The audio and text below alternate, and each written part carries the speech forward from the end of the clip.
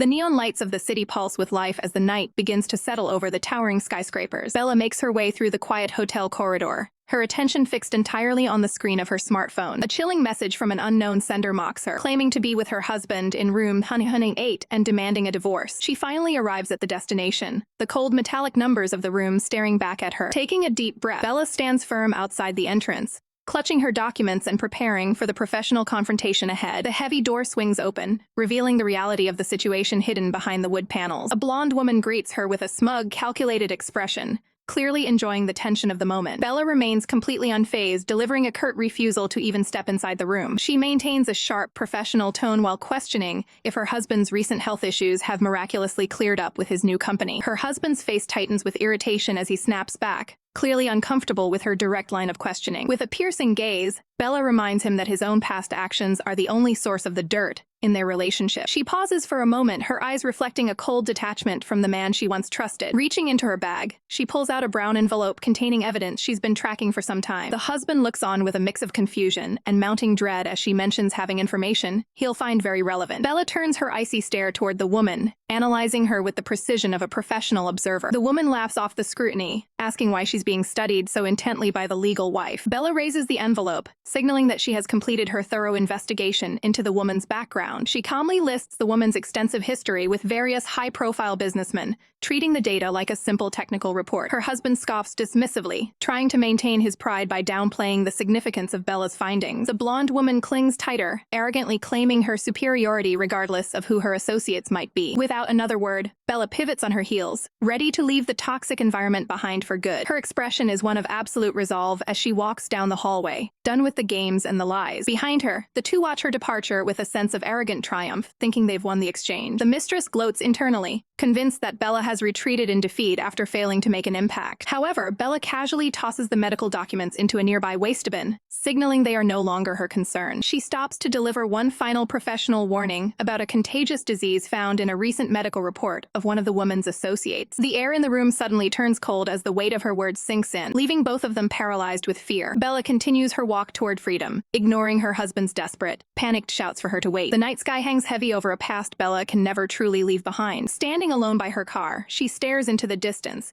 haunted by the memory of a night 3 years ago that changed everything. It was then that she was abducted, a traumatic event that fractured her world forever. Desperation fueled her feet as she fled from her captors, running barefoot through the cold, dark streets. But the world is a cruel place, much like a predator cornering its defenseless prey. Just as a cat strikes its target without mercy, Bella found herself facing a new nightmare on the run. The remnants of her innocence were torn away in the struggle, drifting like feathers in the wind. Returning home offered no sanctuary, only the cold silence of a closed door. Bella's heart grew heavy as she realized her husband was becoming a ghost in their own house, arriving home less and less. The crushing truth finally came to light when she caught him hiding in the shadows of a parked car. He was tangled up with the very woman who had orchestrated her kidnapping, a betrayal of the highest order. Bella could only watch in silence, her spirit breaking as the lies unraveled before her eyes. For years, she lived in a vacuum of neglect, her life passing by without a single drop of affection or care. The story now shifts to the gleaming, high-tech skyline of S City. Nestled within the urban sprawl sits a prominent medical facility where Bella has forged a new path as a professional. Inside the quiet waiting room, the atmosphere is thick with a sudden, localized tension. Bella, now a dedicated physician, maintains her focus while reviewing patient data at her desk. A sudden presence behind her breaks her concentration, causing her to turn in surprise. An officer in full uniform stands at the doorway, prompting Bella to immediately offer her professional medical assistance. The situation is dire, as he explains that a pregnant woman is in medical distress during a hostage crisis. Without a second thought, Bella springs into action, requesting 5 minutes to gather her essential surgical equipment. They race through the night, the trees becoming nothing but a blur of green against the dark sky. The heavy-duty vehicle tears across the road, rushing toward the scene of the emergency. They arrive at a secluded building, the site of the high-stakes tactical operation. The officer quickly guides Bella toward the entrance, emphasizing the urgency of the mission. She maintains a steady pace, her heels clicking against the concrete as she ascends the stairs. They reach the 8th floor, stopping directly in front of a door labeled 801. The officer clarifies that this room serves as their temporary tactical headquarters for the rescue. Bella reaches out to open the door to the room, ready to perform her medical duty. Upon her entry, the subordinate snaps into a sharp, respectful salute to his superior. Standing before her is a high-ranking commander, his back turned as he overlooks the operation. He turns to face her, his gaze sharp and authoritative as he prepares to brief the doctor on the task at hand. The general stands with a cold, piercing gaze as an officer announces the arrival of the specialized OB/GYN doctor. A young officer urgently introduces Bella to the high-ranking commander, emphasizing her medical expertise for the mission. Bella is momentarily taken aback, marveling at how someone so young could have already ascended to the rank of general. The general lays out the brutal reality, warning her that the drug lords inside are heartless killers who won't hesitate to take a life. Sensing her internal conflict, he stares her down and offers a final chance to step away if she's gripped by fear. Bella realizes the gravity of his words. Entering that room is essentially a death sentence. The general remains silent, his stoic expression giving nothing away as he judges her reaction. Assuming she's lost her nerve, he abruptly orders his men to find a replacement, ignoring Bella's desperate attempt to speak up. Defiance flares in Bella's eyes as she demands to know why he's dismissing her so quickly. He calls out her visible hesitation as a sign of cowardice, but Bella counters that the hostage's life is hanging by a thread, and there's no time to wait. Despite his warnings about the razor-thin margin for survival, Bella stands her ground and begs him not to waste another second. The surrounding staff watches in sheer terror, stunned that anyone would dare to talk back to the formidable General Gu. The general narrows his eyes, clearly surprised by the doctor's unexpected backbone. Without a word, he begins to adjust his attire, preparing himself for the tactile breach. He stuns the entire room by declaring that he will personally escort the doctor into the danger zone. Lieutenant Shang frantically protests, shouting that the general is taking an unnecessary and lethal risk. Ignoring the noise, the general rolls up his sleeves with surgical precision, ready for the high-stakes confrontation. The lieutenant remains paralyzed with worry, fearing the political consequences if their leader is harmed. The general pays no mind to the dissent, firmly commanding Bella to follow him toward the door. His boots click against the floor with lethal intent as they move toward the hostage room. Suddenly, he reaches into his pocket and pulls out a smartphone, holding it toward her. Bella stares at the device in confusion, unsure why technology is being introduced at such a critical moment. His voice is ice-cold as he tells her to record her final words in case the mission ends in tragedy. The weight of the request settles over Bella as she reflects on the family she might leave behind. She brings the phone closer, her expression hardening as she prepares to leave her final legacy. She records a plea for her mother's financial security, showing the depth of her resolve despite the danger. Finally, she looks the general dead in the eye and records a chilling wish to never cross paths with him again in the next life. Bella records a haunting final request,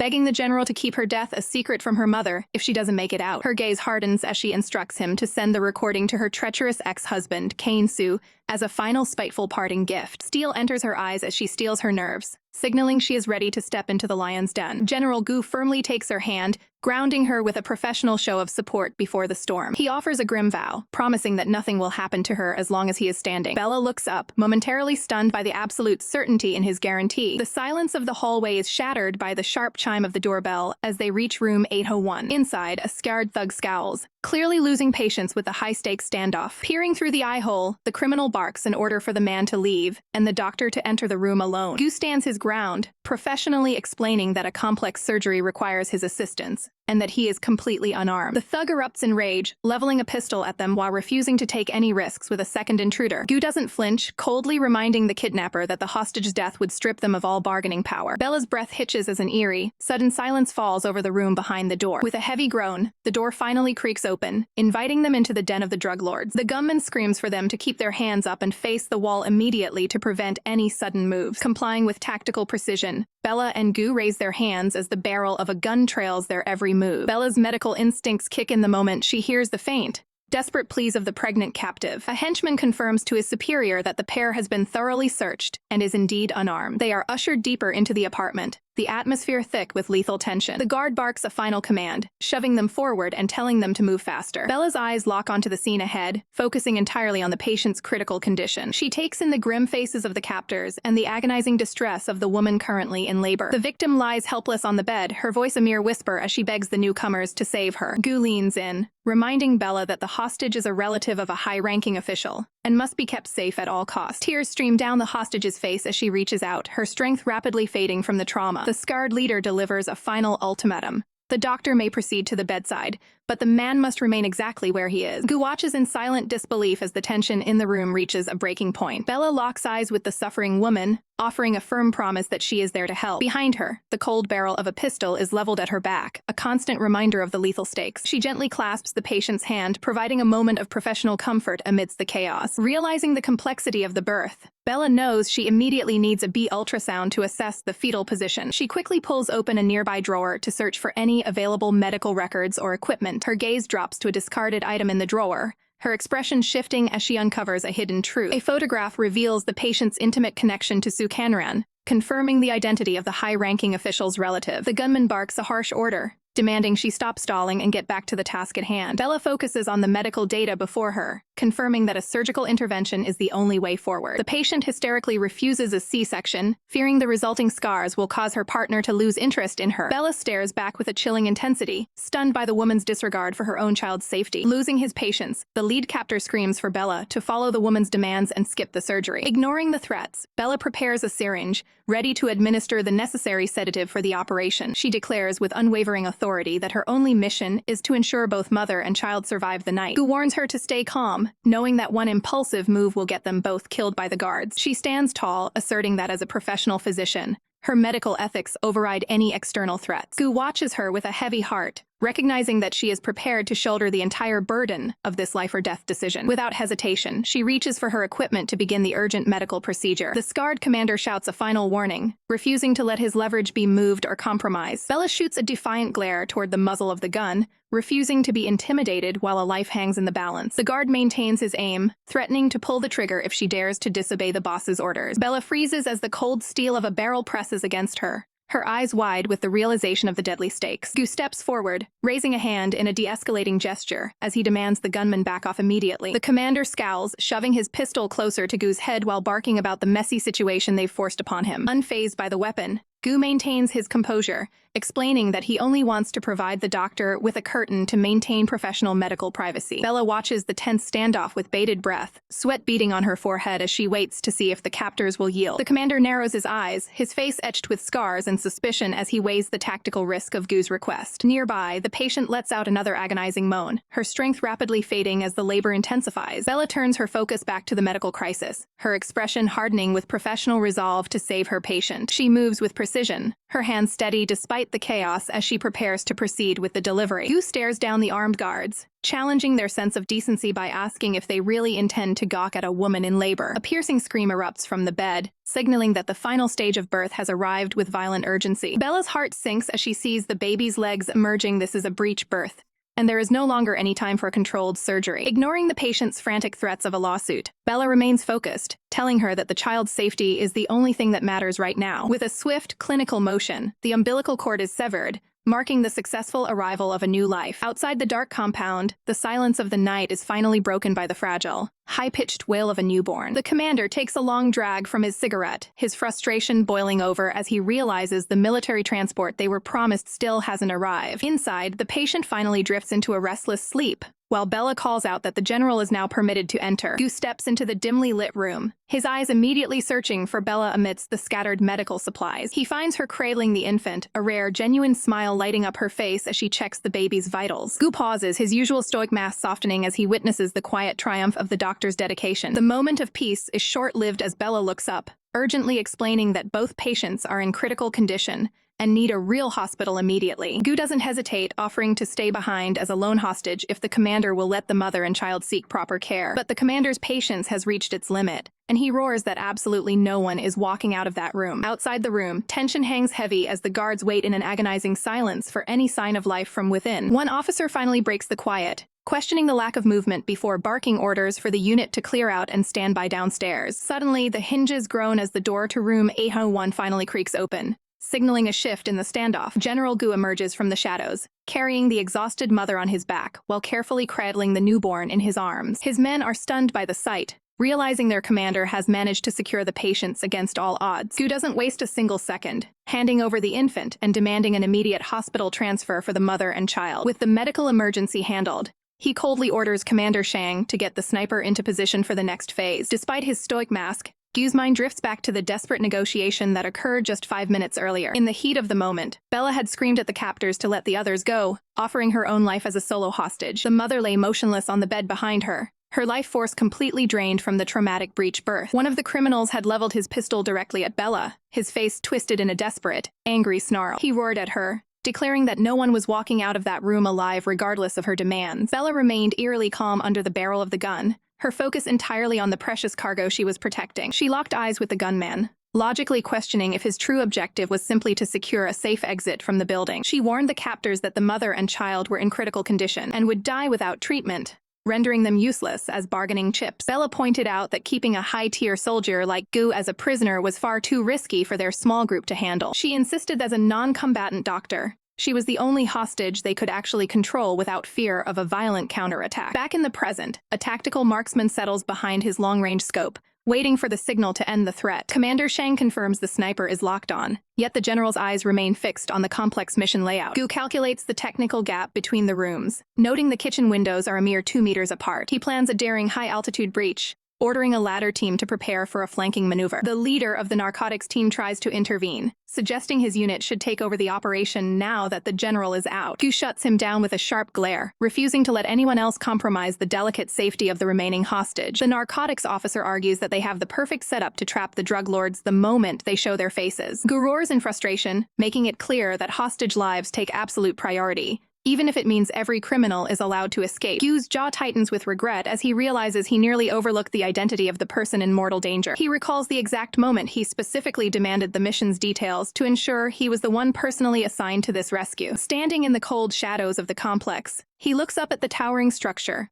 haunted by the irony of being her only hope. A sudden, sharp noise from the upper balcony shatters the silence, signaling that the situation inside has taken a violent turn. The tactical team frantically radios room 801, desperate for a status report from the operative known as Black Eagle, who reports back with grim news, his tactical view of the interior completely obstructed by heavy curtains. Frustration boils over as he realizes he's flying blind, cursing the obstacles standing between him and the hostage. Without waiting for a formal breach order, his boots hit the pavement in a dead sprint toward the building entrance. His sudden charge leaves the perimeter guards in a state of shock, wondering where their leader is heading with such reckless speed. The commanding officer on-site barks orders for a security detail to scramble and follow the general at all costs. Sweat pours down Gu's face as he hauls himself up the stairwell, his heart pounding with the singular goal of reaching her before it's too late. Inside the den, the acrid scent of gunpowder lingers near a fresh bullet hole embedded deep into the wall. Bella stands frozen in place, her eyes fixed on the smoking evidence of the guard's lethal warning. She attempts to create some distance by asking for a moment of privacy,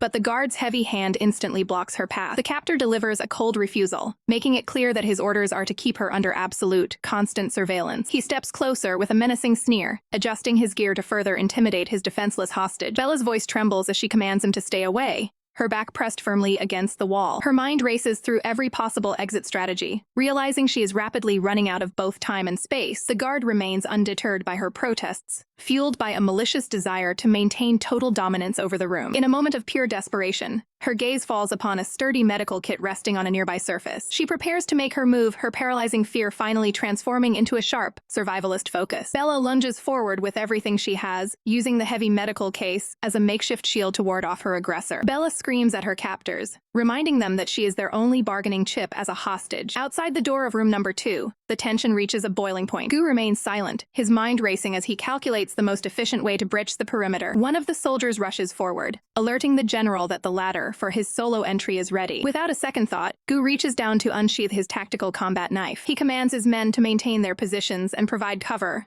while he makes the initial move. His subordinates hesitate, arguing that a coordinated team entry would be much safer for him. Gu shuts down the debate, insisting that his knowledge of the room's layout makes him the only one suited for this high-stakes maneuver. Inside, a lone guard sits in the corner, completely unaware that his position has been compromised. The guard continues to smoke, his gaze fixed on the door as he waits for any sign of trouble. Suddenly, Gu bursts into the room like a blur, catching the armed guard completely off guard. Gu's eyes narrow with lethal precision, locking onto his target with cold efficiency. Before the guard can even level his pistol, Gu has the blade pressed firmly against his throat. With a single, decisive motion, Gu neutralizes the threat before the enemy can make a sound. Standing over his defeated opponent, the general maintains a stoic expression, already focusing on the next objective. A backup officer enters the room, stunned to see the guard already incapacitated on the floor. Gu pauses as he hears a frantic voice echoing from the adjacent room. Bella shouts a desperate warning, telling the men outside that they will lose their only leverage if they take another step. One of the thugs lets out a mocking laugh, asking if she truly has the nerve to follow through with her threat. Bella's expression hardens as she prepares herself for the ultimate gamble to regain control. She holds the sharp edge of the medical instrument directly against her neck,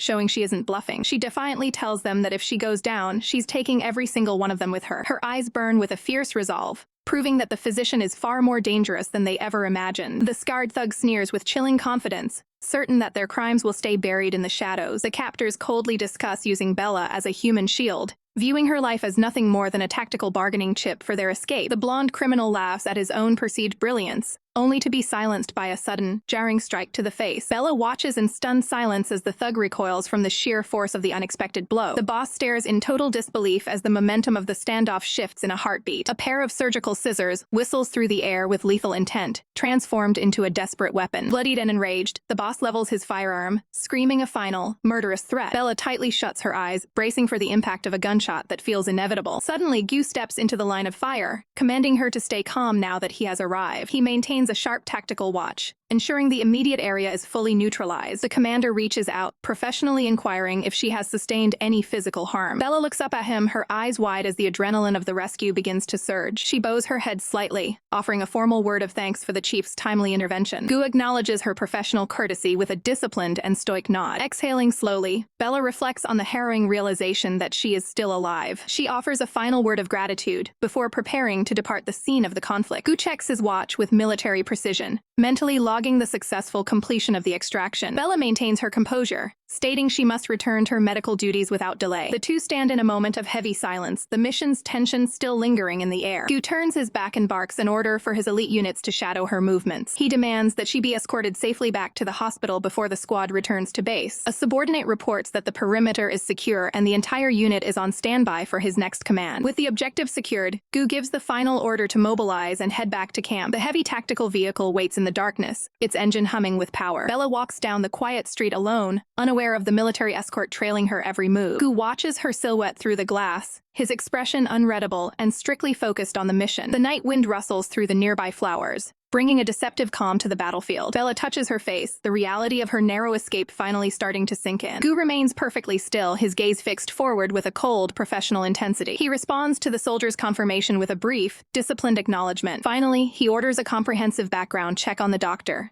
determined to uncover everything about her history. Suken-ran stares intensely at his phone as a call goes unanswered. Frustrated by the silence, he decides he's had enough of her attitude. He glances back at the device, his patience wearing thin. His hand reaches out to operate the car's internal controls. He demands an immediate update on the lady's location, only to find she hasn't returned home. His suspicion grows as he realizes Bella is intentionally staying away. He floors the accelerator, his sports car tearing through the night. The hospital building stands quiet and tall under the evening sky. Inside a lonely office, Bella sits silently at her workstation. Her phone sits nearby, completely ignored during her shift. She adjusts her collar, trying to maintain her professional composure. The silence is shattered when the door suddenly swings open. Surprised, Bella looks up to find Suken-ran standing in the doorway. He enters the room, nonchalantly claiming he's merely passing through. He steps further into the medical office with cold, calculated movements. He leans toward her, questioning why she hasn't gone home to rest. A tense silence follows as they lock eyes in the dimly lit room. Bella looks away, clearly uncomfortable with his intrusive presence. He mocks her current state, questioning when she learned to act so vulnerable. Suken-ran roughly inspects Bella's neck, mocking her for faking an injury and calling her a pathetic clown. Bella stares back with icy resolve, her only response being a sharp command for him to get lost. He looms over her with a predatory smirk, questioning why he would ever bother to care for someone like her. Bella fixates on his cruelty, vowing to never let her heart be wounded by his coldness again. Su sneers, claiming that her entire act is so repulsive it literally turns his stomach. Instead of breaking, Bella lets out a dry, cynical chuckle at his arrogance. She challenges him directly, asking if he truly understands the motive behind her marrying a man who hates her. Her eyes burn with a hidden fire as she reveals she only married him to drag him down into the same suffering he caused her. Su dismisses her confession with a sharp click of his tongue, refusing to be intimidated. He storms out of the room, mockingly telling her she'll be hearing from his lawyer soon enough. Bella is left in the silence, haunted by the memory of how he was the one who begged for marriage only to betray her. She clutches at her chest, devastated that her genuine love was treated as nothing more than a disposable tool. The scene shifts to a bright, sun-drenched day where palm trees sway under a clear blue sky. In a stark contrast to the hospital, we see the heavily guarded exterior of a professional military compound. A set of hands carefully reviews a file detailing a woman's difficult life and her husband's long list of affairs. The commanding officer looks on with a steady gaze,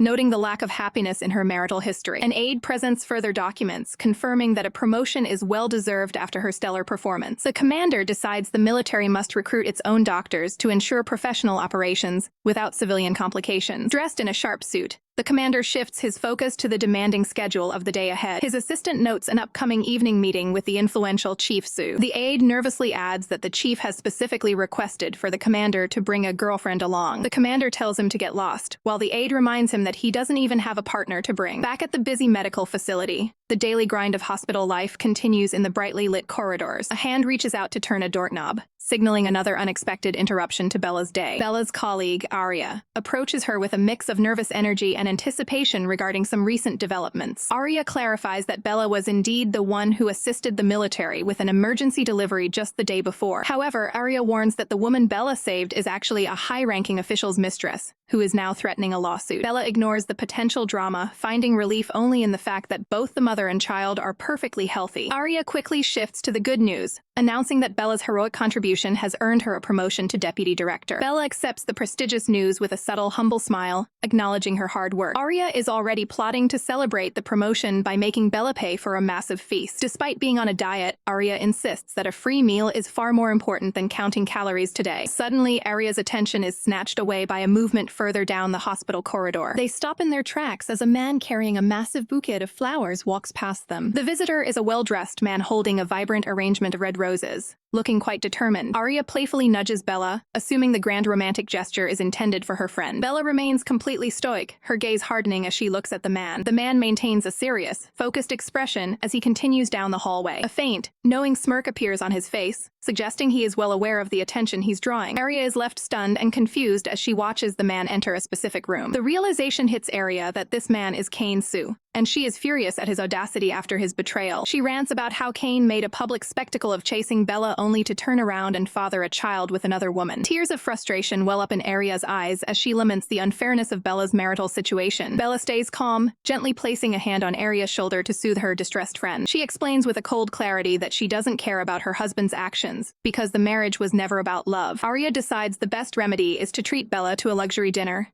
and leave the thoughts of the scumbag behind. Later that night, the city lights illuminate the grand architecture of a high-end establishment. Inside the dimly lit venue, Bella sits quietly, looking entirely out of place in the social atmosphere. She looks over at Arya, who seems to be adjusting to the environment much better than she is. Feeling the weight of the social pressure, Bella asks how much longer they need to stay. Arya flashes a bright, energetic grin, clearly having the time of her life at the party. Bella sighs, lamenting her decision to follow her friend to such a loud and crowded location. Arya leans in with a mischievous look, teasing Bella that any man in this room would be a better choice than her husband. The atmosphere shifts instantly as a high-ranking officer named General Gu arrives, demanding a private room for his business. Arya turns toward the bar, requesting a simple glass of water to help her friend unwind from the evening's stress. As she prepares the drink, Arya secretly justifies her meddling, convinced that this scheme is the only way to secure Bella's ultimate happiness. Noticing how exhausted Bella looks, Arya gently offers the glass, encouraging her to take a refreshing sip. Arya then promises to arrange for someone to escort her to a room for some much-needed rest shortly after. Trusting her companion implicitly,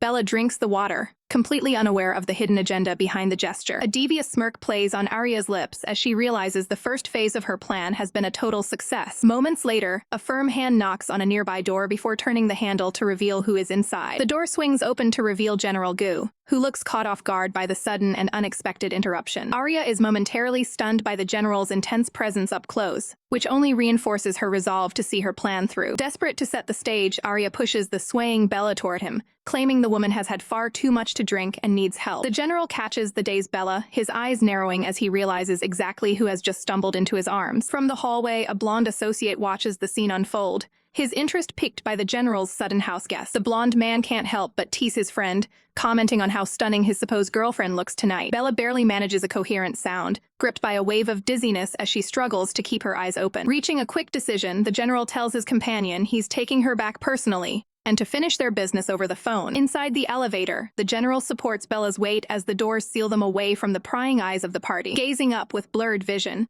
Bella softly pleads for him to stay by her side during her moment of vulnerability. The general looks down at her with a mix of concern and stoicism, noting that she is clearly not in her right mind. Bella leans in dangerously close to the general's face, her proximity putting his professional composure to the ultimate test. The elevator doors slide open to reveal the blonde friend again, who is absolutely floored by the sight of the two together. He stands there in total disbelief, shocked that the normally cold and distant general hasn't immediately pushed the woman away. The blonde associate gazes in disbelief, stunned that the general didn't push the girl away. He tries to make a quick exit for the bathroom, but Gu halts him instantly. Gu barks a sharp order to keep moving, leaving the driver frustrated. With a lethal glare, Gu warns him never to look back unless he wants to lose his sight. Sweating, the driver realizes just how unusually protective the general is acting. Gu clenches his fist, noting how much Bella's presence has changed over the years. Bella collapses back onto the upholstery, her senses completely dulled by the drug. Gu leans forward to ensure she is still breathing normally. He maintains a stoic expression while ensuring her safety during the ride. The driver nervously asks if they should pull over or head to a hotel. Gu ignores the suggestions and commands a direct route to the military district. They pull up to the imposing facade of the military headquarters. Gu provides professional assistance, carrying the incapacitated doctor into the facility. In her dazed state, Bella mutters a defiant no to an unseen threat. Gu's expression softens with pity as he hears her mention Kane. She deliriously whispers about her husband, unaware of her actual location. Gu remains silent, his gaze fixed on the woman whose life is in shambles. He sets her down gently, fulfilling his duty to keep her out of harm's way. Bella finally succumbs to exhaustion, falling into a deep, drug-induced slumber. Gu stands in the dimly lit room, contemplating the mess she's in. He begins to unbutton his cuffs, preparing for a long night of reflection. He turns on the shower, the spray echoing his complicated feelings about her past. Gu realizes with a heavy heart that his past actions likely destroyed her marriage. Sunlight pierces through the blinds, signaling a harsh morning. Bella stirs, her eyes fluttering open to an unfamiliar ceiling. A sharp throb hits her, and she clutches her head in pain. She scans the room, realizing she isn't in her own bed. Her gaze lands on a shelf lined with dense Russian literature. Trophies and medals fill the case, suggesting a high-ranking owner. Memories of Arya's suspicious glass of water flood back. She stares at the heavy wooden door, trapped in uncertainty. Suddenly, a maid enters, startling Bella with her presence. The woman offers a kit,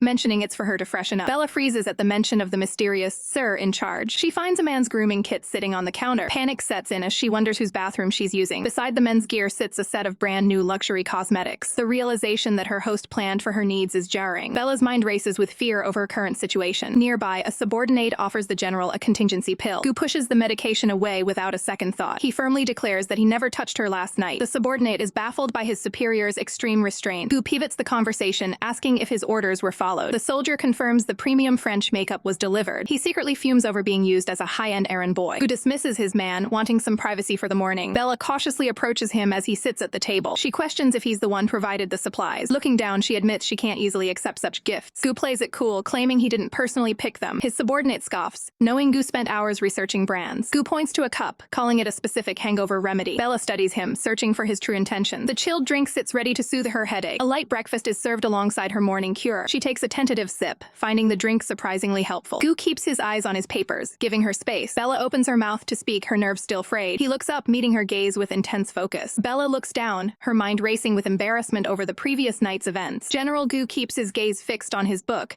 his expression unreadable as he maintains a cold, professional distance. She finally gathers the courage to ask if her drunken state led to any offensive outbursts during her stay. Gu turns a page, dryly questioning what kind of offensive things she thinks she is even capable of saying. Panic flaring, Bella pleads him to ignore any nonsense she might have babbled while intoxicated. She watches him closely, desperate to gauge his reaction and find out if she accidentally revealed any secrets. He bluntly assures her that she didn't say anything at all, putting her anxieties to rest. A wave of relief washes over her as she finally lets out a heavy sigh. With the tension broken, she prepares to make her exit from the general's quarters. She offers a polite bow, expressing her sincere gratitude for the care he provided. As she heads for the door, Gu's voice stops her, instructing her to take the high-end cosmetics he provided. Caught off guard by the expensive gift, she tries to decline the offer. Gu shoots her a stern look, making it clear that he bought them specifically for her use and expects her to keep them. Realizing he won't take no for an answer, she reaches for the bag and asks for his account number so she can reimburse him later. Instead of a bank account, he holds out a card and tells her to call him the next time she arrives at the military district. She hesitantly accepts the card, her fingers brushing against the paper as she processed the request. Gu watches her intensely, his sharp eyes following her every move as she prepares to depart. Once she's gone, he picks up his phone and strictly orders his subordinates to escort Ms. Bai out of the facility. The scene shifts to a somber psychiatric facility where the atmosphere is heavy with silence. Bella walks through the sterile, quiet hallways, her footsteps echoing against the linoleum. She stops in front of Ward 10, the room assigned to her mother, Crystal Bai. Looking through the glass, Bella reflects on how her mother's mental health plummeted following a messy divorce and a violent incident years ago. She pauses at the threshold,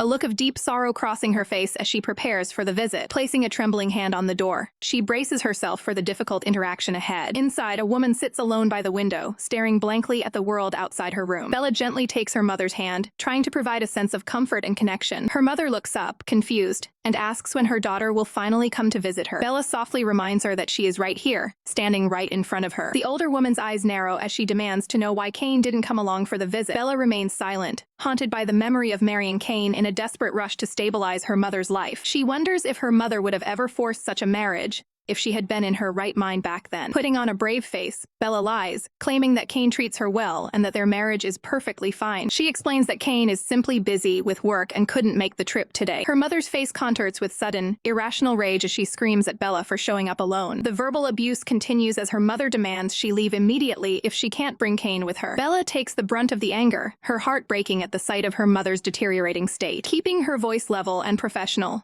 she promises to return another time before turning to leave. Walking away, she remembers the crushing poverty they once endured and the sacrifices her mother made for her. She knows her mother is sick and cannot control these outbursts, yet the words still cut deep. Clenching her fist, Bella vows to find the person responsible for her family's downfall, no matter what it takes. The scene opens on the silent, imposing silhouette of the Sue family mansion under a cold night sky. Inside, a gourmet feast sits untouched, the steam slowly fading from the meticulously prepared dishes. Bella stands alone in her apron, her gaze lingering on the empty table before she decides to clear the meal away. She tries the handle of the study, but the cold metal doorknob refuses to budge. A sudden realization flashes in her eyes as she stares at the barrier between her and her husband. It's a bitter irony that the passcode is her own birthday, a small comfort that feels more like a mockery now. Stealing her nerves, she picks up the phone to reach out to the man who treats her like a stranger. On the other end, Kane's voice drips with irritation as he questions why she's even at his residence. Bella remains calm, explaining that she used her day off to prepare a dinner they could share. He scoffs at her domestic efforts, demanding to know who gave her permission to act so freely. The silence on the line is heavy as Bella prepares to deliver her ultimatum. She reminds herself to stay patient. She needs a favor from him and cannot afford to lose her cool yet. She lowers her head, waiting in the quiet house for the inevitable confrontation. The heavy footsteps of Kane Sue finally echo through the hallway as he makes his grand entrance. He stands before her with a look of pure disdain, his presence instantly chilling the room. Bella meets his icy stare with a newfound resolve, no longer the timid wife he once knew. She cuts straight to the point, declaring that she is finally ready to grant him the divorce he wants under one condition. Kane lets out a sharp, mocking laugh at the idea of her setting terms. He sneers at her appearance, insulting her for wearing a simple apron and slippers, while questioning where she gets her confidence. When she brings up the scandal of his illegitimate children, he dismisses it with a cold smirk, claiming no such child could ever be his. Standing firm, Bella demands that he must visit her mother in the hospital once a month if he wants his freedom. Kane's face twists into a smirk as he flatly refuses to be bossed around by someone he considers beneath him. Unfazed, Bella begins to walk away, telling him to give her a call only once he's ready to be reasonable. He barks at her to stop, his eyes narrowing as he notices she's already prepared to leave. His voice rises in anger as he demands to know where she spent the previous night. Bella looks him in the eye and truthfully states she was out at a club with her colleague Arya. He spits out that she's disgusting, but Bella doesn't flinch, mirroring his sentiment right back at him. The tension boils over as they stand over the neglected meal that was meant to be a bridge between them. Kane looks down at the food with a look of utter revulsion. He commands her to throw everything away,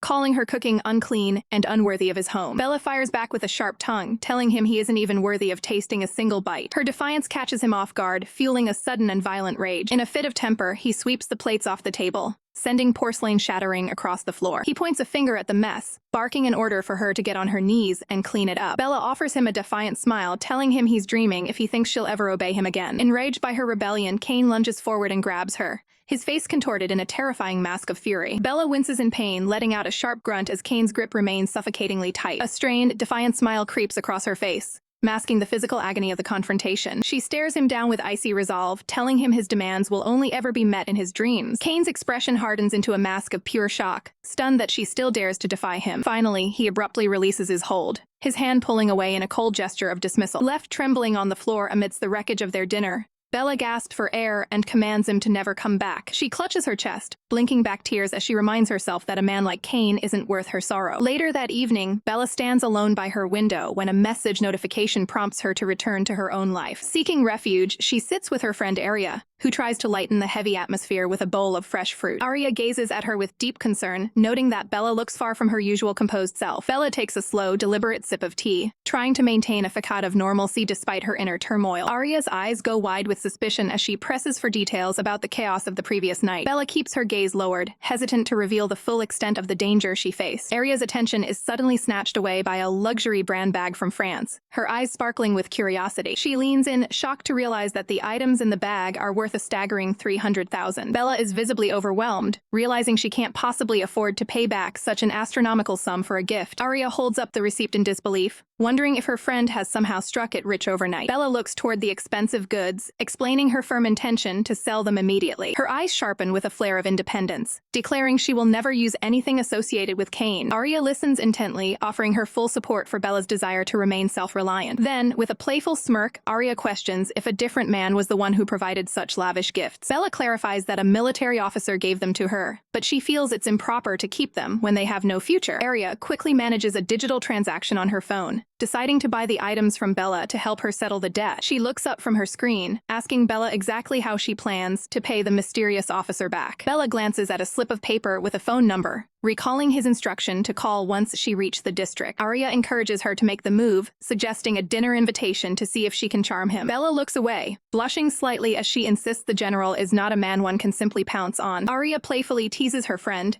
urging her to stop hesitating and just dial the number already. Bella stares at the phone with a mixture of anxiety and determination, her finger hovering over the screen. Arya watches with a mischievous grin, snacking while she waits for the phone call to connect. Far away at the high-security military headquarters, the atmosphere remains strictly professional and quiet. Inside his private office, the general sits at his desk, focused intently on his official paperwork. Suddenly, his phone begins to buzz on the desk, vibrating with a high-priority incoming notification. He looks up, his sharp eyes catching the light as he notices the device lighting up the room. The screen displays the name Bella, signaling that the physician has finally decided to reach out to him. Bella hesitates with the phone pressed to her ear, worrying her call might be an unwanted distraction for the busy general. She finally breaks the silence, her voice trembling slightly as she greets the man on the other end of the line. Arya watches the conversation unfold from across the table, her curiosity piqued by Bella's nervous demeanor. The two friends sit in the quiet room as the weight of the upcoming meeting hangs heavily in the air. Bella cautiously informs the general she'll arrive in an hour to settle her debt, only to receive a blunt, two-word command to come over. Arya looks on in disbelief, stunned by the cold and brief response from the powerful man. Bella stares at her phone, feeling the immense pressure of the significant amount of money she still owes him. Suddenly, Arya snaps out of her thoughts to grab Bella's attention for one last important detail. She produces a shopping bag, explaining that she has a pair of high-end shoes that are too small and would be perfect for Bella instead. Bella reaches out to accept the generous gift, grateful for her friend's practical support during this crisis. Her heart sinks as she remembers the supposed penalty fee she owes for her sudden absence the day before. Arya gives her a supportive nudge, telling her it's time to stop worrying and get to her appointment. With a playful smile, Arya sends her off, warning her not to keep a man like the general waiting. Bella arrives at the designated meeting spot, facing the imposing gray walls of the military facility. She steps forward in her new heels, each stride bringing her closer to a difficult professional confrontation. She pauses for a moment, debating whether she should call him to confirm his exact location. A rugged military transport vehicle pulls up beside her, signaling the general's arrival. The window rolls down to reveal the general sitting calmly in the back seat, his presence filling the space. He fixes her with a piercing gaze and delivers a short, unmistakable order to get inside the car. Realizing there is no turning back, Bella gives a soft nod of agreement and prepares to enter. Once inside, the atmosphere becomes suffocatingly tense as Bella tries to find the right words to start the conversation. She gets straight to business, asking for the best way to transfer the funds for the items he purchased for her. The general's expression hardens as he coldly informs her that he has no interest in taking bribes. Bella immediately defends herself, clarifying that this is a professional reimbursement for the cosmetics and nothing more. He remains unmoved, suggesting that if the items are such a burden, she should simply dispose of them. The harshness of his words leaves Bella stunned and unsure of how to navigate his rigid logic. She stands her ground, insisting that she cannot accept such expensive gifts from someone she has no personal connection with. The general shifts his focus toward her, his gaze narrowing as he questions if she is looking to establish a relationship with him. Bella's eyes go wide in total shock, her mind racing to process his blunt and unexpected inquiry. Bella blushes, reminding Gu that she is still legally married. Gu keeps his eyes on the road, coolly acknowledging her status. Confused, Bella tries to guess the officer's true intention. He breaks the silence, asking for her professional assistance with a task. Bella remains guarded, waiting for him to elaborate. Gu notices her hesitation to ask for further details. She admits her debt to him outweighs her current confusion. The general drops a bombshell, asking her to be his girlfriend. He quickly clarifies it is a fake arrangement for an upcoming party. Bella questions why he would pick such a complicated partner. He argues her marriage ensures their collaboration stays strictly platonic. Bella realizes she is the perfect shield against unwanted social rumors. A flush creeps up her neck as she recalls their recent proximity. She frantically shakes the distracting thoughts from her head. Suddenly, her phone vibrates with an urgent incoming call. She answers, greeting her friend Arya with a shaky voice. Arya's voice booms, teasing her about the date with the soldier. Panic sets in as Bella frantically tries to hush her friend. Arya continues her energetic teasing, oblivious to the awkward situation. Bella apologizes to Gu for her friend's loud, unprofessional behavior. Arya shouts inappropriate questions about the general's athletic fitness. Bella fumbles with the screen to end the public embarrassment. She finally manages to silence the chaotic device. Gu hides a small, knowing smirk while focusing on the road. Exhausted, Bella stares out the window in total shame. The screen confirms the awkward call has finally disconnected. She tries to salvage the situation with a quick explanation. Arya sends a final, cheerful farewell through the speaker. Bella lets out a defeated groan, sinking into her seat. More notifications from Arya continue to flood her screen. She stares at the phone, wishing for a quick escape. Gu remains stoic, seemingly unfazed by the loud interruption. Bella debates whether explaining the noise will make her look guilty. She decides it is best to remain quiet and move on. The car glides through the city streets toward their destination. Bella's mind drifts into a vivid daydream where she and General Gu are locked in a romantic, tender embrace. Snapping back to reality, she stares silently out the car window, trying to shake the lingering embarrassment. The quiet atmosphere is suddenly shattered by the loud ringing of her phone from inside her bag. She glances down at the screen, seeing a notification for a call she can no longer ignore. With a composed expression, Bella brings the phone to her ear to address the person on the other end. She listens as the caller speaks, her gaze dropping as she maintains a professional distance from Gu. She softly promises to return to her condo in an hour, signaling that her personal time is coming to an end. Gu offers to drop her off immediately, but Bella quickly shuts down the suggestion with a firm refusal. The general falls into a contemplative silence, his eyes fixed on the road ahead as they continue their drive. They soon arrive at the harbor, where a massive luxury cruiser sits docked and ready for the evening's festivities. As they exit the vehicle, Gu reaches out and places a steadying hand on Bella's shoulder to guide her forward. The sudden contact catches her off guard, causing her to freeze in momentary shock. She quickly centers herself, rationalizing that his touch is merely a part of the performance they agreed upon. A blonde man greets them with a bright smile, casually asking about a mutual acquaintance's well-being. Bella offers a brief, polite confirmation as she prepares to enter the social lion's den. To sell the ruse, Gu pulls her closer, ensuring their professional relationship looks convincing to any onlookers. Bella's heart races as she realizes just how tightly he is holding her to his side. Their host chuckles, jokingly warning that his sister is likely to lose her composure when she sees them together. He gestures for them to follow him inside, noting that the rest of the party guests are already waiting. Stepping onto the gangplank, Bella's heels wobble, making her feel momentarily unsteady on the moving surface. Gu is there in an instant to support her, advising her to be careful until the ship finds its balance on the water. Blushing at his attentiveness, she offers a quiet word of thanks for his help. They make their grand entrance into the ship's lounge, immediately becoming the focal point of the room. The host introduces his sister, Vesna Su, who observes the pair with a sharp, calculating look. Vesna doesn't hide her skepticism, bluntly stating that Bella doesn't fit the profile of the women Gu usually associates with. Gu's expression hardens as he coldly informs her that his personal tastes are not up for public debate. With a dismissive huff, Vesna points a finger at Bella, demanding a direct confirmation of her status as Gu's girlfriend. Her face contorts with visible jealousy as she questions how someone like Bella could ever be considered a match for the general. Gu pulls Bella close, whispering for her to ignore the jealous socialite looming behind them. He maintains a firm, protective hold on her waist to sell the image of a committed couple to the crowd. Refusing to be ignored, Vesna reaches out and violently grabs Bella's arm. She demands an answer, screaming at Bella to confirm if she is truly the general's girlfriend. Gu immediately steps in, physically separating Vesna's hand from Bella to protect his partner. His voice drops to a low growl as he warns Vesna that she is hurting his girlfriend. Vesna erupts in a fit of rage, calling Bella a shameless mute for clinging to a man who isn't hers. Bella's eyes flash with a sharp realization as the insults start to fly. Regaining her composure, Bella warns the socialite to watch her tongue and maintain some dignity. She delivers a stinging retort, telling Vesna that trying to solve problems with money makes her look like a clown. Just as a slap is aimed at Bella, a man catches Vesna's wrist midair to stop the assault. Frustrated, Vesna cries out that she is the victim and the rightful fiancé in this situation. The man shuts her down instantly, stating he has never once acknowledged her as his fiancée. Gu watches the family drama unfold with an icy, calculating gaze. A younger bystander attempts to de-escalate the tension before things get even more out of hand. The man scolds his sister, telling her plainly that she has no right to claim that title yet. Desperate to expose them, Vesna dares Martin to prove his devotion with a kiss right now. Gu remains hauntingly silent, his face a mask of cold determination as he weighs the request. Seeing his hesitation, Vesna scoffs, convinced that the general would never actually dare to do it. She smiles with misplaced confidence, believing she is still the only woman for him. Gu shifts his focus downward, closing the distance between him and Bella with professional precision. Bella is caught completely off guard, her heart racing as she wonders what his next move will be. He leans in with total commitment, ensuring every witness sees the strength of their supposed bond. Gu follows through with a convincing display of affection to solidify their cover story for the onlookers. Vesna's expression turns to one of utter defeat as her challenge backfires spectacularly. With a huff of indignation, she spins on her heel and retreats from the scene. Moments later, she pours a stiff drink into a glass filled with ice to drown her sorrows. Despite being told to look for other men, she takes a long, bitter sip of her beverage. Her eyes narrow with an obsessive focus, refusing to accept that she could lose Martin Gu. She slams the glass down onto the table, the sharp sound echoing her inner turmoil. Bella suddenly appears at the bar, calling out to the woman who was just attacking her. Vesna looks back in shock, stunned that her rival would dare to approach her in such a state. Bella stands firm, her voice cutting through the noise as she calls out to the socialite. Vesna turns with a defiant glare,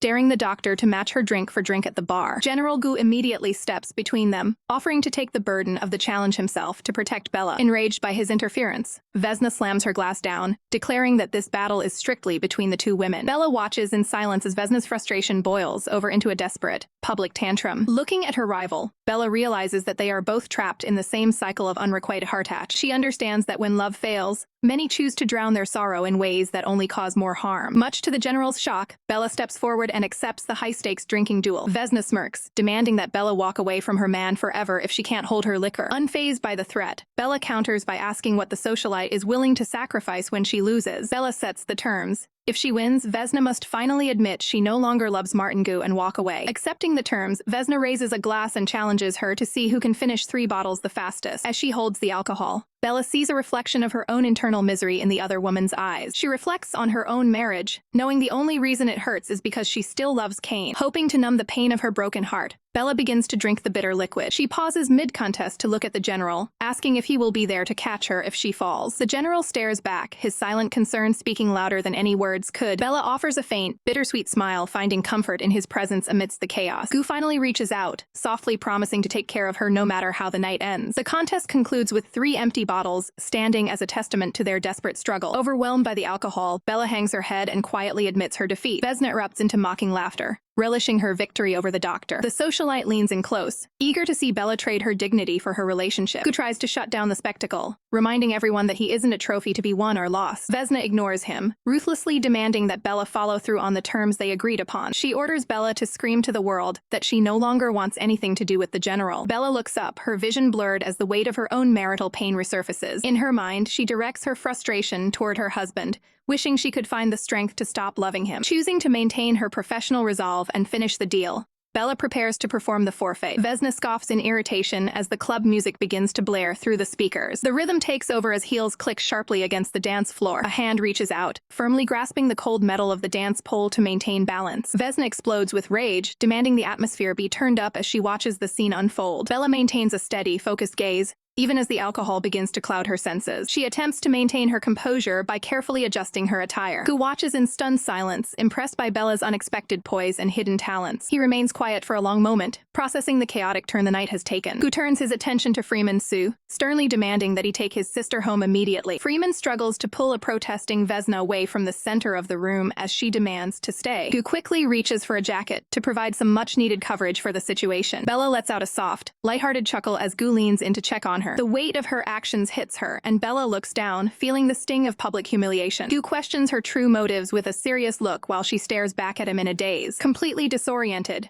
Bella leans into him and admits she feels like she is floating away. Her vision blurs as she finally acknowledges the reality of her intoxicated state. The harsh morning light pours through a nearby window, signaling a painful end to the night's festivities. Bella wakes up in an unfamiliar room, looking exhausted and feeling the full force of a hangover. She stares blankly at her surroundings, her mind a complete void regarding how she got there. Clutching her throbbing head, she frantically wonders where she is and what happened to her companions. Slowly, the hazy memories of her intense drinking battle with Vesna start to resurface. She recoils in pure embarrassment as she visualizes her uncharacteristic behavior from the night before. Realizing she needs to maintain her professional hygiene, Bella decides a shower is her most urgent priority. She winces in discomfort as a sharp pain shoots through her stiff, aching muscles. Looking down, she finds her feet are battered and covered in painful blisters from her time on the floor. She hurries into the bathroom, desperate to wash away the remnants of the evening. Emerging from the steam, she is startled to find a familiar figure waiting for her in the living area. Gu stands his ground, firmly telling Bella to come over now that she's finished with her shower. He dismisses her hesitation, questioning what she's so worried about as he demands she approach him. Bella lingers in her slippers, trying to deflect by claiming she just needs to lie down and rest. Ignoring her excuses, Gu reaches for a large white medical kit and flips it open with practiced efficiency. The kit is fully stocked, revealing a professional array of ethanol, iodine, and gauze. It suddenly clicks for Bella that he noticed her painful blisters earlier and prepared this entire setup just for her. Gu begins the process, carefully readying a cotton swab to treat her wounds. He offers a stern piece of advice, telling her those shoes were much too stiff and she shouldn't wear them again. The iodine and medical cotton sit ready on the table, as he focuses entirely on the task at hand. Gu maintains a steady gaze, checking his patient's reaction to ensure the treatment isn't too painful. Bella can't help but flush, feeling a strange mix of emotions as she watches him work. Trying to break the silence, she timidly asks if the first aid session is finally over. Gu remains strictly professional, ordering her to stay perfectly still so he can finish. He speaks candidly, noting that if she doesn't want to meet, they likely won't have any chances to see each other again after this. The weight of his words hits her hard, leaving her wondering what he truly means by that. She stares into the distance, internally questioning what their status would even be if they met in the outside world. Finally, Gu carefully applies a protective band-aid over the blister on her heel, completing his work. Gu maintains a professional distance, insisting that she take the bed while he settles for the sofa. He turns on his heel, his heavy footsteps echoing as he moves toward the door to give her space. Gu leans forward with an intense gaze, asking if she truly feels like a cornered animal in his presence. Bella avoids his eyes, nervously explaining that their differing social roles make this room-sharing arrangement highly improper. Gu lets out a faint, amused hum, acknowledging the logistical trouble of their current living situation. He confirms the final sleeping arrangements once more, preparing to step out and leave her to her privacy. Bella quickly calls out to stop him, her voice breaking the sudden silence of the room. A confident smirk plays across Gu's lips as he pauses to hear her unexpected request. He teases her with a sharp grin, jokingly asking if she's really requesting his assistance during her shower. Bella ignores the jab and pivots toward the bathroom, her bandaged heels clicking against the floor. Disaster strikes when her foot loses its grip on the slick floor, sending her stumbling off balance. Her eyes widen in pure panic as she realizes she's about to take a dangerous fall. Gu's hand snaps out with lightning reflexes, gripping her wrist firmly to prevent her from hitting the ground. In the confusion of the sudden save, the towel she was carrying slips from her hand and drops to the floor. Gu freezes for a split second, his eyes filled with shock at the sudden and unexpected physical proximity. Bella gasps in surprise, the accidental contact sending her into a total fluster. She quickly retreats into the bathroom, slamming the door shut to hide her burning face from his view. Gu is left standing alone in the quiet room, staring at the door as he processes the clumsy mishap. Leaning against the wall inside, Bella tries to catch her breath while replaying the accidental touch in her mind. She stares at her reflection with wide eyes, unable to shake the lingering sensation of his hand on hers. Gu's muffled voice carries through the wood, questioning if she is genuinely frightened of being near him. Gu stands his ground outside, his expression hardening as he claims that, to him, she is the one who represents a danger. Bella looks down in utter confusion, her mind racing to understand the hidden meaning behind his cryptic words. Bella stands in awkward silence, wondering if her recent flustered reaction has finally pushed Gu to his limit. Gu reaches for the door handle, ready to distance himself from the rising tension in the room. He keeps his gaze averted, coldly stating he'll leave the entire room to her for the night to ensure her comfort. The scene shifts to a luxurious lounge elsewhere on the ship where a private meeting is already underway. Gu sits across from his cousin, who meticulously prepares a cup of tea for him as they discuss official matters. As the tea pours, she reminds him that while he might skip the press conference, other family obligations remain. She looks at him with a piercing gaze, insisting that his presence at the evening banquet is absolutely non-negotiable. Gu maintains his composure, calmly agreeing to attend the banquet to fulfill his necessary duties. However, his eyes betray a sense of internal conflict as the conversation turns toward his personal future. His cousin brings up the socialite Vesna, noting that she has been devoted to him since they were children. She emphasizes that their grandmother expects a match with someone of high status and a compatible family background. Gu sets the cup down with finality, declaring he won't compromise his feelings, even if it means risking the family business. He doubles down on his firm stance, refusing to participate in any further matchmaking events scheduled for the following day. Sensing a shift in his demeanor, His cousin asks point-blank if his heart belongs to the girl he brought on board today. She warns him that choosing a path outside of their grandmother's criteria will lead to a very difficult future. Gu dismisses her concerns with a sharp look, claiming she is overthinking his professional responsibilities. He then makes a bold declaration, stating that if he truly likes someone, he will personally clear every obstacle in his way. The sheer intensity of his resolve leaves his cousin momentarily speechless as she processes his words. She breaks the silence with a playful remark, joking that his intensity makes him even more charming than usual. Gu remains stoic, insisting he would rather have no one at all than settle for a suboptimal choice. His cousin laughs, teasingly predicting that he is definitely going to spoil his future wife once he finally commits. Shifting back to logistics, Gu requests a set of professional female clothing and flat shoes to be delivered before they reach the shore. He then asks for a blanket,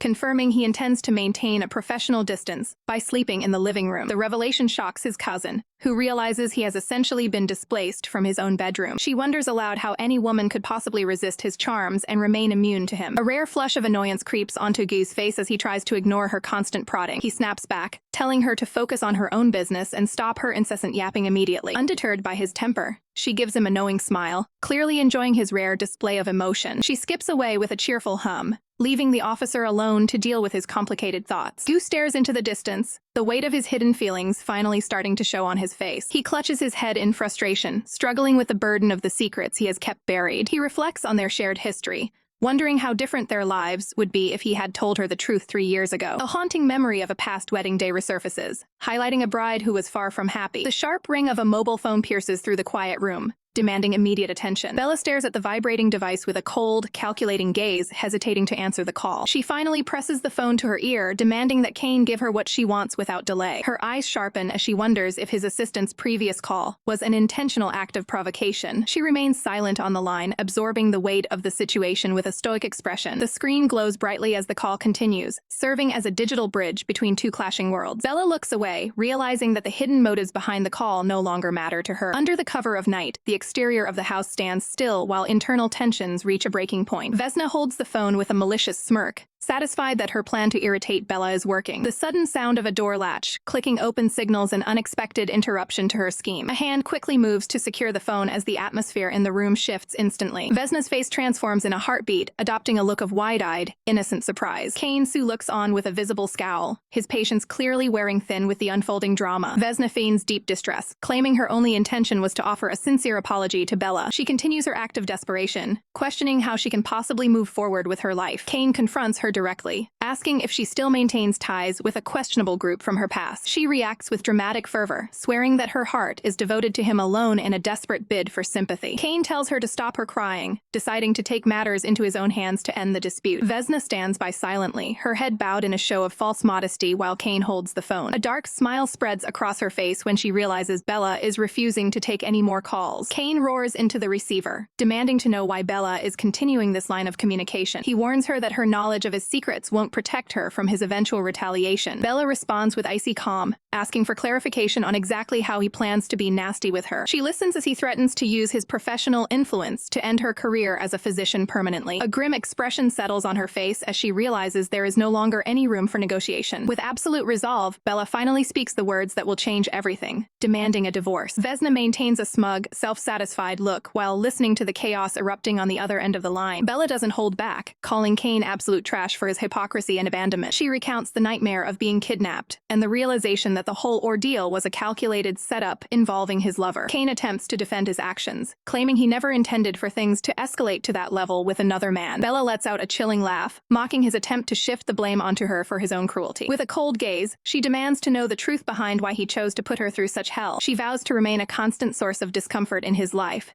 ensuring he never finds a moment of peace or happiness. Kane's frustration boils over as he questions why she can't just remain in the marriage and endure the situation. Standing tall, Bella declares that she is finally choosing to liberate herself from his control. She sharply questions the role Vesna played in this entire manipulative scheme. Vesna tries to maintain her facade of innocence, feigning concern while asking about Bella's response. Kane's expression darkens with suspicion as he demands an immediate explanation for her interference. The socialite's mask begins to slip as she realizes Kane is no longer falling for her act. He turns his full, terrifying attention toward her, demanding to know exactly what she told his wife. Vesna attempts to play the victim, pleading with him to stop while claiming she's terrified of his anger. Kane erupts in a fit of rage, his voice booming as he forces her to face her own meddling. He glares down at her with pure contempt, realizing she had the audacity to use him for her own gain. Vesna cowers on the ground, admitting that her goal was always to force Bella out of the picture. She cries out a desperate confession, hoping her supposed devotion will soften his heart. Kane stands over her with chilling detachment, questioning her perceived importance in his life. He delivers a brutal reality check, making it clear that she is absolutely nothing to him. Vesna collapses in tears, sobbing and begging for a mercy that he clearly isn't interested in giving. Ignoring her breakdown, Kane focuses back on his device as a new professional update comes through regarding the investigation. Kane presses the phone to his ear, his face darkening as he learns that the car belongs to the high-ranking officer, Martin Gu. His grip tightens on the device upon hearing that Bella is currently aboard a ship with Martin, set to disembark the following morning. A cold, arrogant smirk crosses Kane's face as he scoffs at Martin's family connections, vowing to make the man pay for interfering with his wife. Seeing the shift in his demeanor, Vesna calls out his name with a trembling voice, sensing her world is about to crumble. Without a hint of mercy, Kane turns away and orders her to vanish from his sight within 3 days, never to return. Desperation takes hold as Vesna pleads for his love, claiming she simply cannot live without him. Kane shuts her down with clinical efficiency, announcing that he will repossess every luxury item, company, and car currently in her name. Far away from the chaos, a peaceful morning begins as sunlight illuminates a simple vase of flowers. Bella slowly opens her eyes, feeling a sense of tranquility she hasn't known in years. Stretching her arms wide, she realizes with a start that this is the most restful sleep she has ever experienced. A soft smile plays on her lips as she concludes that her newfound peace is a direct result of finally leaving Kane Sue behind. The sudden sound of a knock at her door breaks the silence, catching her completely off guard. A calm, familiar voice from the other side of the door identifies itself, instantly steadying her nerves. Realizing it is Martin Gu, Bella sits up, her expression shifting to one of surprise and alertness. Panic sets in as she looks down at herself, feeling incredibly embarrassed by her current state. She glances at her reflection, realizing she cannot possibly open the door while she is still wearing only a bathrobe. Outside the cabin, Martin waits with professional composure, showing no sign of impatience. Bella carefully peeks through a sliver of the doorway, unsure of how to handle the awkward situation. Martin holds out a large shopping bag, explaining that since her clothes are likely still wet, he has provided a replacement. She reaches out to take the bag, stunned by his thoughtful and efficient preparation. With a respectful nod, Martin informs her that he will be waiting on the deck whenever she is ready. Bella pulls the bag inside, staring down at the mysterious contents with a mixture of curiosity and wonder. A blush creeps onto her cheeks as she realizes just how much attention to detail the officer has shown. High above the glistening water, seagulls soar through the air as the journey continues under clear skies. The ship slices through the deep blue waves, marking the start of a brand new chapter in Bella's life. Martin stands at the edge of the deck, his gaze fixed on the horizon as the morning sun shines brightly. He remains lost in thought, his profile illuminated by the soft light of the early hours. The sound of rhythmic footsteps on the wooden deck signals that his guest has finally arrived. Martin turns his head to find Bella approaching, looking completely transformed in her new attire. Bella offers a polite greeting, radiating confidence in the elegant dress as Martin watches her with a quiet, observant intensity. Martin offers a rare compliment, noting that the new outfit suits her perfectly. Bella gazes out at the water, feeling the weight of her growing debt to him. Martin bluntly suggests she should simply toss the clothes in the trash if the obligation bothers her so much. Startled by his cold logic, Bella quickly clarifies that she didn't mean it that way. She watches him with a small smile, realizing just how rough and unrefined his social skills are. Stealing her nerves, she addresses him formally to get his attention. She looks him in the eye, ready to probe into his personal decisions. Martin gives her a sharp, expectant look, telling her to speak her mind. Bella asks why he was so quick to dismiss a woman who clearly had feelings for him. He plainly states that he won't tolerate being pestered,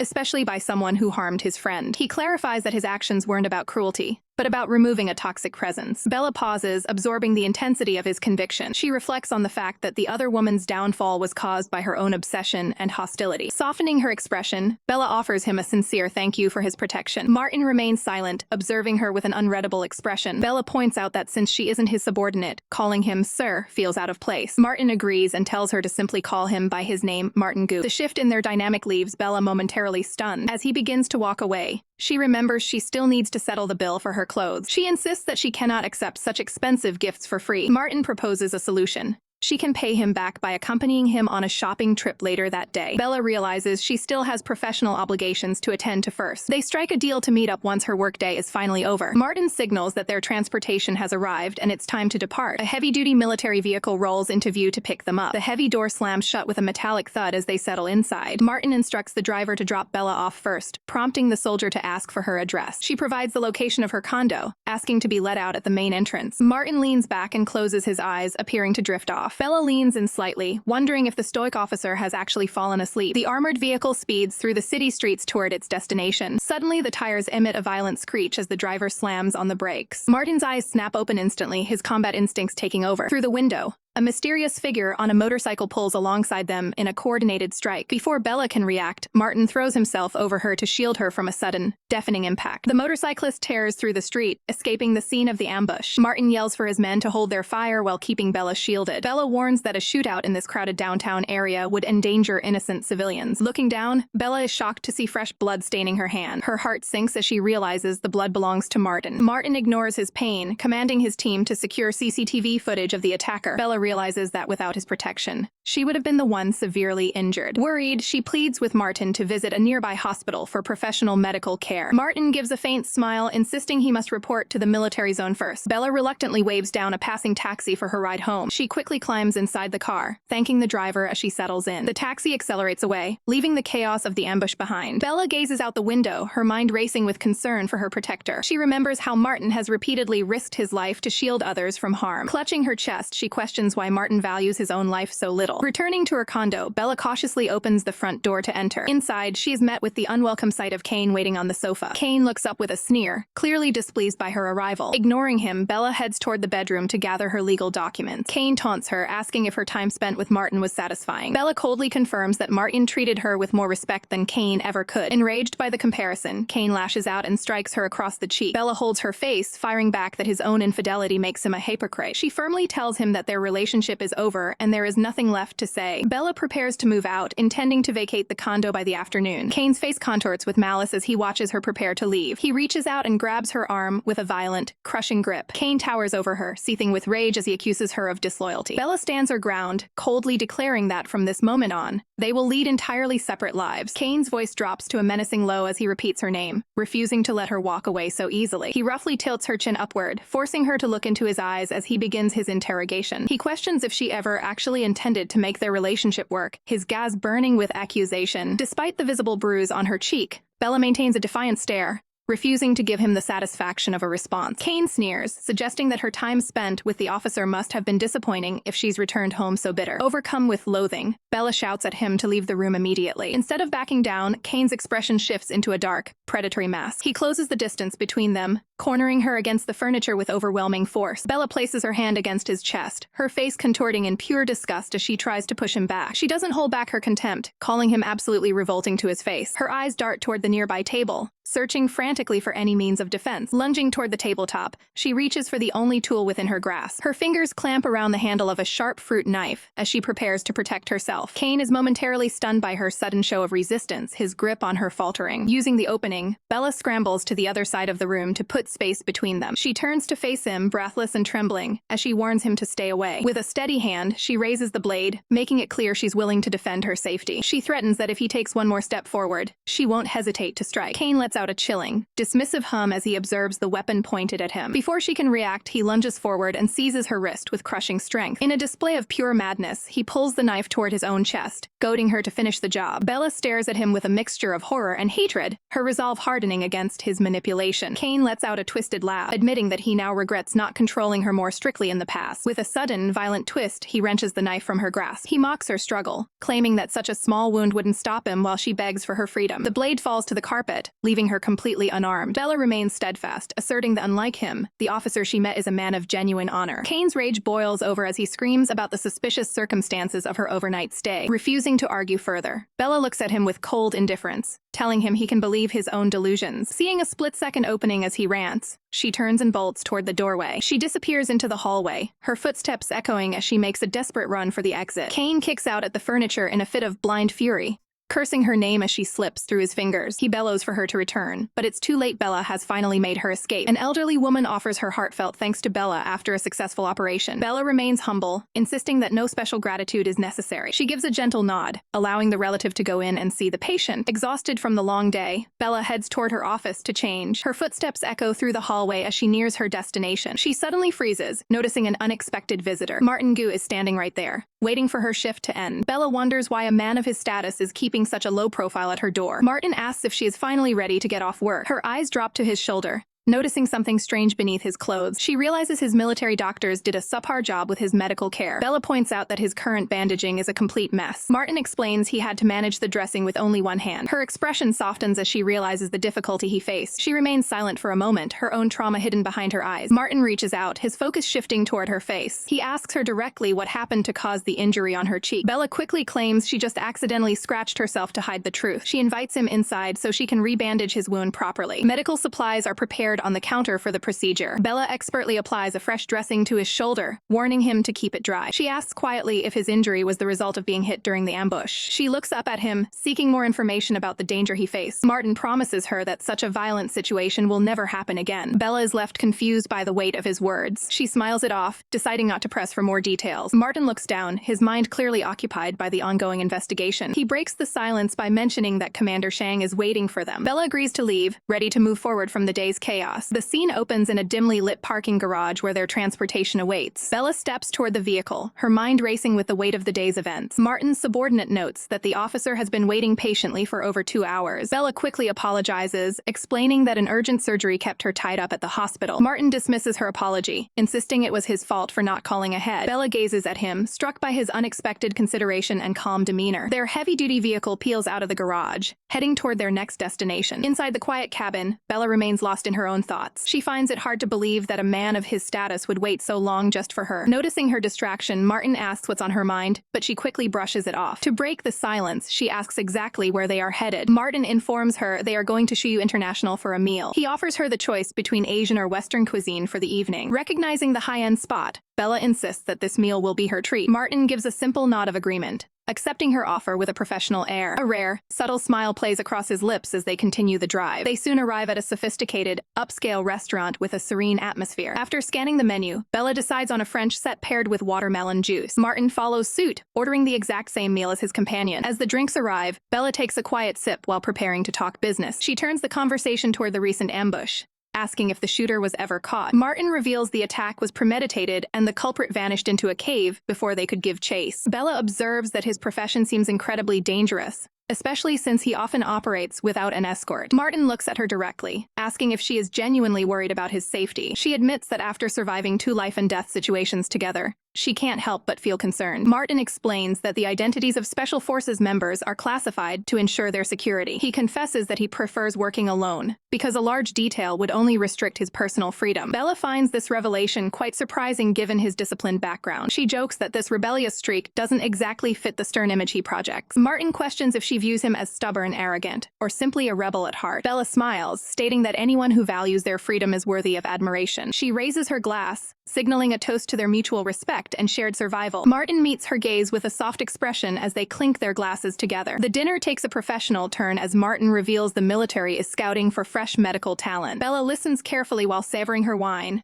weighing the gravity of his words. She expresses doubt, questioning if her specific medical background even aligns with their requirements. Martin counters that the danger faced by civilians makes specialized doctors an absolute necessity. Bella admits she's worried her surgical precision has faded after 10 years away from the table. She playfully declines the offer, claiming she'd rather avoid such a grueling schedule. Martin stares back in silence, seemingly unimpressed by her preference for a quiet life. Suddenly, the click of heels signals an uninvited guest approaching their table. The newcomer fumes, realizing Martin is completely disregarding her arrival. Martin's expression darkens as he clearly registers his distaste for the interruption. Vesna Su smugly announces she's already been recruited as a specialist for his unit. Martin coldly reminds her that no recruitment is final without his personal seal of approval. Vesna remains undeterred, flashing a confident smile as she anticipates her victory. He meets her gaze with a sharp, piercing look that demands she get to the point. Vesna shifts her focus to Bella, preparing to mark her territory. She arrogantly claims that no goal is unattainable for a hunter with enough drive. Bella reaches for her glass, mentally noting Vesna Su's reputation. Vesna leans over the table, suggesting Bella is missing a crucial piece of the puzzle. Bella drops a bombshell, calmly stating that she has already submitted her own application. Vesna is visibly shaken by the news, while Bella maintains her cool elegance. Martin watches the confrontation unfold with a faint, satisfied smirk. The outburst catches the attention of the surrounding staff,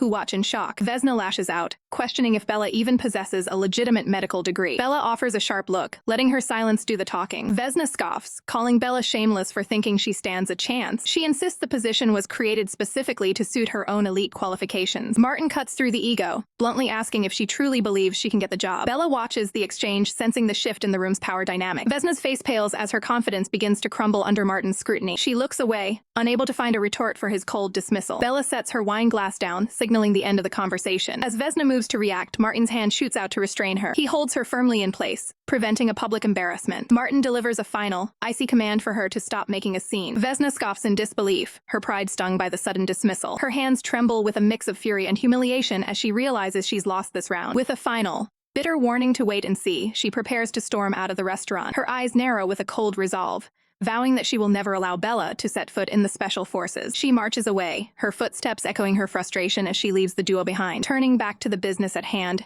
Bella decisively tells Martin she'll have the commander deliver her application tomorrow. Martin is visibly stunned, letting out a confused sound at her sudden change of heart. Internally, panic strikes Bella as she wonders why her mouth moved faster than her brain. She looks away awkwardly, desperately wishing she could take back the commitment she just made. She tries to find an opening to backtrack, clearing her throat to regain her composure. With a sheepish smile, she admits that a high-pressure military role might not actually be the right fit for her. Martin fixes her with a serious gaze, reminding her that in the military, a person's word is everything. He points out that since she made the claim right in front of Vesna, there is no way to simply brush it off as a joke. Bella realizes the trap she's set for herself. If she backs out now, her reputation will be in tatters. Looking down at her plate, she understands that her failure would also leave Martin vulnerable to Vesna's mockery. Martin leans in to sweeten the deal, noting that she'll enter as a lieutenant, a position far more prestigious than a mere office director. Despite the rank, Bella admits she's terrified of falling short of the expectations placed on her. Martin pushes a plate toward her, reassuring her that she has no reason to doubt her own abilities. He recalls her professional composure during the crisis, stating that her medical skills prove she is more than competent. Looking at the precisely cut food, he offers a rare compliment on her steady hand and attention to detail. As the meal concludes, the focus shifts to the cashier station to settle the tab. Bella steps up to the counter, ready to fulfill her promise of paying for the lunch. However, the cashier informs her that the bill for their table has already been settled. A bit flustered, Bella explains that she was the one supposed to be treating Commander Shang today. Martin gives her a knowing smirk, telling her she simply owes him a meal on another day instead. Bella stares at him, realizing her plan to cut ties after this meeting has been completely dismantled. She feels a sense of defeat, realizing she is being expertly maneuvered by his clever tactics. Suddenly, her phone begins to vibrate and ring, interrupting the tense moment. She answers the call, looking around and asking for the caller's current location. On the other end of the line, the person insists they have something important to deliver to her immediately. Bella informs Arya over the phone that she's currently at the Shuyu International Mall. She quickens her pace, explaining that she has urgent business to attend to. Without waiting for a response, Bella immediately ends the call. Martin prompts her to move along, and she follows him without hesitation. On the other end of the line, the disconnected signal beeps repeatedly. Arya is left fuming, unable to believe that Bella actually hung up on her. A sudden realization hits Arya that something suspicious might be happening. She repeats the name of the mall to herself, her curiosity piqued by Bella's location. Determined to uncover the truth, Arya decides to head over and investigate for herself. The grand hallway of the high-end shopping center stretches out before the visitors. Martin leads the way through the crowded corridors with Bella by his side. Bella looks away, feeling a bit out of place in such a luxurious environment. Martin observes her attire and suggests they head to the upper floors for higher quality clothing. They pause their walk as they approach a colorful ice cream stand. Turning to his companion, Martin asks if she would like a cold treat. Bella politely declines, feeling too reserved to accept the offer. Disregarding her refusal, Martin steps up to the counter and orders a single cone. He holds out a freshly scooped chocolate-dipped cone toward her. Bella stares at the ice cream in confusion, caught off guard by his persistence. Martin insists she take it, warning her that it will melt if she doesn't start eating. She gazes down at the treat, worrying that she shouldn't be indulging in such snacks. Looking back at Martin, she remains frozen in a moment of indecision. To her shock, Martin leans in and takes a decisive bite out of the ice cream himself. Bella's eyes widen in absolute disbelief at his bold, unexpected action. He nonchalantly explains that he will help her finish it so it doesn't go to waste. Bella's heart begins to pound rapidly as she tries to comprehend the officer's surprisingly friendly behavior. Bella stands paralyzed, her half-eaten ice cream forgotten as she locks eyes with Martin. Martin's focused gaze never wavers, observing her every movement with intense precision. Slowly, he extends his hand, his fingers moving toward her face with deliberate intent. He gently brushes a stray bit of ice cream from her chin, teasing her for eating like a messy child. The unexpected contact sends a jolt through Bella, leaving her mind racing in a moment of pure shock. Attempting to regain her composure, she feigns ignorance, claiming she hadn't noticed the mess at all. Martin remains silent, his expression unreadable as he continues to study her reaction. Feeling the heat rise to her cheeks, Bella nervously adjusts her hair, her growing fluster. A soft, subtle change in Martin's expression suggests he's enjoying her visible lack of composure. He suddenly reaches out and takes her hand, the atmosphere shifting into something far more formal and direct. Bella can only stare back, her breath catching as the weight of the moment truly sinks in. The sudden, high-pitched ring of a mobile phone shatters the heavy silence between them. Grateful for the interruption, Bella quickly announces she needs to answer the incoming call. She glances down at the screen to see Arya's name flashing across the display. Pressing the phone to her ear, she asks what could possibly be so urgent right now. On the other end, Arya is practically vibrating with excitement, having spotted the pair from a distance. Scanning the crowded mall, Bella demands to know exactly where her friend is hiding. Arya reveals herself, waving frantically from across the walkway to catch Bella's attention. Without missing a beat, Arya thrusts a shopping bag into Bella's hands as a surprise delivery. Arya wears a mischievous grin, clearly plotting something that makes Bella deeply uneasy. She leans in with a knowing look,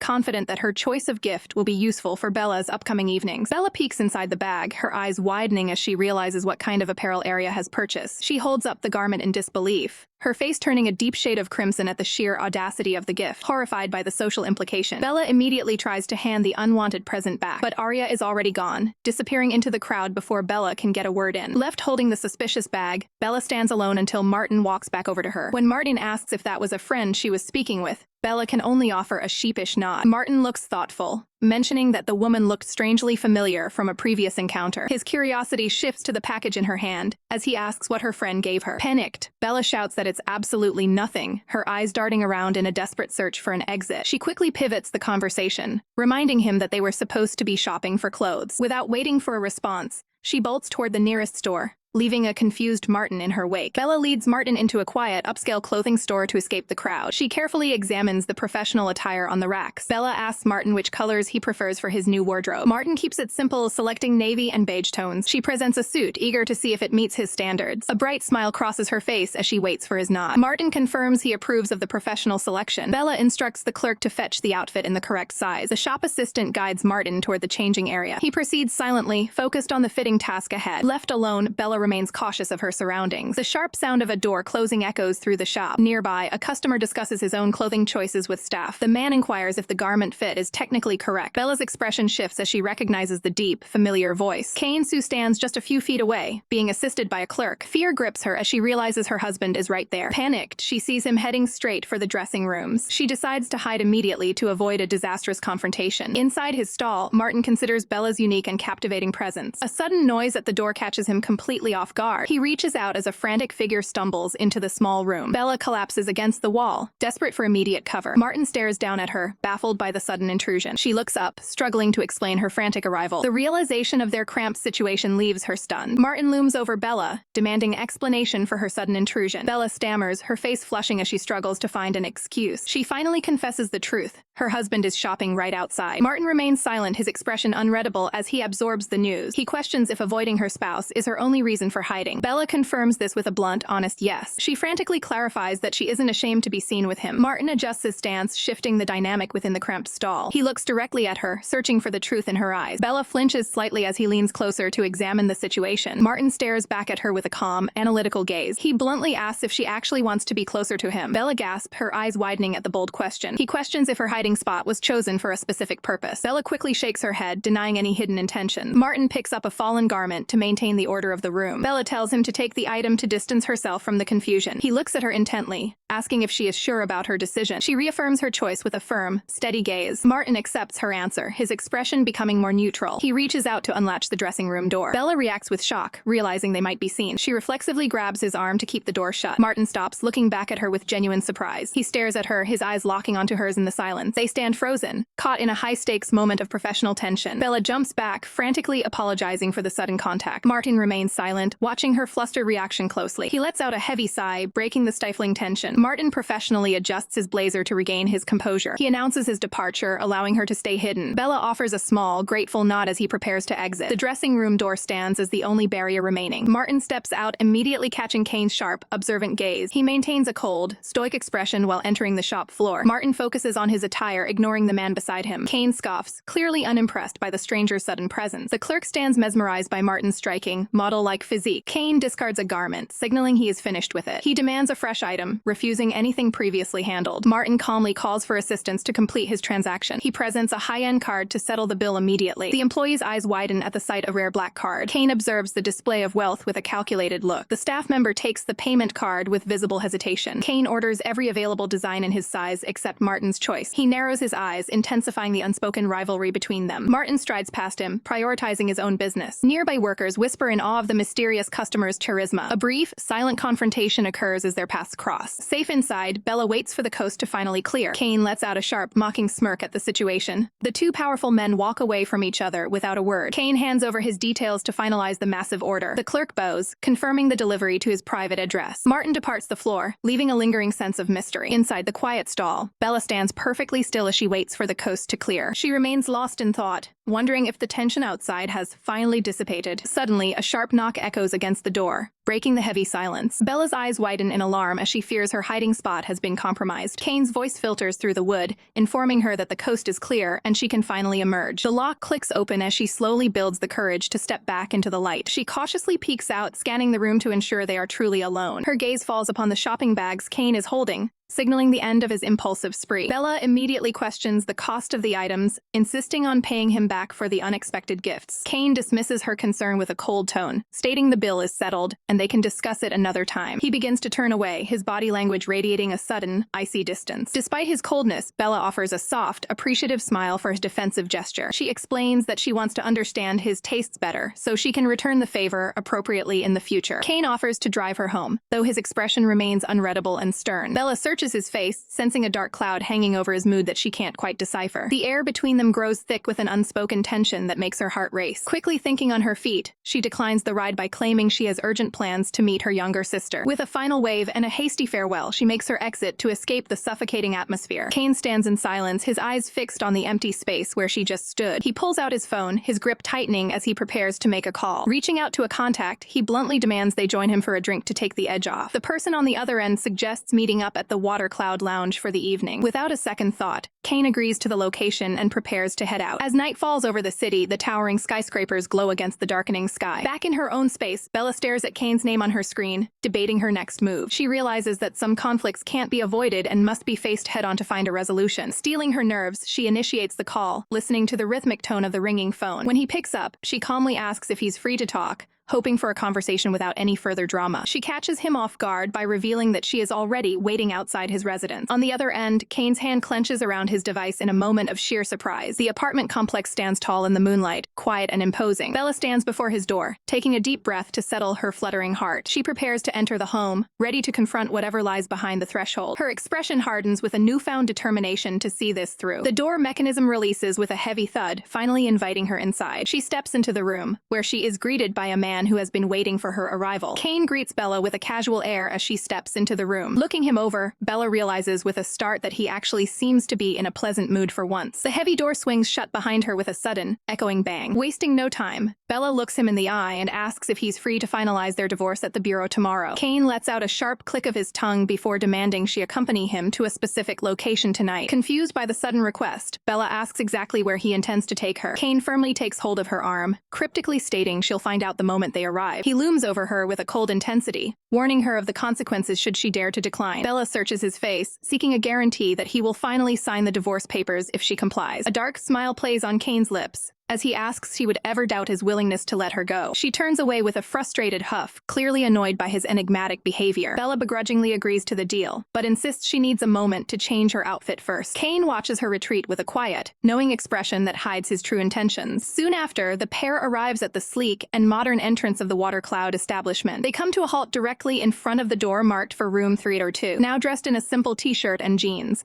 Bella prepares herself for the social gathering ahead. Kane stands close behind her, his presence a constant reminder of the deal they just made. She softly speaks his full name, her voice laced with a mixture of hesitation and resolve. Grasping the handle, she reminds him one last time that she expects him to be a man of his word. Bella's eyes sharpen with determination as she prepares to face whatever lies behind the door. The door opens to a room full of associates who immediately call out to Kane in greeting. Bella is momentarily stunned by the high-energy atmosphere and the crowd of strangers. One of the men lounging on the sofa looks her up and down, critiquing her choice of such plain attire. She maintains a professional distance, refusing to let their comments about her clothes get under her skin. Kane ignores the noise and looks back at his companion, checking in on the group's progress. Bella's expression sours as the boisterous environment begins to test the limits of her patience. Deciding she's had enough of this scene, she turns on her heel and announces her immediate departure. Before she can take a single step toward the exit, Kane's hand shoots out to lock around her wrist. He pulls her back toward him, demanding to know why she's suddenly in such a hurry to leave the party. Bella fixes Kane with a piercing stare, demanding he stay true to his word regarding their divorce. Suddenly, a rowdy guest lunges forward and aggressively grabs her arm, insisting she join him for the night. Bella instinctively tries to recoil from the stranger's unwanted physical contact. The man scoffs at her resistance, accusing her of putting on a fake act for the crowd. She stares back in disbelief, wondering when she ever gave a man like him permission to approach her. Kane watches the scene unfold with a cold indifference, questioning if she's already regretting her decision to come here. He tightens his own grip on her, making it clear that she isn't escaping this social trap easily. Bella seethes internally, cursing the man who has forced her into this humiliating position. The stranger grows even bolder, reaching out to stroke her hand with a predatory grin. He leans in close, boasting about how much money she's going to help him win during the party. Bella realizes the escalating danger and knows she needs to find an exit immediately. Thinking fast, she puts on a calm front and suggests she needs to change her clothes before they continue. Eager for the payoff, the man agrees to stay right there and wait for her return. She maintains a stoic expression, masking her desperate plan to escape the club for good. She makes a beeline for the bathroom, the only sanctuary left in the building. Before she can close the door, Kane confronts her, demanding to know what she is trying to pull. She fires back with a stinging remark, asking if he's finally tired of watching her be degraded by his associates. Kane is left momentarily speechless by her fierce defiance and sharp tongue. Once inside, she scans the sterile room for any possible way out of the trap. She peers out the window, realizing she's 3 stories up and weighing the risks of a dangerous jump. Spotting an air conditioning unit just below the ledge, she decides it's her only chance at freedom. The man outside begins pounding on the door, threatening to burst in and assist her with her wardrobe. Disgusted by his persistence, she knows she has to move right this second. With nerves of steel, she climbs over the ledge and balances precariously on the exterior unit. She takes a deep breath, focusing entirely on her balance against the cold night air. Her heel nearly slips on the smooth metal surface, sending a jolt of pure panic through her. She presses her back against the rough wall, momentarily paralyzed by the height of the descent. A mysterious blonde man appears in a nearby window, casually offering his assistance to the stranded woman. Startled, Bella's first instinct is to guard herself and refuse help from a total stranger. She looks down at the drop below once more and quickly realizes she can't make it down alone. Swallowing her pride, she reaches out and begs the man to help her get to safety. The man reaches out and firmly grasps her hand,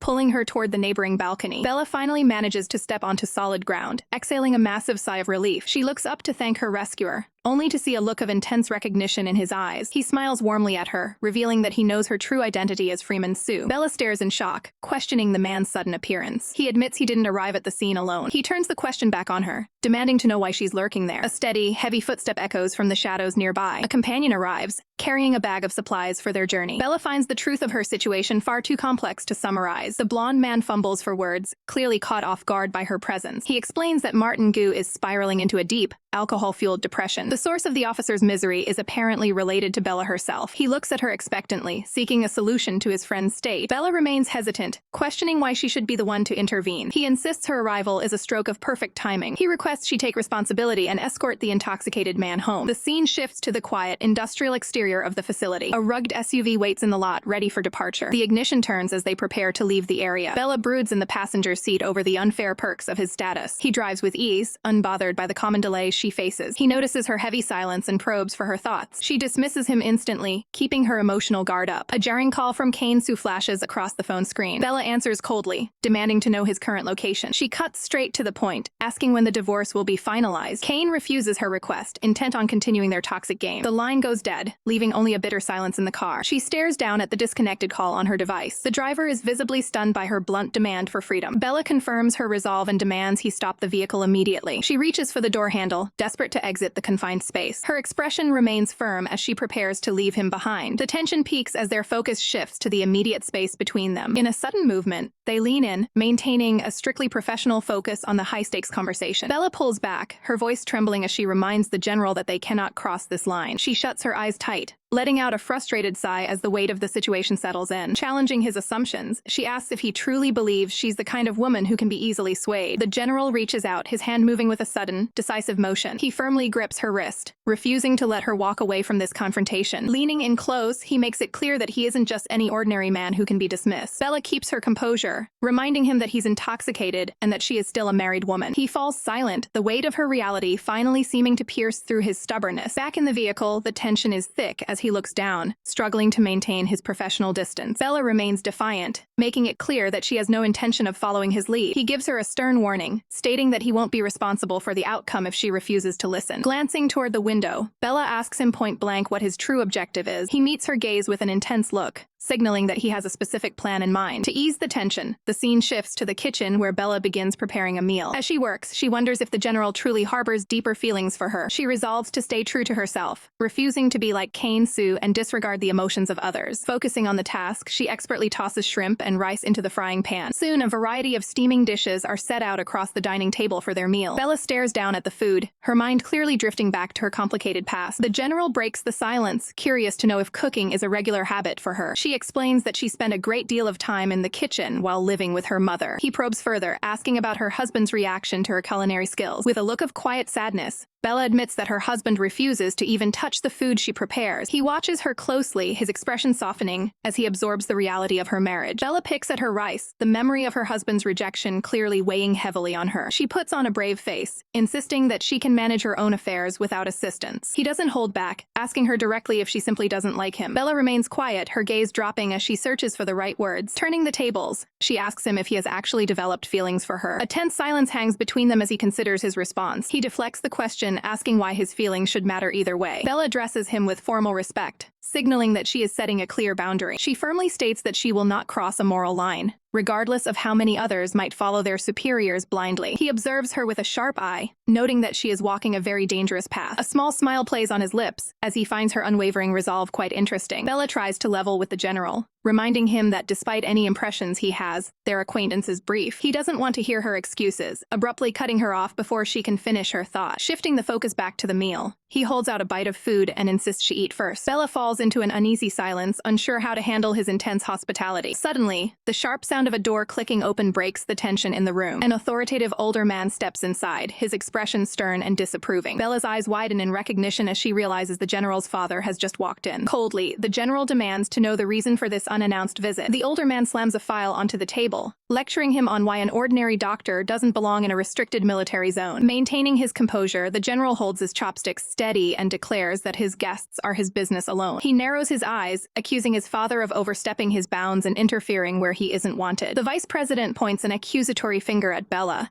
questioning who gave the order to allow a stranger into such a sensitive area. The general fires back that this is his territory, not a political office, and he's willing to face a court-martial if she's proven to be a threat. Stunned by the revelation of his father's high-ranking status, Bella can barely process the chaos unfolding around her. The general makes it clear that until her identity is actually in question, his father has no right to control who he sees. When the older man warns that he's ruining his future, the general snaps that his career is his own concern. The vice president gestures dismissively at the table, telling Bella she should know her place and never set foot here again. Defending her honor, the general demands that his father show his friend the respect she deserves. Bella blinks back her frustration, clearly hurt by the harsh words being thrown her way. In a shocking display of power, the older man draws his weapon and threatens to shoot for the blatant disrespect. Unflinching, the general stares straight down the barrel of the gun, without a hint of fear. The tension reaches a boiling point as father and son engage in a deadly standoff. Bella courageously reaches out, placing her hand on the weapon to de-escalate the situation. She calmly asks the official not to misunderstand her presence there. Flashing a polite smile,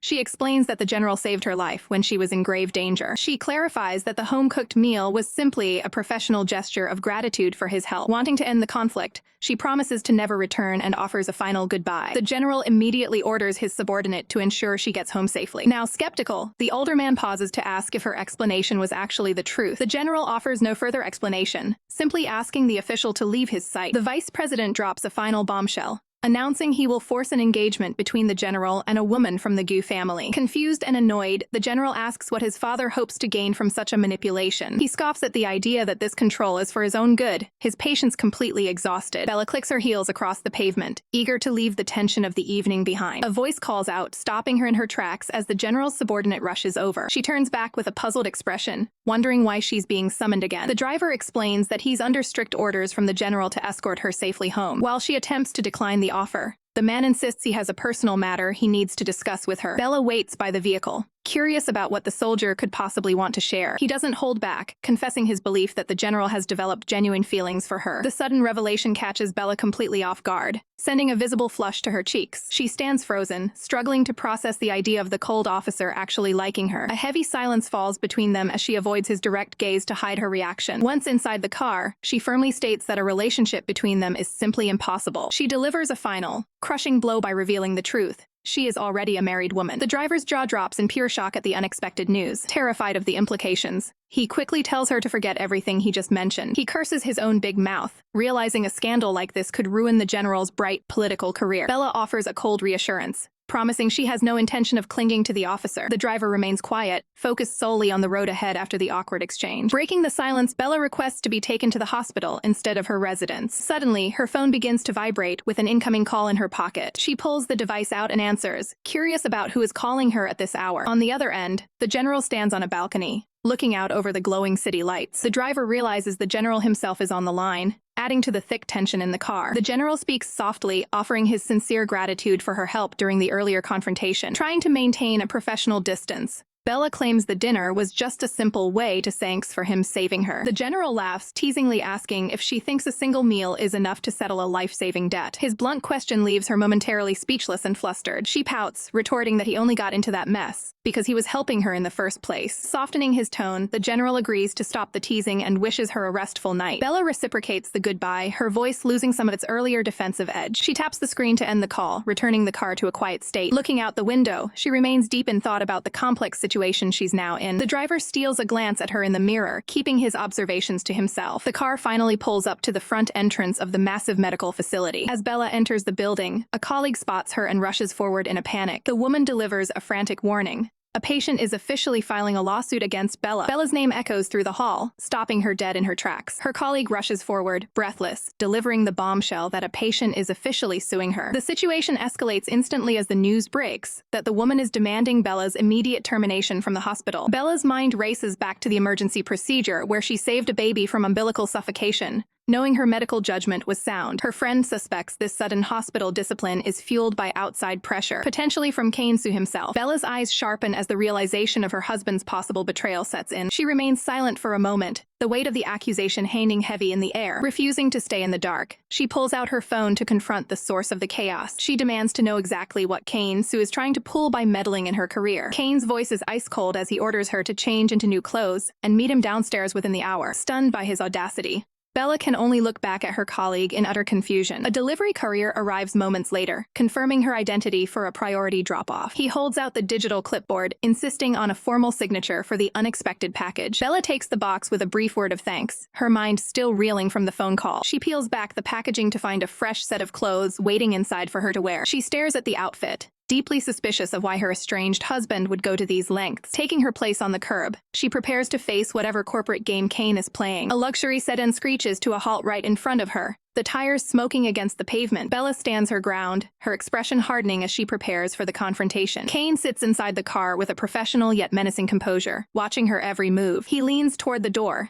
issuing a sharp command for her to get into the vehicle. The car speeds away from the hospital, disappearing into the city traffic. Without warning, Kane reaches out and firmly grips her hand, asserting his control over the situation. He leans in close, mocking her for never learning how to stay in line with his demands. Bella remains defiant, stating she'll vanish from his life the moment he signs the divorce papers. Kane scoffs at the idea, making it clear he won't let her go until he's finished with his games. He shifts his focus to the logistics, ordering the driver to head straight for the airport. Bella looks on in silence, trying to decipher the hidden motive behind this sudden trip. He attempts to mask the tension by calling the destination a surprise for her. Kane checks his device, ensuring every detail of his technical plan is moving forward. A message confirms that the security feeds have been disabled, clearing their path through the terminal. He smiles with satisfaction, knowing his calculated move is proceeding without a hitch. Bella's anxiety spikes as she realizes just how much planning went into this forced meeting. They arrive at the tarmac, where a massive commercial jet waits under the afternoon sun. Kane pulls her toward the entrance, ignoring her physical resistance as they walk across the pavement. She tries to wrench her arm away, demanding he release his hold immediately. Her gaze suddenly locks onto a familiar figure in the distance. She recognizes Jade Singh, her half-sister, walking confidently through the airport lounge. Memories of her younger sister's birth and the family's deep-seated rivalry flash through Bella's mind as she processes this encounter. The airport terminal stands quiet under the morning sun, But trouble is brewing just out of sight. Heavy tactical boots hit the pavement with precision, signaling the arrival of a coordinated team. Men wearing dark balaclavas blend into the crowd, their eyes fixed on their unsuspecting target. One of the operatives checks his waistband, ensuring his sidearm is ready for the extraction. The group moves in lockstep, closing the distance between them and Kane's position. Kane wears a deceptive smile as he looks at Bella, hiding the trap he's about to spring. The masked men confirm Kane's identity from the shadows, prepared to strike at any moment. One of the kidnappers hesitates, questioning the identity of the woman standing right beside their target. Without missing a beat, Kane looks directly at Bella and calls her Jade, intentionally misidentifying her to the attackers. He continues the charade, asking Jade how long she plans to stay for this visit. Bella freezes in total confusion, wondering why on earth Kane just used her sister's name. Seeing their opening, the masked team prepares to lunge forward and execute their mission. Bella tries to read Kane's expression, sensing that his sudden change in behavior is a bad omen. She remains silent, her mind racing as she tries to make sense of this bizarre situation. Attempting to play along with the strange mood, she asks why the governor wasn't there to greet Jade personally. Kane simply tilts his head and offers a vague response that keeps her off balance. The realization hits Bella like a freight train. Kane is up to something incredibly dangerous. Suddenly, the silence is shattered as an armed man barks a command for everyone to freeze. Terror grips Bella as she screams for Kane to run, seeing the weapon pointed right at them. Before she can react, a gloved hand clamps over her mouth, cutting off her cries for help. Bella is swiftly overpowered and dragged into the shadows by the masked assailants. Kane raises his hands in a calm surrender, making no effort to fight back or save her. As she's being taken, Bella catches a glimpse of a cold, satisfied smirk spreading across Kane's face. He watches the kidnappers disappear with his wife, silently urging them to move faster. With the decoy successfully taken, Kane whispers to himself that Bella served as the perfect substitute. Just as the dust settles, the real Jade Xing arrives on the scene, calling out to Kane in a panic. Kane immediately places a finger to his lips, signaling for the real Jade to stay quiet and follow his lead. He extends his hand toward her, offering an immediate escape from the chaotic terminal. Jade reaches out and takes his hand, placing her full trust in the man who just orchestrated a kidnapping. They move quickly toward the exit, leaving the scene of the crime far behind them. A sleek black sedan waits at the curb, ready to whisk the duo away to safety. The car speeds off, the tinted windows hiding the passengers as they leave the airport grounds. Inside the vehicle, Jade looks at Kane with wide, fearful eyes still shaken by the event. She trembles as she asks if those men were actually there to take her away. Kane leans in close, asking her if she doesn't find his own ruthlessness even more terrifying than the kidnappers. Jade stares back, completely stunned by the intensity of his gaze and his dark admission. He reaches out to steady her hand as the car navigates through the city streets. Kane pulls her into a firm embrace to provide comfort, sealing their high-stakes alliance with a kiss. Kane leans in close, but Jade softly protests his sudden proximity. Kane ignores her hesitation, his gaze fixed on her as he admits she's been on his mind for 3 long years. Jade's resistance melts instantly, her expression softening as she confesses she felt the same. Tears well up in her eyes while she whispers just how much she truly missed him. Kane remains skeptical, questioning why she never bothered to call if she actually cared. She quickly explains her silence, claiming she was hospitalized without any way to reach the outside world. Kane looks away, processing her excuse with a cold, calculated silence, reaching out to bridge the gap. Jade asks if he's still holding a grudge over her sudden disappearance. He stares back at her, his emotions unreadable behind a mask of professional indifference. A sharp, dangerous smirk plays across his lips, signaling that he hasn't forgotten anything. He leans in with a chilling warning, stating he has no mercy for women who walk out on him. Jade is left stunned, her breath hitching as she realizes the man before her has changed. Kane watches her reaction closely, preparing to deliver a final, crushing blow to her expectations. Without a hint of hesitation, he reveals the truth. He is already a married man. The revelation hits Jade like a physical strike, leaving her reeling in disbelief. Meanwhile, the city buzzed with the chaotic energy of an unfolding crisis. Military personnel scramble to coordinate, their phones ringing off the hook as the search intensifies. A sleek vehicle screeches to a halt, signaling the arrival of the key players in this rescue. An older man steps out, his face etched with the heavy burden of a father in despair. The general notes with grim frustration that Xing Bachuan has brought a body double for the exchange. He scoffs at the man's extreme paranoia, knowing the stakes are far too high for games. Stepping out of the car, the general prepares to face the kidnappers head-on. The desperate father explains that the criminals only permitted 2 escorts for the meeting. He hands over the necessary equipment, pleading for the safety of his daughter above all else. A loyal subordinate begs to join the mission, unwilling to let his superior go alone. The general shuts him down instantly, ordering him to remain at his post and maintain the perimeter. The soldier can only watch in silence, worried for the man walking into a lion's den. Turning his back on the unit, the general reflects on his own mortality as he marches toward danger. Upon reaching the island, They are met by masked gunmen who mock them for arriving so understaffed. A battered boat sways at the dock, the only link back to civilization. The lead kidnapper barks in order to search the newcomers for hidden weapons. Hands roughly pat down the general, checking every inch for any sign of a trap. He stands perfectly still, his eyes cold and focused on the task at hand. The guard confirms he's clean, foolishly believing the general is no threat without a gun. The criminals relax, convinced that two men pose no real challenge to their group. In a sudden blur of motion, the general strikes, a sickening crack echoing as he downs the first guard. His fist clenches as he prepares for the next target, his movements precise and lethal. The remaining kidnapper gasps in shock, unable to process the speed of the assault. Panicking, the thug raises his firearm and screams for the general to halt. Before he can pull the trigger, the general disarms him with a single, powerful blow. He stands over the fallen men, his expression devoid of mercy as he secures the area. The terrified father cringes as another guard desperately tries to use him as a human shield. The general moves like a shadow, delivering a final strike that neutralizes the last threat. With the immediate danger cleared, he urges the older man to move quickly before reinforcements arrive. The general and Sing Bakshuan move cautiously through the dense foliage surrounding the kidnapper's hideout. The general pauses, noting that the unnatural silence of the woods is a clear warning of danger. He spots a small, weathered cabin tucked away in the clearing, suspecting it to be the holding cell. Turning to his companion, the general orders Sing Bakshuan to stay hidden while he scouts the perimeter. He creeps toward the side of the building, keeping his profile low to avoid detection. With a focused intensity, he peers through the dusty glass of a window to survey the interior. His eyes suddenly sharpen as he catches sight of something through the gap in the curtains. Inside the dim room, he finds Bella suspended by her wrists,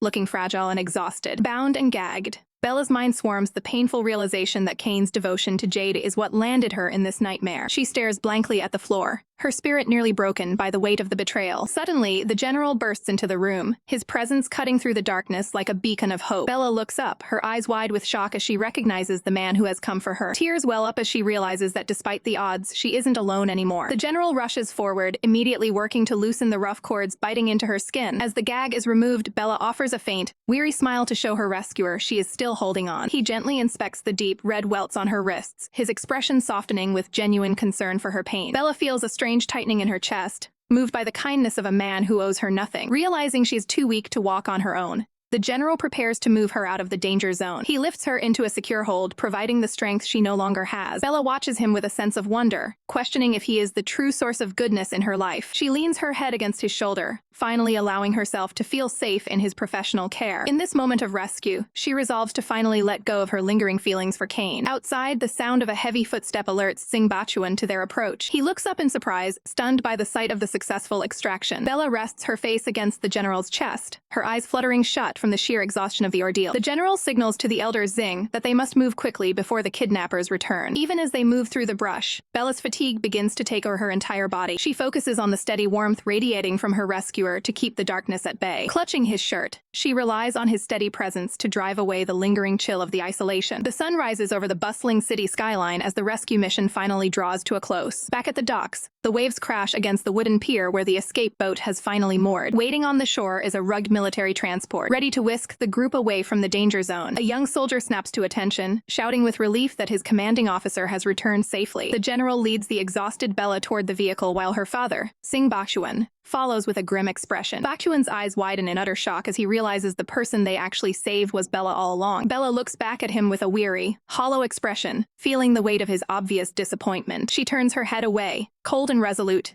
refusing to acknowledge him as her father after his blatant favoritism. The heavy door of the transport vehicle slams shut, signaling an end to the bitter confrontation at the dock. Nearby soldiers whisper amongst themselves, trying to piece together the chaotic situation involving the high-ranking officials. The engine roars to life as the transport speeds away, leaving the island and its dark memories behind. Bella stares blankly ahead, her heart hardening against the man who only came to save his other daughter. A faint, cynical smile touches her lips as she realizes the painful irony of her rescue. Noticing her distress, the general turns his gaze toward her with a look of quiet, professional concern. He leans in and softly promises to personally see her safely back to her home. Exhaustion finally taking over, Bella gives a small nod and accepts his offer of assistance. As night falls, the pair transitions into a private car that navigates through the glowing city lights. Overcome by fatigue from her ordeal, Bella's head slumps onto the general's shoulder as she drifts into a deep sleep. Suddenly, a phone screen lights up the dark interior, displaying an incoming call from Kane Su. The device vibrates persistently, demanding attention in the quiet cabin of the car. The general answers the call, his voice low and steady so as not to disturb his sleeping passenger. He looks down at Bella,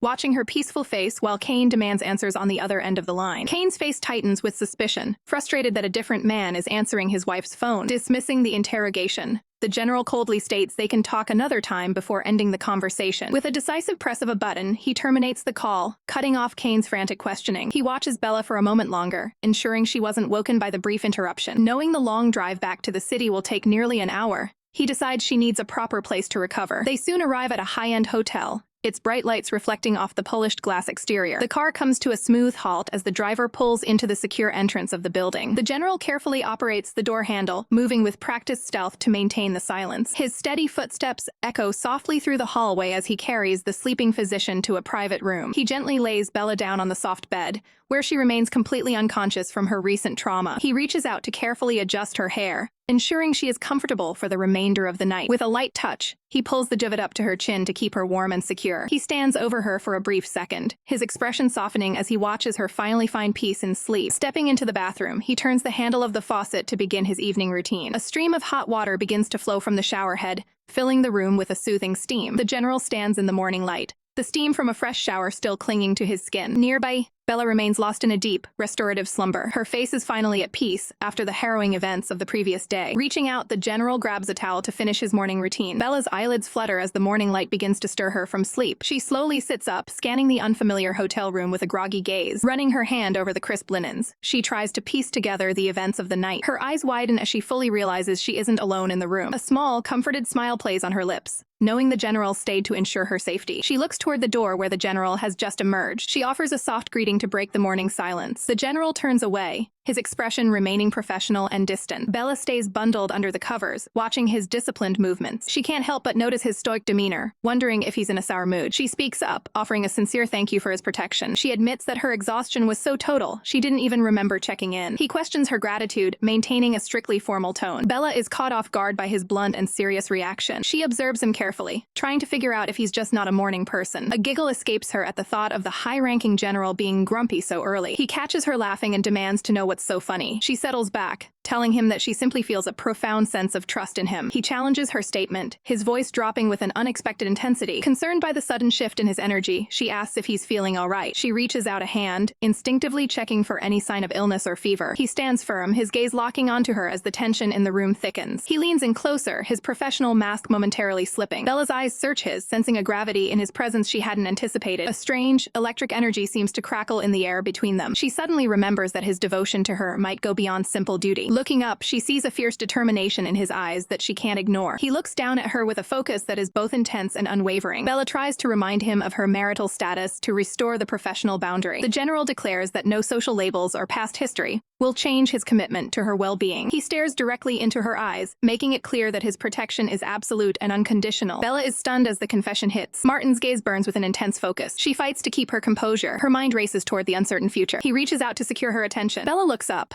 locked in the confrontation. The professional atmosphere grows increasingly heavy. She doubts their mutual understanding. Martin's eyes stay locked on hers. She tries to explain her inner conflict. He retreats with a formal apology. He issues a cold, final ultimatum. His resolve is sharp and distant. He moves to arrange her departure. She watches him with quiet sadness. Bella reflects on her own moral values. Outside, the waiting vehicle arrives. They stand together in the heavy silence. He commands her to enter the car. Her feet halt before she can leave. She confesses she cannot handle total estrangement. He processes her unexpected honesty. A faint reaction flickers in his eyes. He questions her true intent for them. Shock and denial color her face. He asks if she seeks his devotion. She proposes a simple platonic bond instead. The general stands firm, coldly stating that friendship with the opposite sex simply isn't an option for him. He issues a final ultimatum, declaring she must either commit to being his woman or prepare to be erased from his life forever. Bella looks him in the eye, reminding him of the harsh reality that her status as a married woman makes his demand impossible. A heavy silence falls between them as the weight of her rejection finally sinks in. Resolving to end the conversation, the general reaches out and forces the car door open. He clenches his fist tightly, emphasizing that their social standings mean they were never meant to walk the same path. Despite his cold demeanor, he offers one last professional courtesy by suggesting he drive her home. Bella prepares to leave the vehicle, her expression clouded with the finality of their encounter. Her hand grips the handle as she prepares to step out into the world alone. She reflects on his words, internally acknowledging that the gap between their lives is indeed too wide to bridge. Pushing the door wide, she makes the conscious choice to step away from his influence. With a distant look, she declines the ride, stating she'll find her own way back via taxi. He watches watches her go, his silhouette framed against the light as he maintains a stoic professional mask. As she walks away, her hair catches the breeze, while she offers a silent wish for his future happiness. Back in the car, he lets out a sharp sound of frustration at the way things have concluded. He signals to his driver, ordering the car to depart and put this chapter behind them. The scene shifts to a towering apartment complex, where a different kind of confrontation awaits. Bella reaches the entrance of her residence, her hand turning the knob with a sense of dread. The door swings inward, revealing the tense atmosphere lurking inside the apartment. Kane sits lazily on the sofa, a cigarette in hand as he casually notes her return. Without wasting a single second, Bella demands they head to the bureau to finalize their divorce papers immediately. He rises from his seat, his movements steady and calculated. He turns to face her, questioning why she ever assumed he would agree to end their legal union. Bella stares at him with pure disdain, her patience for his behavior completely exhausted. She challenges him directly, asking how he could possibly think their relationship is salvageable after what happened. He scoffs at her concern, callously pointing out that she returned home unharmed, so there is no reason to complain. Looking down in frustration, she realizes she can no longer tolerate being a pawn in his games. Kane watches her, his face a mask of indifference to the emotional turmoil he's caused. Bella finally speaks the truth aloud, accusing him of only marrying her because of her connection to her father, Sing Bakshuan. He attempts to play the fool, feigning ignorance regarding her accusations about his ulterior motives. She refuses to back down, her gaze sharpening as she prepares to dismantle his lies. She exposes his true target, noting that Jade Xing is the daughter her father truly values, making Bella's role irrelevant. She pins him with a final, piercing look, demanding he admit to his calculated deception. Bella stands her ground, demanding to know if she has finally seen through his web of lies. Kane Su remains dismissive, coldly reminding her that regardless of her theories, they are still legally wed. Bella falls into a tense silence, her gaze dropping as the weight of their stagnant marriage sinks in. Without another word, she turns on her heel and begins to march away from him. Kane's frustration boils over as he demands to know why she's acting with such hostility. He reaches out, firmly grasping her hand to prevent her from making a quick exit. Bella stares him down with icy intensity, asking if he's truly blind to her obvious disdain. Kane deflects her anger, accusing her of harboring hidden feelings for his rival, Martin Gu. A sharp, mocking laugh escapes Bella's lips at the sheer audacity of his jealousy. She maintains a cold, professional distance, telling him her personal life is absolutely none of his concern. Kane's eyes narrow with a dangerous edge as he dares her to repeat that defiance to his face. Bella offers a chillingly calm smile, ready to push his buttons even further. She leans into his personal space, challenging him to hear her say it one more time. Kane studies her face intently, questioning if this is all a calculated attempt to provoke a reaction. With a look of pure defiance, she confirms his suspicion with a single, sharp yes. Kane looks away with a cynical smirk, commenting on how much she has changed. Bella remains unfazed, asking if her bold confrontation managed to catch him off guard. He reaches for her chin, attempting to regain control of the psychological standoff. Kane warns her to cease these manipulative mind games immediately, as he has no patience for them. Bella flashes a fake, polite smile and announces that she has to return to her professional duties. Kane turns his back to her, stating he's exhausted and intends to stay in the room to rest. Bella gives him a final, dismissive look before heading toward the exit. She punctuates the end of their conversation with a heavy, resonating slam of the door. Standing alone in the hallway, she exhales sharply, the adrenaline of the fight still coursing through her. Her expression hardens as she realizes that since he won't cooperate, she'll have to force the divorce through legal channels. She walks away with purpose, leaving the toxic atmosphere of the room behind her. Inside, Kane stands in the shadows, his mind already turning toward his next move. He pulls out his phone, ready to initiate a far more sinister plan. He issues a cold, professional command to release a man named Sam into the field. A dark, unsettling chuckle escapes him as he prepares to settle a long-standing score. With a look of calculated malice, Kane declares that he is finally going to make Martin Gu disappear for good. Arya stretches her arms out with a sigh of relief,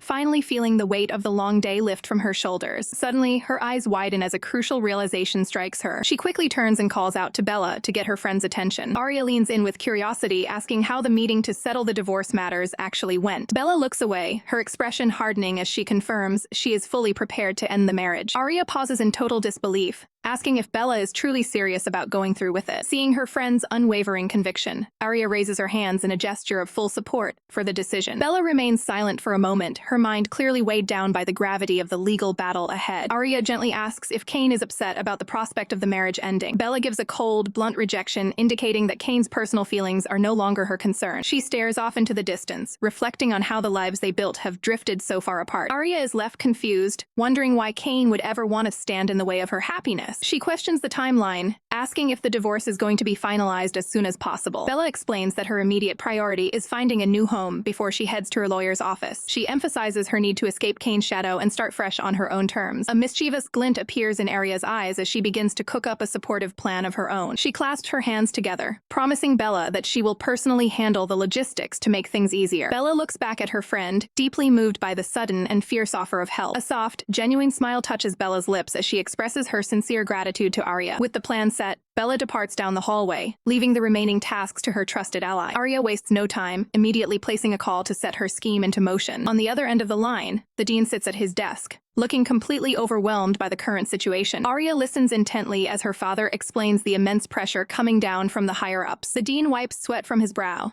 stressed because he can only stall the disciplinary actions for one more day. Arya bites her finger in deep thought, desperately searching for a loophole to save Bella's career. A spark of inspiration hits her, and she realizes exactly what needs to be done to fix this. She excitedly tells her father she has a solution and begs him to hold off the officials just a bit longer. She punctuates her determination by slamming her hand down near the phone with a sharp thud. Arya begins frantically digging through the files on her desk, searching for a specific piece of information. She rummages through her workspace, her frustration growing when the item doesn't appear immediately. Her hand finally closes around the phone she was searching for, and she lets out a cry of triumph. A dark, intense aura surrounds her as she prepares to contact the one person who can stop the pressure. She focuses on the contact list, zeroing in on the name that carries the most authority. Selecting the contact labeled General, she initiates the high-stakes call with a trembling finger. However, her heart sinks when the screen flashes with a cold and immediate notification: call rejected. Arya stares at her phone in a state of pure shock, unable to believe the general actually hung up on her. Her screen flashes with a desperate plea for help,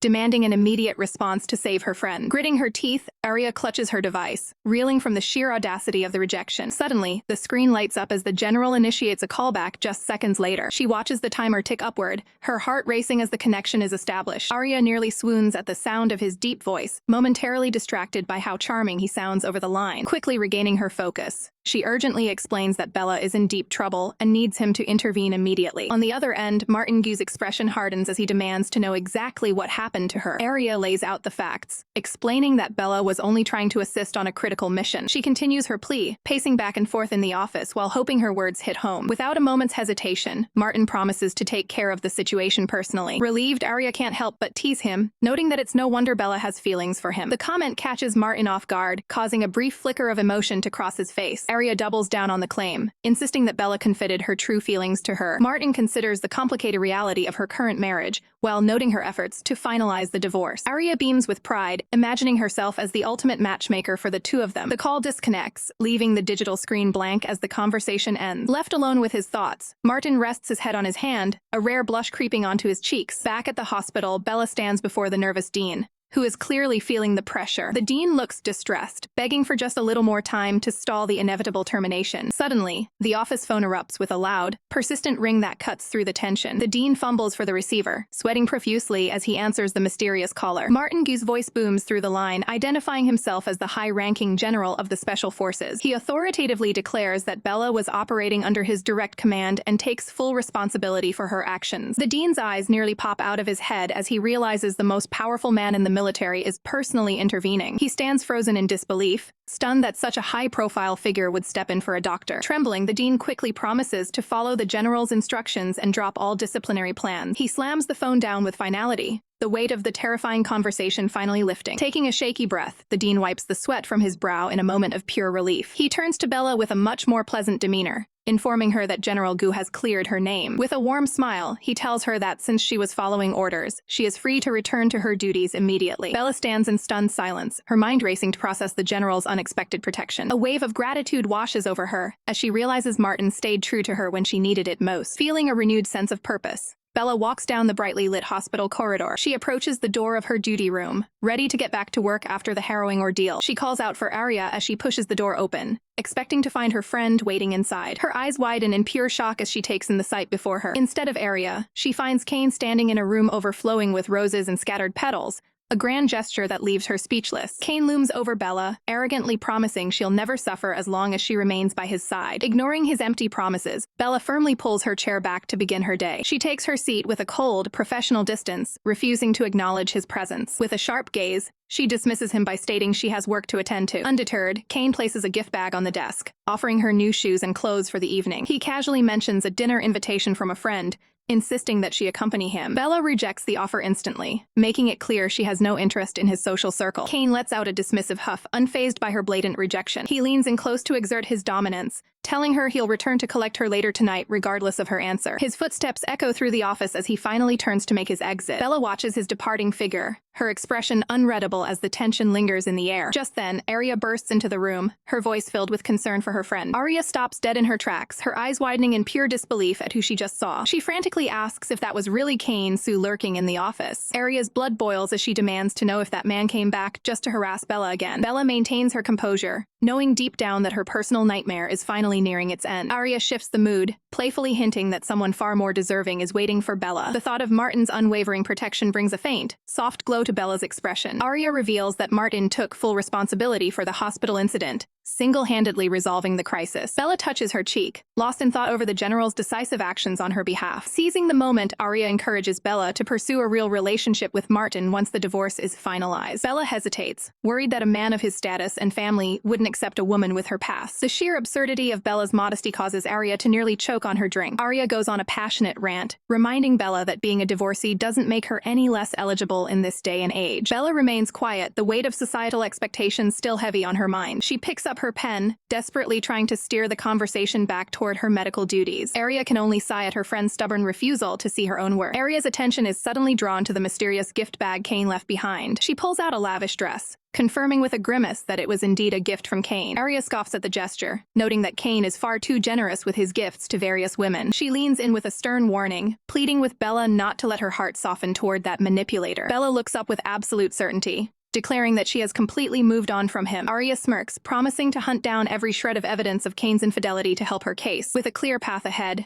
Bella decides to use her free afternoon to finally consult with a lawyer. Bella arrives at the legal office's sleek reception desk to finally take charge of her future. Inside the office, the lawyer informs her that a legal filing is possible if she can provide concrete evidence of her husband's infidelity. Stepping out into the crisp afternoon air, Bella navigates the modern plaza with a newfound sense of purpose. Her steady footsteps echo against the pavement as she begins her mission to reclaim her life. She realizes that catching Kane in his lies will be far easier than he ever imagined. Suddenly, the sharp trill of her phone breaks her concentration as she walks. Looking down, she sees the name of the man she despises most flashing across the screen. Bella lets out a sharp, annoyed sound, tired of his relentless attempts to control her. She keeps her voice steady on the call, claiming she's just taking a walk before returning to the hospital. As soon as the call ends, she taps the screen with a finality that speaks volumes. A heavy sigh escapes her lips as she struggles to maintain her composure. She takes a deep breath, mentally preparing herself for the performance she must now put on. Her hand clenches around the device, her knuckles turning white with the effort of holding back her rage. She reminds herself that she has endured years of his behavior, so a few more days is a small price to pay for freedom. Back at home, she casts aside her work clothes to prepare for the evening's high-stakes meeting. As she finishes dressing for the professional dinner, her phone rings again, signaling Kane's growing impatience. She coldly informs him that she will be at the entrance in exactly 5 minutes. Her sharp heels click rhythmically against the floor as she marches toward the meeting point. Outside, Kane's sleek black sports car is already waiting by the curb. Behind the wheel, Kane checks his phone, fuming because he thinks Bella is intentionally disrespecting his time. The sound of her approaching footsteps signals her arrival at the luxury vehicle. Kane's frustration instantly melts away, replaced by a smug, appreciative grin. He steps out to greet her, noting that the elegant dress she chose is perfectly suited for the evening. He holds the door open, maintaining a facade of chivalry as he invites her into the car. Once inside, Bella maintains a professional distance, asking where he plans to take her. With a confident smirk, Kane reveals their destination is the prestigious Peony Hall. The sun sets over the grand architecture of the venue, bathing the building in an amber glow. They enter the opulent lobby, where grand chandeliers illuminate the path ahead. Kane reaches out and firmly twists the golden handle of their private dining suite. The door to room 102 swings open, revealing the guests waiting inside. Bella's eyes widen in genuine shock at the unexpected sight before her. Standing inside are Clara Zing and Sing Baekhyun, turning the simple dinner into a complicated web of secrets. Bella stands frozen, her mind racing as she realizes Clara Zing and Sing Baekhyun are the mystery guests at the table. Clara rushes to her father's side,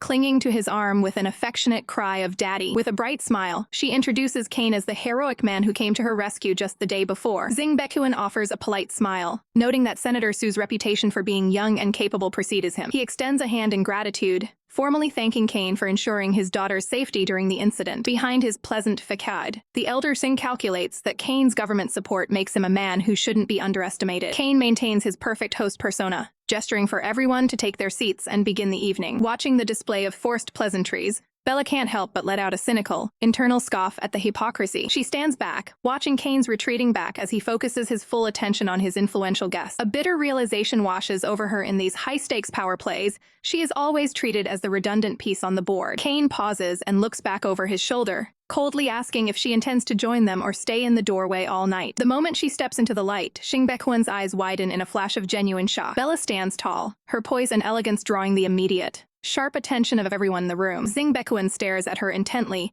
his composure momentarily shaken by her unexpected presence. Clara's smile falters as she turns to Kane, demanding to know the identity of the woman standing beside him. Kane doesn't hesitate, formally introducing Bella Bai as his wife to the stunned audience. The revelation hits Clara like a physical blow, her face paling as she repeats the word wife, in utter disbelief. Jing Baekuan's mind whirs with the scandalous truth: the man his daughter was pursuing is married to his own ex-wife's daughter. An oppressive, heavy silence settles over the long table as the four of them begin their tense dinner together. Suddenly, the sharp clack of a door handle echoes through the hall, signaling yet another arrival. An elderly gentleman enters the room, greeting Baekuan with a familiar nod as he approaches. Stepping out from the shadows behind him, a stoic Martin Gu offers a brief, professional apology for being late. Bella glances toward the door, her breath hitching as she sees the new guests entering the private hall. Her heart hammers against her ribs in absolute shock. She never expected to see General Martin Gu in a place like this. Jing Baekuan immediately rises to greet him, praising the general's bravery and inviting him to take a seat. Martin remains calm and professional, scanning the room with a sharp eye before accepting the invitation. His gaze lands directly on Bella, creating a moment of silent, intense recognition that ignores everyone else. Bella grips the table tightly, her professional composure fracturing under the weight of Martin's unexpected presence. Kane attempts to bridge the gap with a polite greeting, noting that it has been quite some time since they last spoke. Martin shuts him down instantly, coldly reminding Kane that they aren't nearly close enough for such familiarities. Bella remains silent, her gaze fixed downward as the tension in the room reaches a boiling point. Martin stands tall, his presence commanding the attention of everyone at the table. He maintains a stoic expression, refusing to let his guard down in front of his rivals. Seizing the moment, the elder Singh considers how to bring the powerful General Gu over to his side. He leans in with an expectant grin, asking the young general if there's a special lady in his life. Without a hint of hesitation, Martin reveals that he is already engaged to be married. The news catches Bella completely off guard, her mind racing to process the sudden revelation. Startled by the unexpected update, the elder Singh nearly fumbles his glass in surprise. Elder Su attempts to smooth over the awkwardness, mentioning his plans for a formal announcement at tomorrow's banquet. The realization that the general is spoken for ripples through the silent guests. Kane raises his glass with a mocking toast, his eyes flashing with hidden malice toward his wife. He wears a sharp, insincere smile while commenting on how admirable the general's loyalty is. Martin ignores the provocation, taking a steady sip of his wine to maintain his composure. Sensing the growing friction between the two powerful men, Elder Su begins to break a nervous sweat. He desperately wishes to distance himself from the brewing conflict before things spiral out of control. The atmosphere grows heavy as Kane prepares to deliver another verbal blow. Kane smugly thanks Martin for rescuing Bella, claiming she was a trembling mess in his own arms just yesterday. Bella remains frozen, the weight of the lie pressing down on her as Martin watches her closely. Beneath the table, Martin's hand clenches into a tight fist as his patience finally snaps. He counters with a sharp edge in his voice, suggesting that what truly terrified her happened earlier this morning. Kane's smug expression instantly shatters, replaced by a look of pure shock. He turns to Bella, his voice laced with suspicion as he demands to know what occurred. A cold, defiant smirk plays across Bella's lips as she prepares to face him head-on. She looks Kane directly in the eye, her posture radiating a newfound sense of cold confidence. Kane quickly masks his agitation with a forced grin, trying to reassert his dominance over the situation. He leans in uncomfortably close, whispering a lie about her supposed devotion to him. Bella's expression darkens, the shadows falling over her face as she endures his manipulative tactics. Martin watches the interaction with a burning intensity, sensing the distress Bella is trying to hide. The sheer force of Bella's silent rage causes her to grip her chair so hard that blood begins to seep from her palm. Bella sits in a heavy silence, her gaze fixed downward as she struggles to maintain her composure at the dinner table. Her eyes glisten with the sting of betrayal, reflecting the deep emotional toll of the evening's revelations. Reaching her limit, she firmly grasps her handbag, determined to escape the suffocating atmosphere of the hall. She makes a swift exit, turning her back on the toxic gathering to find a moment of solitude. However, her path is blocked by Jing Baekuan, who stops her with the flimsy excuse that her dress has been ruined by a spill. With a feigned helplessness, Xing looks back at Bella and asks for her assistance in fixing the garment. Bella stares her down with a look of pure, icy contempt, immediately seeing through the transparent manipulation. The two women lock eyes in a tense standoff, the air thick with unspoken hostility. Bella finally breaks the silence, addressing the woman with a tone of cold, professional detachment. Refusing to be a pawn in Xing's games, she bluntly declines and continues walking, leaving the other woman behind. Xing immediately puts on a performance for the men, acting the part of the victim, while suggesting that Bella's behavior is fueled by jealousy. Kane merely smirks at the chaos, arrogantly claiming that Bella has only become this temperamental because he has spoiled her too much. Martin's patience wears thin as he warns Kane that playing such dangerous games will eventually lead to his own downfall. Kane remains undeterred, flashing a smug grin as he boasts about his ability to stay afloat regardless of the situation. Martin meets his gaze with a look of hardened disapproval, his silence signaling that he has reached his limit with Kane's arrogance. The confrontation is interrupted by the sharp,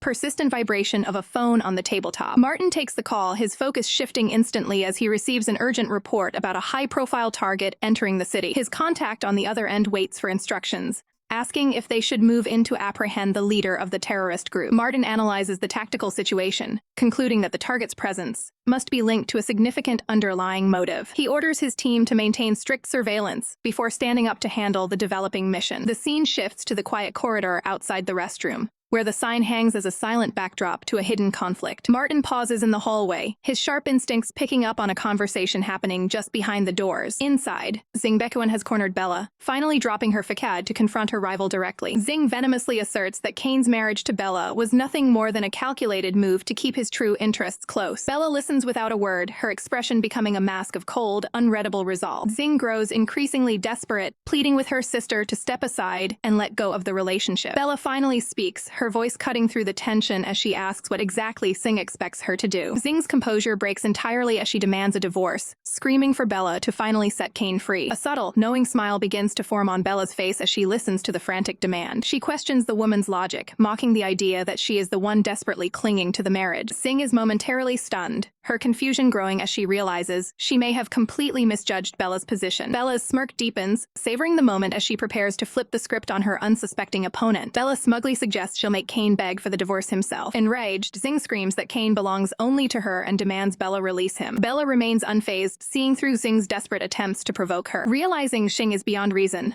Bella decides to end the useless conversation. With a cold stare, she offers Xing one last chance to speak before departing. Bella turns her back and walks away as Xing calls out in a panic. Ignoring the noise, Bella continues her exit with silent composure. Xing shuts her eyes tight, overwhelmed by stinging rejection and shame. She shrieks a desperate reminder that Kane will never love Bella. Bella's heels click against the floor as she maintains her steady pace. Suddenly, her eyes widen as she spots a familiar figure waiting ahead. Martin stands in the hallway, his presence halting her in her tracks. He stares back at her with an unreadable, tense expression. Without a word, he seizes her wrist and commands her to follow. Confused and startled, Bella can only stare at him in shock. He pulls her into a room and slams the door shut for privacy. Martin lashes out, questioning if she's foolish enough to stay submissive to Kane. He warns her that Kane is only playing games while she wastes her life. Bella listens quietly, her face betraying no emotion as he rants. Her gaze remains sharp, processing his sudden outburst. Martin insists that begging for mercy won't earn her any man's affection. Snapping back, Bella retorts that she isn't seeking any kind of humble love. He demands to know what really happened between her and Kane that morning. Bella looks away, clearly irritated by his constant questioning. She firmly states that Kane was just talking nonsense and nothing occurred. Martin searches her eyes, trying to find any hint of a lie. He falls silent, seemingly relieved but still brooding. Done with the drama, Bella coldly announces her departure. His grip finally loosens, allowing her hand to drop. A realization hits him: if she's truthful, his connection to her remains unique. Bella heads toward the elevator, putting distance between them. Martin stands still, watching her walk away until she's gone. Back in the hall, Xing scoffs in frustration over her failed confrontation. She pulls out her phone, calling her brother to request help with a new scheme. Xing offers her brother a lucrative bribe,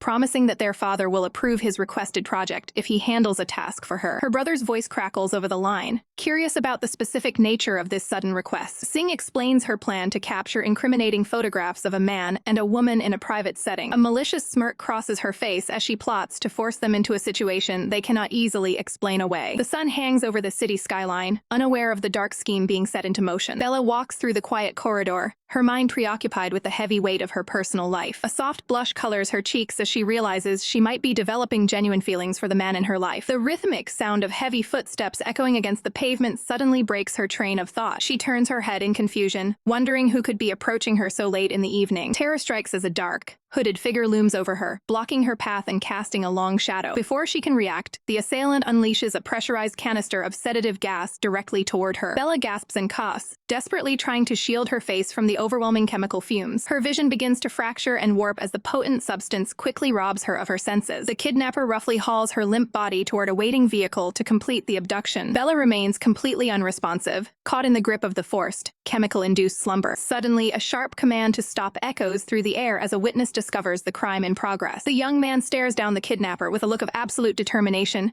refusing to let the victim be taken. With lightning-fast reflexes, he reaches out and firmly seizes the assailant's arm to halt his escape. The hooded man's eyes widen in sheer panic as his easy mission is suddenly interrupted by a capable fighter. With a powerful surge of strength, the hero pulls the criminal off balance and sends him crashing to the ground. The thug hits the asphalt hard, struggling to recover from the impact as his plan falls apart. The hero remains on high alert, his gaze narrowing as the assailant attempts a desperate counterattack. He delivers a crushing blow that leaves the kidnapper wheezing and struggling to maintain his footing. Realizing they've lost the element of surprise, the masked man frantically shouts for his driver to speed away. The hero looks on in frustration, realizing the situation is becoming increasingly volatile. Desperate to avoid capture, the criminal lunges back toward the safety of the open car door. The driver grits his teeth, focused solely on the road as he prepares to flee the scene with the victim. The tires scream against the concrete, leaving behind a trail of smoke as the car peels away. The vehicle zooms into the distance, leaving the hero standing alone under the dim glow of the streetlights. Inside the speeding car, Bella remains trapped and unconscious, completely unaware of her perilous situation. The hero stands silently for a moment, processing the high-speed abduction he just witnessed. He immediately pulls out his phone and dials a contact, his voice cold and commanding as he takes charge. He demands a full report on the car's movements within 10 minutes, determined to track them down before it's too late. Kane stands alone in the silent corridor, his mind clearly preoccupied with a troubling lack of communication. He stares at his phone in growing frustration as the automated message informs him that Bella's number is currently unavailable. His internal focus is broken when a familiar voice calls out his name from the shadows. Xing approaches him with a practiced, sweet expression, attempting to gauge his mood. She plays the role of the bashful partner, mentioning that she has already gone ahead and secured a room for them. Kane isn't interested in pleasantries, immediately demanding to know if she has said something to Bella. Xing masks her true intentions with a lie, claiming she only wanted to have a friendly talk with the woman. She puts on a disappointed face, suggesting that Bella left before they actually had a chance to speak. Kane reaches out and lifts her chin, studying her face with a cold, analytical intensity. He warns her that she is the only woman he has ever cared about, so she must not disappoint him. He maintains a firm, professional grip on her, reminding her that she is smart enough to know that petty games bore him. Xing is momentarily stunned by the sudden weight of his intimidating gaze. She stands frozen, unable to find the right words to counter his overwhelming presence. The tension is finally broken by the sharp chime of the elevator arriving on their floor. As he steps into the lift, Kane wonders to himself what it is about Bella that could possibly be worth his devotion. He offers a final, polite smile, telling Xing to focus on her family gathering instead of him. Xing can only watch in silence as the man she desires drifts away from her once again. The hallway falls into a heavy silence as she is left alone with her bitter thoughts. Rage boils over within her, and she curses Bella's name for continuing to ruin her plans. Miles away, the kidnapper's vehicle speeds through a maze of heavy shipping containers at the docks. The mysterious hero arrives on the scene, his motorcycle tires screaming against the pavement as he slides to a halt. He strips off his helmet, his eyes burning with a determined focus to find the missing physician. He begins a tactical search of the yard, weaving through the towering metal walls of the containers. He spots a slightly ajar door and peers inside, hoping he isn't too late to save her. Inside the dark space, Bella lies curled up on a thin mattress, looking pale and dangerously weakened. He rushes to her side, his voice filled with urgent concern as he tries to wake her. Bella's eyes flutter open, and in her dazed state, she weakly urges him to leave before it's too late. He ignores her plea, promising to get her to a hospital immediately as he prepares to move her. Suddenly, the heavy metal door is slammed shut,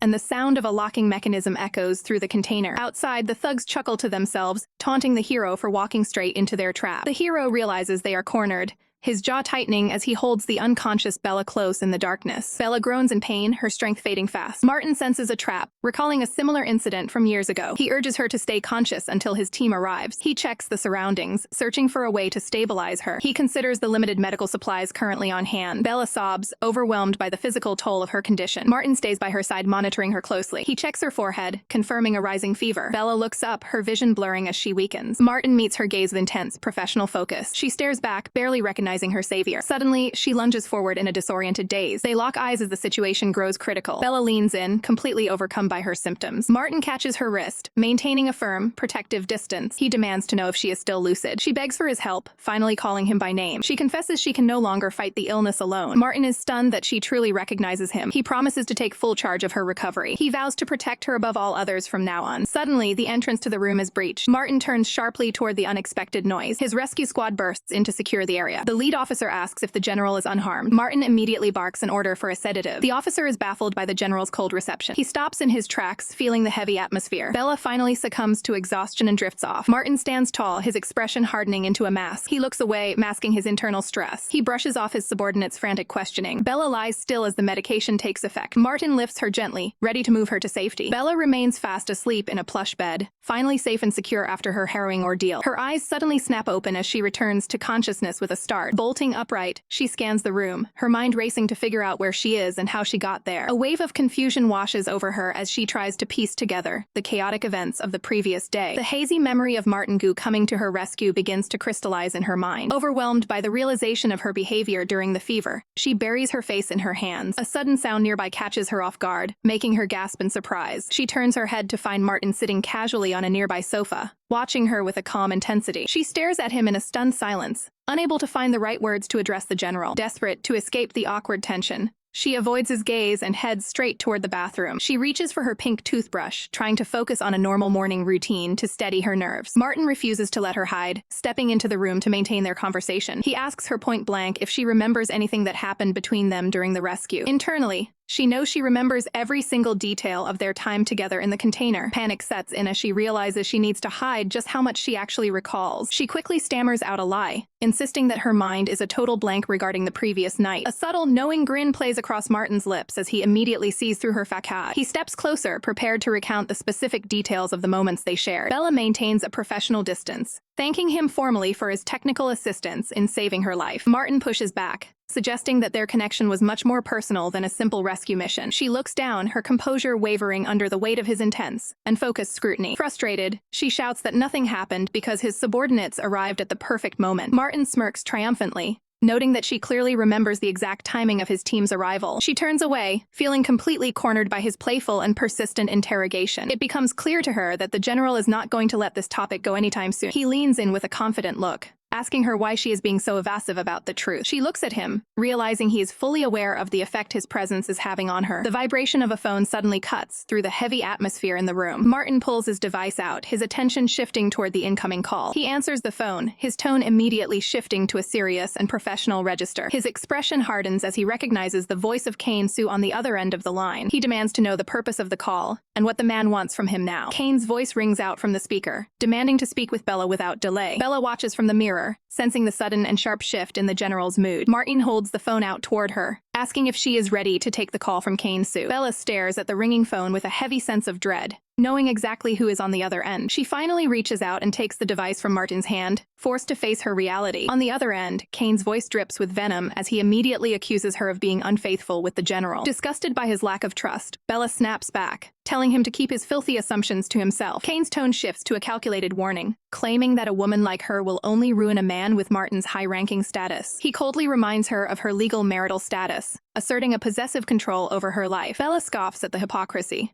questioning how he can lecture her while surrounding himself with so many other women. Kane dismisses her complaints with a sinister smirk, shifting the blame for her recent kidnapping back onto her own choices. The sheer audacity of his response leaves Kane momentarily stunned when she refuses to back down. Refusing to endure another second of his toxicity, Bella tells him to never contact her again. With a definitive click, she cuts the connection and ends the suffocating conversation. Martin watches her closely, wondering why she would ever consider returning to such a man after everything that has happened. Bella's eyes narrow as she dwells on the harsh truth Kane spoke about Martin's bright future. She realizes that Martin is a man of immense power, slated to lead the military or even become the future president. Looking at him, she feels the weight of her own complicated reputation potentially dragging him down. She decides that she cannot allow herself to become a stain on his professional career. Drawing a firm line, she announces her intention to return home and resume her medical duties immediately. Martin remains silent, his expression unreadable as he processes her sudden withdrawal. Bella keeps her gaze low, trying to maintain her professional composure despite the heavy tension in the room. Martin closes the distance and confronts her directly,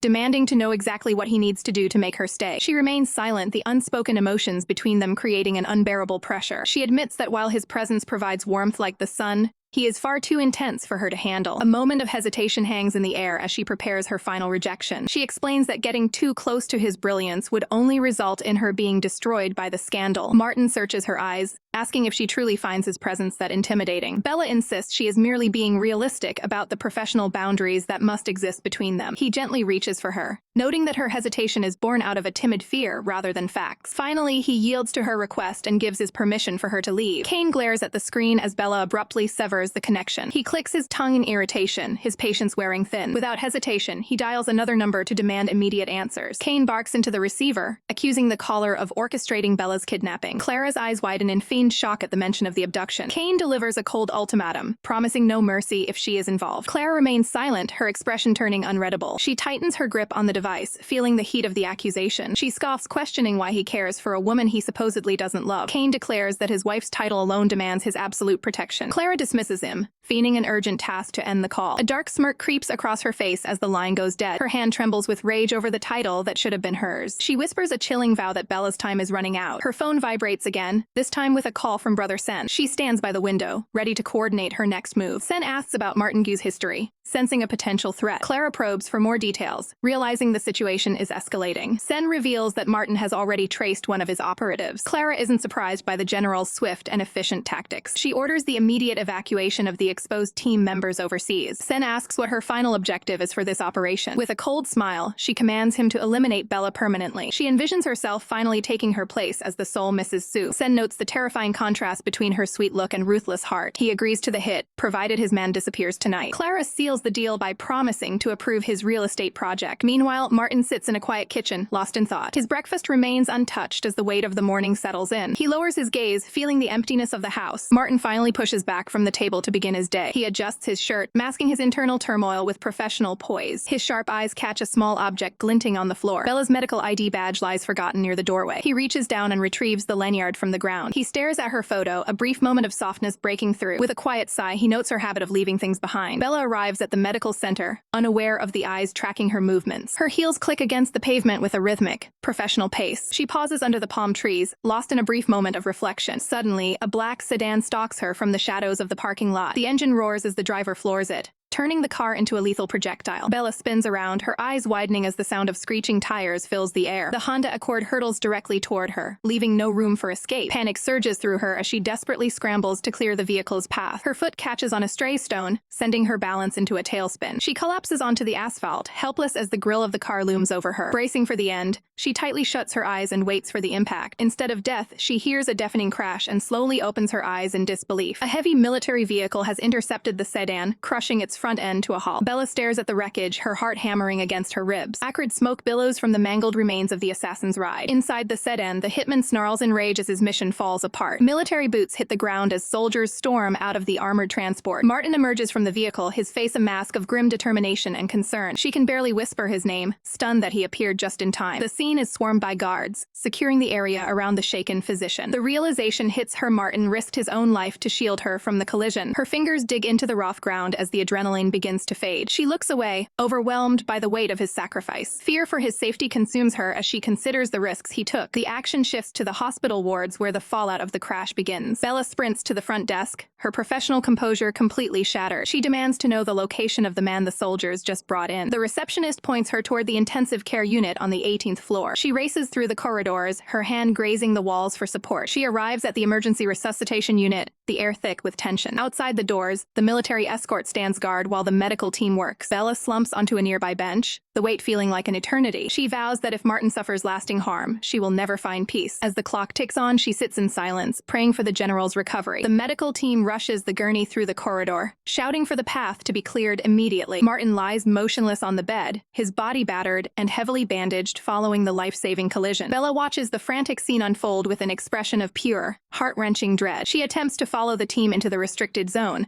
but a staff member blocks her path at the door. Her eyes widen in desperation as she is told that no unauthorized persons are allowed inside the unit. Suddenly, a steady hand reaches out from behind to offer her a moment of silent support. A stern-faced man stands beside her, recognizing the gravity of the emotional toll she is enduring. He calmly instructs her to follow him so she can finally get past the security protocols. Overwhelmed with relief, Bella bows her head and offers her most sincere thanks for the help. The quiet atmosphere of the private wing stands in stark contrast to the chaos of the emergency bay. Bella finally enters the recovery room, finding Martin awake but looking incredibly fragile amidst the monitors. She stands frozen at the foot of the bed, her gaze heavy with a mixture of relief and deep sorrow. The man respectfully steps back, promising to step out and give the two of them some much-needed privacy. Bella slowly takes a seat by the bedside, her entire focus anchored on Martin's recovery. She remains silent for a long moment, struggling to find the right words to say to the man who saved her. Martin looks up at her, managing a weak but reassuring smile despite the extent of his injuries. The sight of his resilience is too much to bear, and the first signs of tears begin to well in her eyes. She finally breaks the silence, asking him with a trembling voice how he could have let himself get so heavily injured. Martin maintains his composure, softly asking if she is feeling sorry for his current state. Bella stares back at him, her heart aching as she processes the weight of his question. She realizes with a pang of guilt that her presence in his life seems to have brought nothing but danger. A single, heavy tear escapes and falls as she struggles to contain the intensity of her emotions. Sobbing quietly, she laments that every time they meet, something terrible seems to happen to him. Martin quickly disagrees, choosing to see the positive by calling himself her good luck star instead. Bella pauses to wipe her eyes, caught off guard by his unwavering and selfless optimism. He explains that as long as they are together, she will surely be able to avoid any future danger. The morning light filters through the large window, casting a peaceful and hopeful glow over the room. Trying to shift the heavy mood,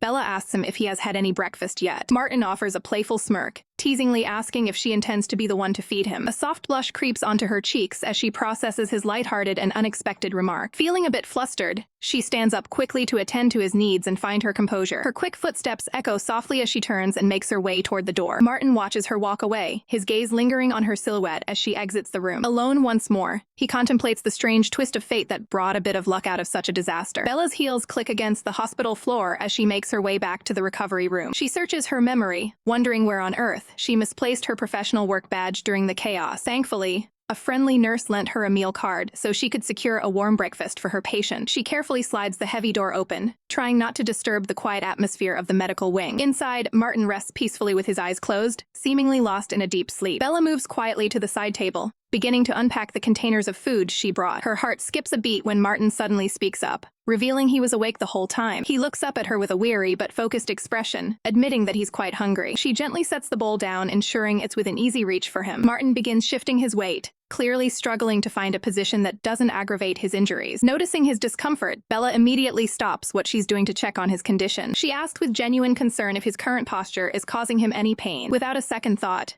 she leans over the bed to help him rearrange the medical supports. She maintains a strictly professional focus as she carefully manages his positioning. Moving in close to reach the pillows, she works with the steady hands of a trained physician. Martin remains silent, his gaze fixed on her as she tends to his needs with such care. A heavy thought crosses his mind, wondering if their relationship would be different if he had been bolder in the past. Bella finishes the adjustment and asks if he finally feels at ease in the bed. He softly speaks her name, his voice carrying a sudden, unexpected weight of emotion. Looking her directly in the eyes, Martin drops a bombshell, asking her to enter into a secret relationship with him. Bella is completely blindsided, her eyes widening in total shock at his blunt proposal. He reaches out, firmly grasping her hand to keep her from pulling away. With surprising strength for an injured man, he draws her closer to ensure she hears his conviction. Bella's mind races as she tries to process the sudden intensity of his gaze. Martin leans in, his expression mirroring the absolute seriousness of his request. She stands frozen, the gravity of his words hanging heavily in the small hospital room. Panicked by the shift in atmosphere, she reflexively pulls back and blurts out a refusal. Martin doesn't back down, promising that he will take full responsibility for whatever happens next. Bella can only stammer, her face flushing as she struggles to find a logical response to his intensity. Feeling the need to escape the pressure, she abruptly gets up and steps away from the bedside. Flustered and needing air, she promises to return in the afternoon before making a hasty exit. The door clicks shut behind her, leaving the heavy silence of the ICU behind. Leaning against the wall outside, she realizes with a jolt that she was dangerously close to saying yes. She clenches her hand, reminding herself that she is still legally married and can't make such a mistake. Shaking off the encounter, she slides open the door to her next destination. She stops in her tracks, surprised to find someone already waiting for her inside. Her friend waves casually from across the room, greeting her with a cheerful "yo," as if nothing is wrong. Arya catches Bella completely off guard, causing her to jump in sudden surprise. Arya leans in with a mischievous glint in her eyes, questioning if Bella is hiding a massive secret from everyone. Bella quickly composes herself, claiming she was merely visiting a friend who was involved in a car accident. Arya's expression brightens as she announces that she has some incredible news to share with her best friend. Bella tilts her head, her curiosity piqued by her friend's sudden burst of excitement. She urgently asks if Arya finally managed to uncover concrete proof of Sue's infidelity. Arya remains calm, explaining that they simply need to wait a few more days for their plan to fall into place. Bella is left puzzled, wondering why there is a sudden delay in exposing the truth. Arya gives a confident wink, telling Bella to put her full trust in her and not to worry. She reveals that Kane's former assistant holds a phone recording that proves his cheating,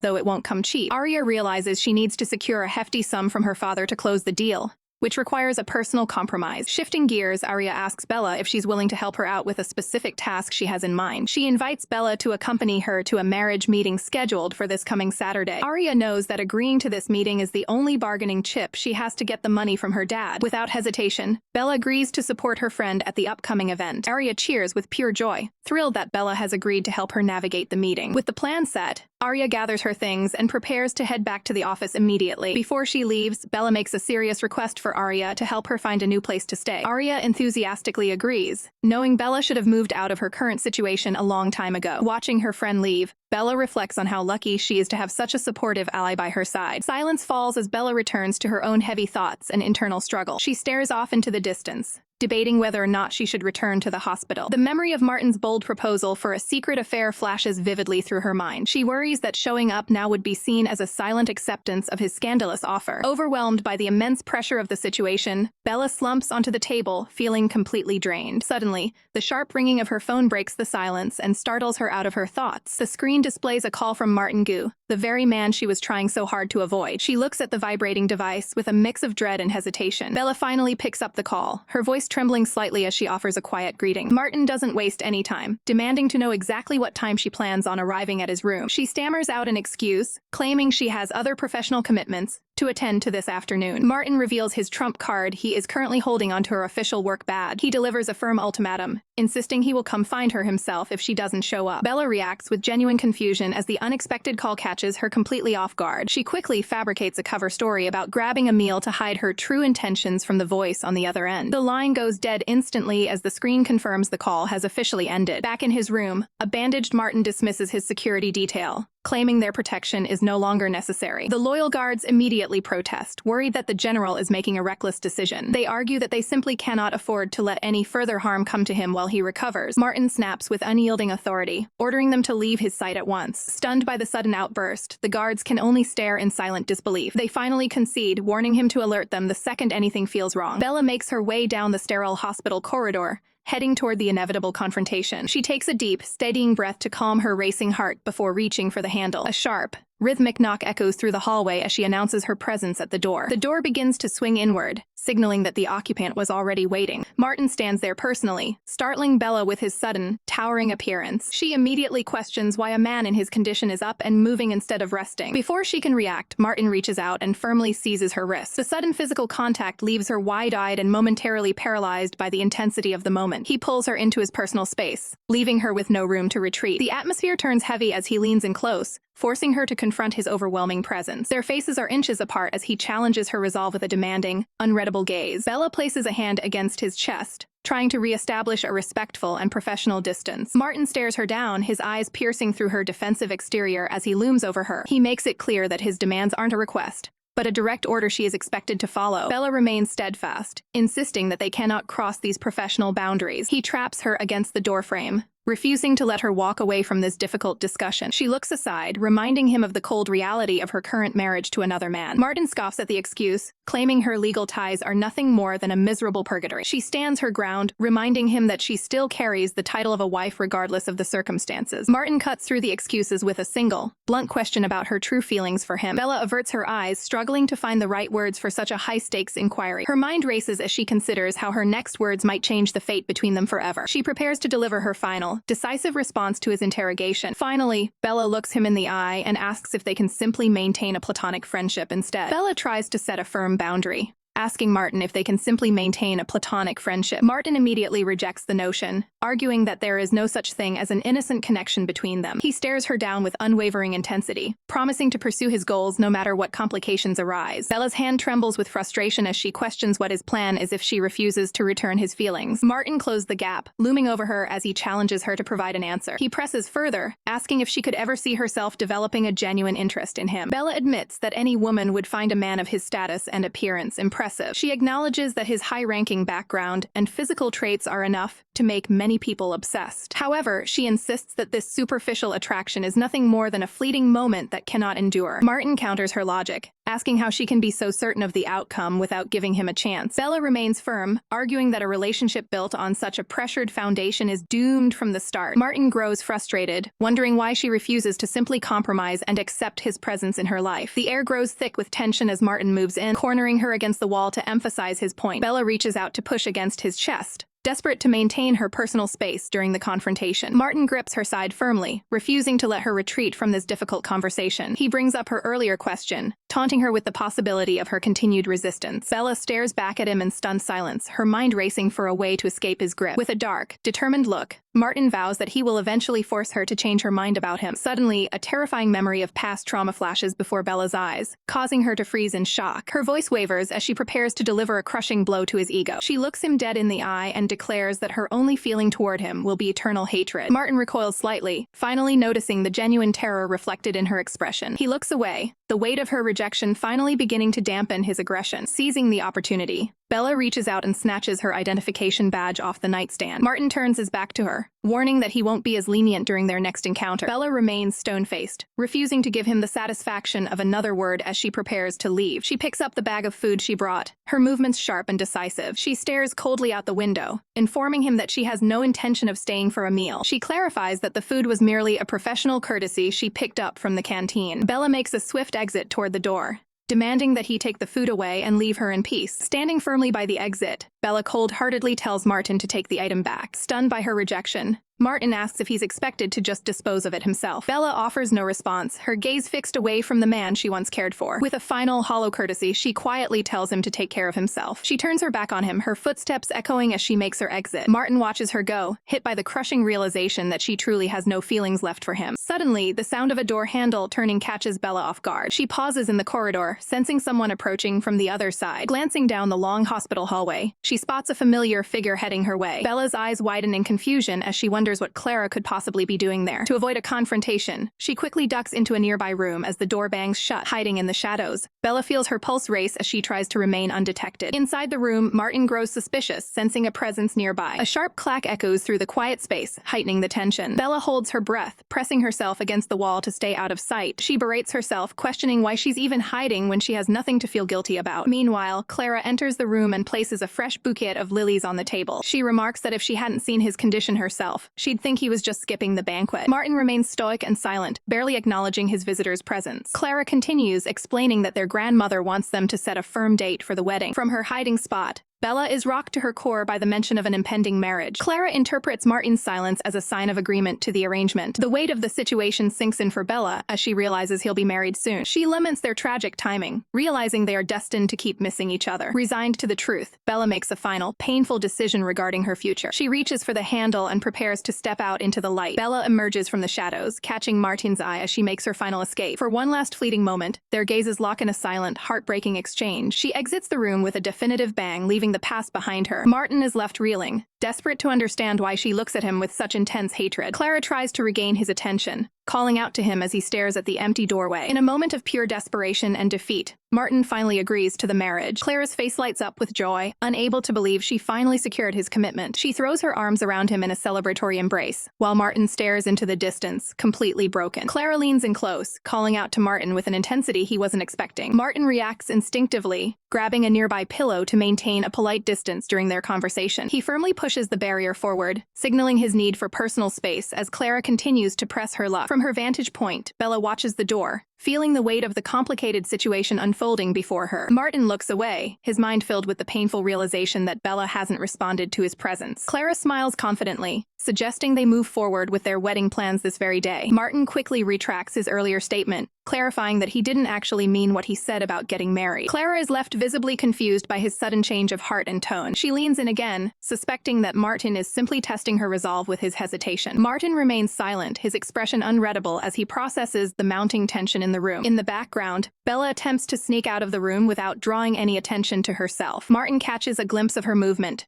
thinking to himself how tactful she is being under such awkward circumstances. Bella reaches for the door handle, her heart racing as she prepares to make her final exit. Martin watches her go, the distance between them feeling more permanent than ever before. Clara turns around, sensing something is off, but not quite seeing the woman leaving the room. Martin stammers through an explanation, admitting he only brought up the wedding because he was afraid Clara would discover Bella's presence. Bella sighs in relief, glad to have avoided a direct confrontation for the time being. She looks toward the hallway, only to be surprised by the sound of approaching voices. An assistant politely guides an elderly woman through the corridor, urging her to take her time. Panic sets in as Bella realizes the hallway is just as crowded as the room she is trying to flee. The door is suddenly pushed open, forcing Bella right back into the room she just left. Clara demands to know what is going on as Bella re-enters the space unexpectedly. Martin gestures for everyone to stay calm, needing a moment to think through the escalating chaos. He stares at Bella, completely bewildered as to why she has returned so suddenly. A sharp knock at the door interrupts the group as a staff member announces an arrival. The assistant enters the room, informing Martin that his grandmother has arrived for a surprise visit. Clara immediately wraps her arms around Martin,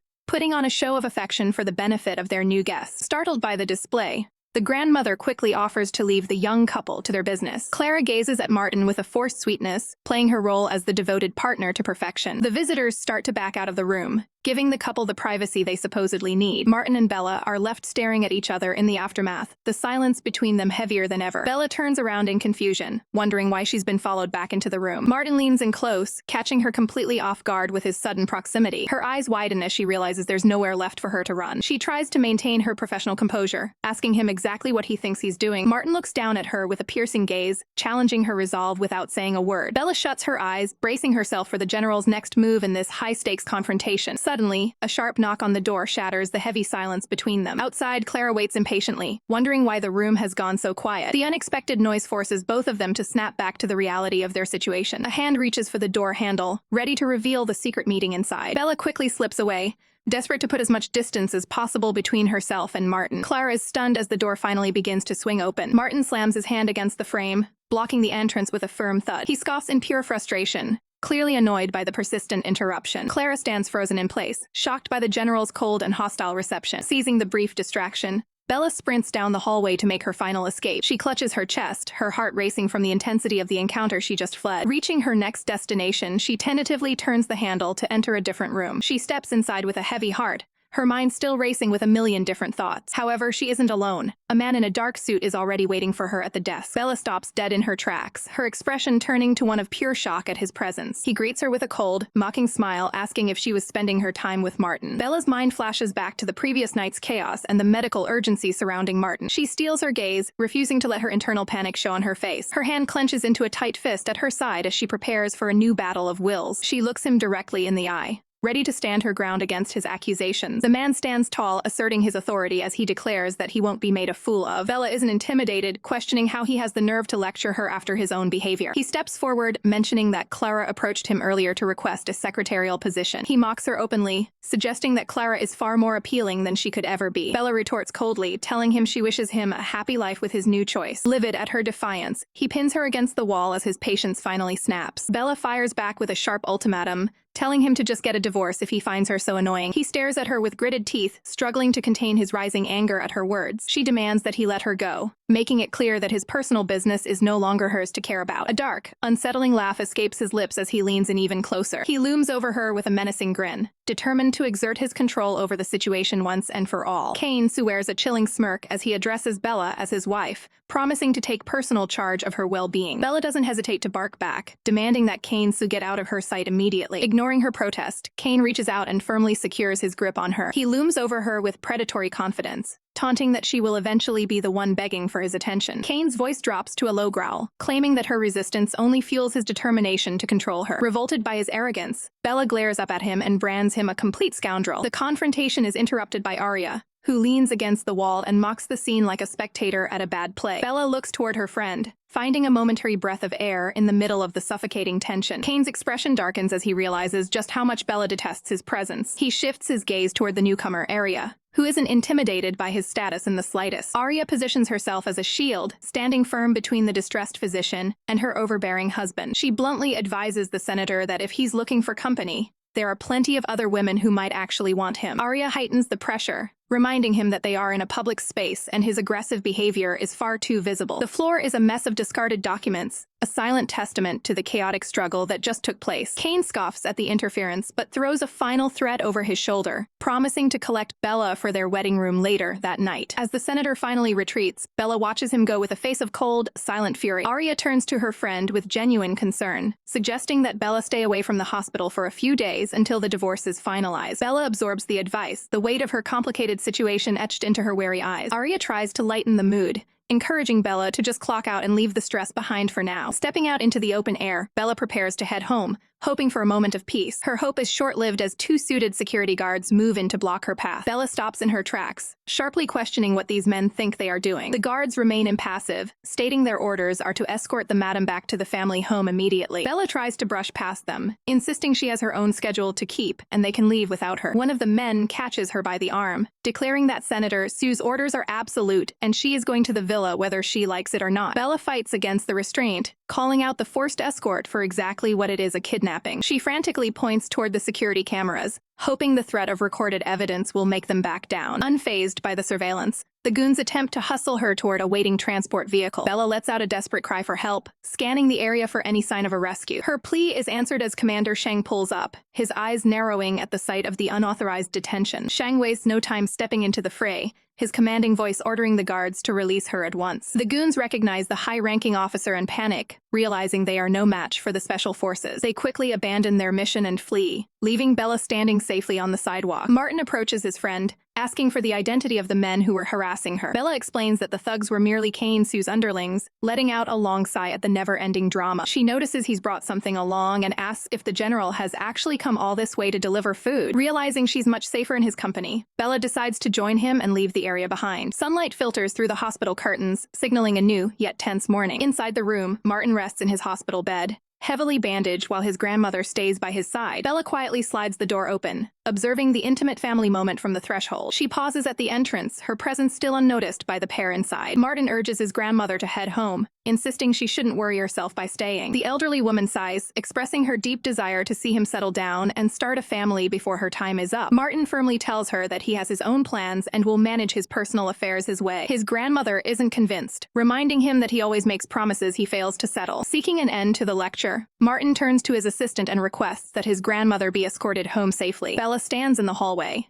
caught between the external threat of Kane Sue and the internal pressure of Martin's presence. As the grandmother exits, she stops in her tracks, surprised to see a woman waiting outside the room. She looks Bella over with a curious and questioning gaze. The assistant quickly steps in, professionally explaining that Bella is simply a doctor performing her rounds. Bella remains silent, letting the cover story pass as the elderly woman moves on. Stepping into the room, Bella questions Martin on how long he plans to remain in hiding. She gets straight to the point, informing him that there are matters he needs to address immediately. Martin looks up, caught off guard by her sudden and direct demand. Bella reveals the danger, explaining that two suspicious men are currently tailing her outside the hospital. Deep down, she feels a sense of gratitude as she realizes she is relying on his protection yet again. Martin locks eyes with her and softly commands her to come closer to his bedside. Bella reacts with a startled blush, caught off guard by the shift in his tone. He watches her intently, his expression serious despite his weakened state. She hesitantly leans in, feeling the weight of the unspoken tension between them. A heavy silence falls over the room as they maintain a long, meaningful stare. Martin breaks the quiet, gently asking if his intense behavior from earlier had frightened her. Bella gives a small, honest nod, acknowledging the intimidation she felt. He closes his eyes and promises to be much more considerate during their future interactions. Bella's eyes widen in shock, her mind racing at the implication of there being a next time. Suddenly, a phone rings on the nightstand, cutting through the emotional moment. Martin answers the call, receiving word that the men following her have been dealt with professionally. He looks back at Bella, confirming that she heard the news and is now safe. Bella looks down at his bandaged arm, the reality of his sacrifices for her becoming clear. She decides it's time to head out, promising to return for another visit once things have calmed down. She turns away, hiding her complex emotions as she prepares to leave. Martin watches her retreating figure, his gaze fixed on her until she disappears through the door. Inside the walls of a sprawling estate, Senator Kane-Soo loses his temper as he rages about his rival, Martin Gu. He quickly snaps into a phone call, demanding an immediate update on the situation. Looming over a trembling subordinate, the senator's presence is suffocating as he awaits the news. The terrified man begs for mercy, swearing he was only acting on the orders he was given. Kane's eyes narrow as he questions the man about the status of the woman he considers his own property. The henchman desperately explains that Bella and Martin remain strictly professional and appeared completely untouched during their time together. A dark, arrogant smile spreads across Kane's face, convinced that Bella is simply saving herself for his eventual arrival. Turning to his assistant, Kane coldly orders the failed henchman to be locked away while he prepares for the real fun to begin. He reaches for his phone, dialing the director of OBGYN to set a deceptive trap in motion. While adjusting his tie with a predatory confidence, Kane tells the director he wants to prepare a special surprise for Bella tonight. Meanwhile, at the hospital, Bella moves through the quiet corridors, completely focused on her medical duties. Her focus is shattered by the sudden, persistent ringing of her phone. She answers the call, only to be told by the director that there is an urgent delivery emergency requiring her immediate assistance. Without a moment's hesitation, Bella sprints toward the labor ward to save her patient. Hours later, the surgery over sign finally illuminates, marking the end of the grueling procedure. Bella exits the room, looking exhausted but relieved that the operation was a success. Her relief instantly turns to dread when she finds Kane-Soo waiting for her in the hallway with a smug grin. She attempts to maintain a professional boundary, walking right past him as if he doesn't exist. Suddenly, Kane's hand shoots out, firmly gripping her wrist to halt her escape. Bella glares at him with fierce defiance, demanding that he let her go immediately. Kane pulls her toward him, arrogantly claiming he has come to personally escort her to their marriage room. Bella stares at him in pure shock, horrified by the senator's delusional and aggressive behavior. She snaps back at him, asking if he's finally finished playing his sick, manipulative games. Kane merely leans in closer, whispering a chilling promise that she will soon carry his child and secure her place as his wife. Internally, Bella recoils in disgust, wanting absolutely nothing to do with a man she views a devil. Realizing she's in a dangerous situation, she begins to scream for help at the top of her lungs. In an instant, Bella is forced into the back of a car, landing on the seat with a heavy thump. Kane sits beside her with an eerie, composed smile, as if this abduction were a normal social outing. The car door slams shut with a final, echoing bang. As they pull away, the driver urgently informs the senator that they are being followed by another vehicle. Kane glances back, his expression turning cold and calculating as he assesses the threat. In the reflection of the window, the pursuing car stays locked onto their tail. Noting the heavy rush-hour traffic, Kane orders his driver to speed up and lose their shadow. Trapped in the back seat, Bella watches the senator, wondering exactly how far Kane is willing to go. Martin listens intently as his contact confirms the worst. Bella didn't go willingly, she was kidnapped. Desperate for a lead, he demands to know exactly which road the captor is currently on. Despite his own severe injuries, Martin orders his men to stop Kane-Soo at any cost, even if it requires a full-scale detention at the police station. His informant reports that the target's car is currently weaving through the city center in a calculated loop to lose any tail. Determined to keep the pressure on, Martin commands his team to maintain their pursuit without losing sight of the vehicle. The line goes dead as Martin prepares to take matters into his own hands. He turns to Commander Shang, demanding that his cast be removed immediately so he can join the mission. Shang hesitates, arguing that this appears to be a private marital dispute they have no reason to interfere with. Martin's expression hardens into a cold, unwavering glare that leaves no room for further debate. Feeling the sudden chill of that gaze, Shang instantly realizes that his superior is finished talking. Martin shifts his focus to the technical logistics, ordering Shang to notify the traffic department and secure a live video feed of the downtown area. Meanwhile, at a busy intersection, the traffic signal flickers to green, signaling a moment of misplaced safety for the public. Pedestrians begin to stream across the crosswalk, completely unaware of the danger hurtling toward them. Inside the lead vehicle, Kane-Soo coldly gives the order to his driver to begin their aggressive maneuver. The tires scream against the asphalt as the car floors it, swerving through the crowded street. The sudden burst of speed sends Bella reeling back into her seat, her heart racing with panic. Kane watches her struggle with a twisted sense of amusement, mocking her for making a fool of herself. Bella can only stare back in stunned silence, realizing the terrifying depth of the man's obsession. Ahead of them, a slow-moving scooter becomes an obstacle in their reckless, high-speed path. The speedometer climbs rapidly, hitting a dangerous 80 kilometers per hour in the middle of a pedestrian zone. Terrified of the inevitable impact, Bella screams for him to slam on the brakes before they crash. It's too late as the heavy sedan clips a bystander with a sickening thud. An elderly woman is sent stumbling, her face contorted in a mask of shock and pain. She collapses onto the hard pavement as the car continues its heartless flight without slowing down. Bella watches the scene unfold in the window, her eyes wide with horror at the senseless violence. Passersby rush to the victim's aid while the senator's car disappears further into the distance. The realization finally sinks in for Bella. Kane is a monster with absolutely no regard for human life. Kane dismisses the incident entirely,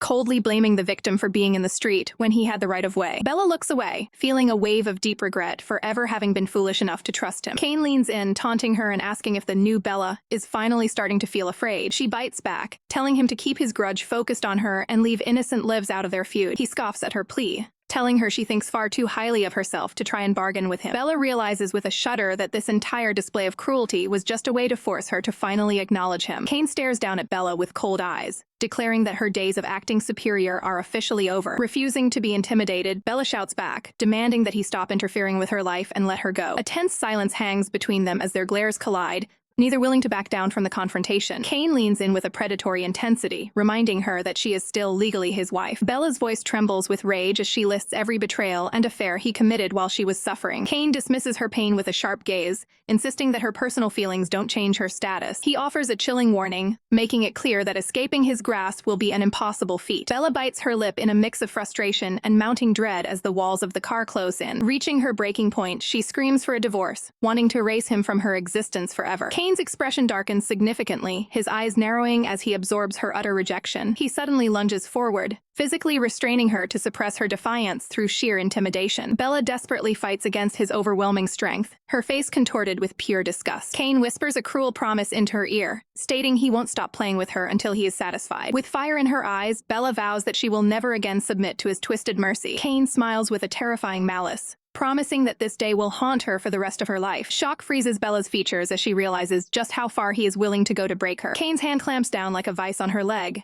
ensuring she has no room to maneuver inside the vehicle. Looking at him, Bella sees nothing but a man hell-bent on total and complete destruction. A fleeting memory of a different man flashes through her mind as she faces her current nightmare. Her hand slowly creeps toward the car door handle, her mind racing with a suicidal plan of escape. She braces herself, knowing that what she is about to do is the only way to reclaim her agency. Kane mocks her resolve, laughing off her movements as a desperate and pathetic act of theater. Bella grips the cold metal handle tight, declaring she would rather face death than another moment of his control. In a split-second motion, she throws the door wide open, the wind whipping into the speeding car. Kane's reflexes kick in as he reaches out, his hand snapping around her arm to prevent her from falling. Beads of sweat form on Kane's brow as the reality of her deadly gamble finally shatters his composure. He barks an urgent command at the driver to slam on the brakes before she is lost forever. The car's tires scream against the asphalt, leaving thick black streaks as the vehicle lurches to a stop. Even as the car slows, Kane's grip remains punishingly tight, refusing to let her slip away. Bella's hand hits the pavement as she tumbles out, her body racked with cuffs and exhaustion. Kane steps out and looms over her, his voice dripping with mock concern as he asks about her pain. She glares up from the dirt, her arm badly scraped and bruised from the high-stakes escape attempt. Standing tall against the sky, Kane declares this ordeal a necessary lesson before ordering her back home. Bella screams at Kane to get lost, her eyes burning with pure defiance. Suddenly, tires scream against the asphalt as a rugged SUV skids to a dead stop. Kane clicks his tongue in irritation, clearly frustrated by the unexpected interference. General Goose steps out of the vehicle,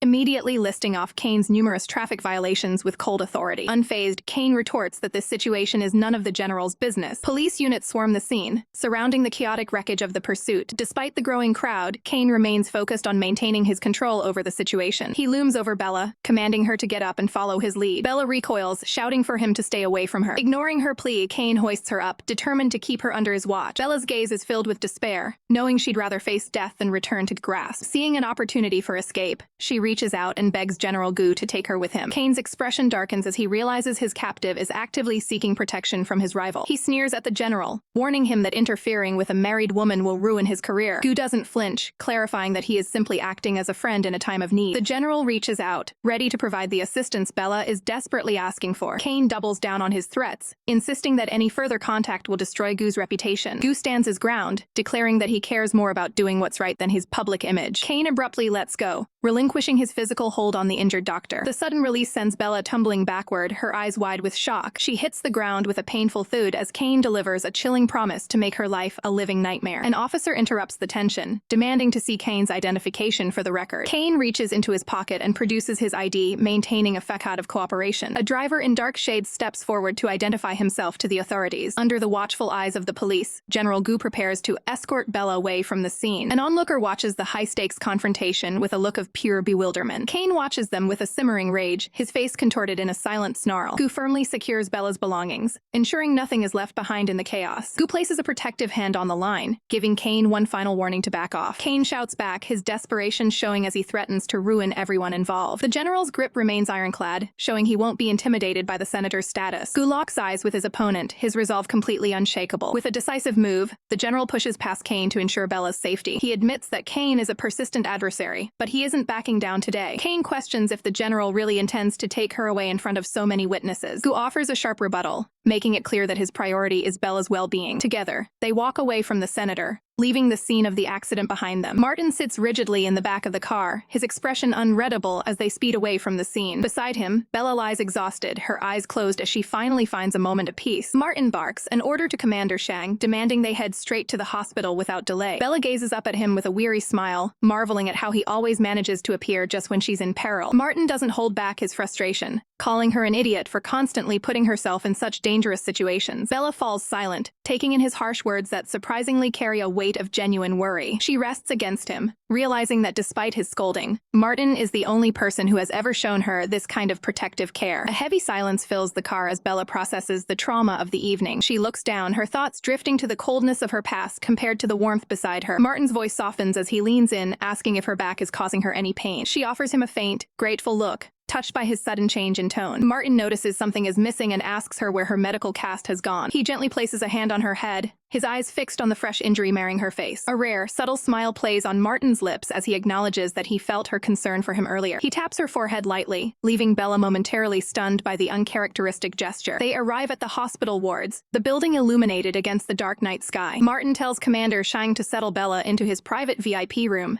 stating he will personally oversee her recovery tonight. Shang's eyes widen in shock, his mind racing with the potential scandal of the general staying the night. The commander nervously points out that their proximity might lead to unwanted rumors. Martin shuts him down instantly, ordering him to focus on the Ash Wolf Island exercises instead. Moonlight streams through the hospital window, casting a calm glow over the silent room. Bella remains fast asleep, her face buried deep into the soft white pillow. Her nose twitches as the faint, savory scent of food begins to fill the air. She sits up with a start, her stomach rumbling as she clutches her pillow tightly. The door swings open as Martin enters the room, followed closely by a medical assistant. He stands by her bedside, simply asking if she is feeling hungry yet. Bella winces in pain, letting out a small groan as she tries to adjust her position. Martin immediately warns her to stay still, fearing she might accidentally reopen her wounds. He prepares a nutritious bowl of porridge, complete with side dishes to help her regain her strength. With clinical precision, Martin lifts a spoonful of food to her mouth, ensuring she gets the nourishment she needs. He maintains a focused, professional demeanor while tending to her recovery. Bella chews slowly, the warmth of the meal and his care finally starting to ground her. Looking up at him, she quietly asks if there is anything in this world he truly wishes for. Martin meets her gaze intensely, questioning if she hasn't already figured out exactly what he wants. Bella gazes into the distance, lost in a moment of quiet reflection. Her eyes glimmer with a hidden longing as she remains silent. Martin leans in, gently asking what her heart truly desires. She admits she dreams of a simple life, cooking for a partner and growing old together. Beyond that, she wishes for her mother's recovery and a peaceful trip to Provence. Martin immediately offers to fund the entire journey without hesitation. Bella sadly explains that her mother's mental condition makes travel impossible. Martin listens intently while continuing to tend to her needs. He settles in closer, focusing entirely on her recovery. He boldly asks if she considers him to be good-looking. Martin then pushes further, asking if he surpasses Kane Su in appearance. Bella admits there is simply no comparison between the two. He presses her to reveal which of them she actually prefers. Bella suspects a conversational trap and tries to remain guarded. Martin questions what truly matters to her if not outward looks. She looks him in the eye and declares that the heart is what's important. The air grows still as Martin leans into her personal space. Their faces are inches apart as the atmosphere heightens. Bella suddenly breaks the tension by requesting a serving of ribs. A plate of savory ribs appears as the new center of attention. The two share a stunned, wide-eyed look at the sudden change in mood. Martin quickly recovers and agrees to fulfill her request. He goes back to his caretaker duties with professional focus. Bella realizes just how attentive and skilled he is at looking after her. Martin Martin warns her that her staring is making it hard for him to stay composed. She retreats behind her pillow, her face flushing with heat. She quickly turns away in bed to hide her embarrassment. A soft, genuine chuckle escapes from Martin as he watches her. Bella demands to know what he finds so amusing about the situation. He dismisses the question with a calm, knowing smile. He reaches for the switch and clicks off the bedside lamp. From the darkness of the room, Bella whispers a sincere thank you. Martin's footsteps signal his departure from her side. He pauses momentarily, his expression turning serious and contemplative. Bella is left alone in the quiet, shadowed hospital ward. She wonders why a man of his stature would ever be interested in her. The morning light streams through the hospital window as the curtains flutter softly in the breeze. Bella slowly blinks her eyes open, feeling the quiet of the room settle around her. She turns her head to find the space beside her vacant, realizing Martin has already departed for the day. The silence is suddenly broken by the sharp creak of the hospital door swinging open. Arya bursts into the room with a bright smile, calling out Bella's name in a wave of relief. Surprised by the sudden visit, Bella questions what exactly brought her friend to the hospital so early. Arya reveals that Martin reached out personally, requesting that she provide professional care during Bella's recovery. Bella offers a reassuring smile, downplaying the incident as nothing more than a minor traffic mishap. Arya holds up a digital recorder, asking if Bella recognizes the significance of this device. With a knowing look, Arya explains that she caught Kane's scandalous conversation with another woman on tape. She confidently declares that this recording is the definitive evidence needed to finalize the divorce in court. Bella's expression hardens as she instructs Arya to forward the file to her legal counsel immediately. Arya promises to have the evidence delivered to the lawyer's desk by noon today. Unbeknownst to them, Kane stands just outside the door, his shadow looming as he eavesdrops on their entire plan. His knuckles turn white as he fiercely clenches the bouquet of roses intended for Bella. Consumed by spite, Kane realizes Bella has already collected evidence and vows to block her from getting what she wants. He coldly discards the expensive flowers into a nearby trash bin before walking away. Despite his outward bravado, a sense of lingering unease begins to gnaw at Kane's mind as he checks his phone. Back in the ward, the white curtains continue to sway as the atmosphere remains heavy. Arya informs Bella that she must rush off for an emergency surgery, but promises to return later. Left alone once more, Bella sits up in bed, her thoughts drifting back to the task of her recovery. She picks up a notebook filled with meticulous handwritten notes left behind for her. Bella can't help but admire how the elegant handwriting reflects a disciplined and focused character. She holds the book close, finding a strange sense of comfort in the technical details written inside. Suddenly, a chilling presence in the room causes her to look up in immediate alarm. Kane towers over her bed with a predatory smirk, his eyes devoid of any genuine warmth. Bella demands to know how he gained access to her room and what his business is here. Without a word,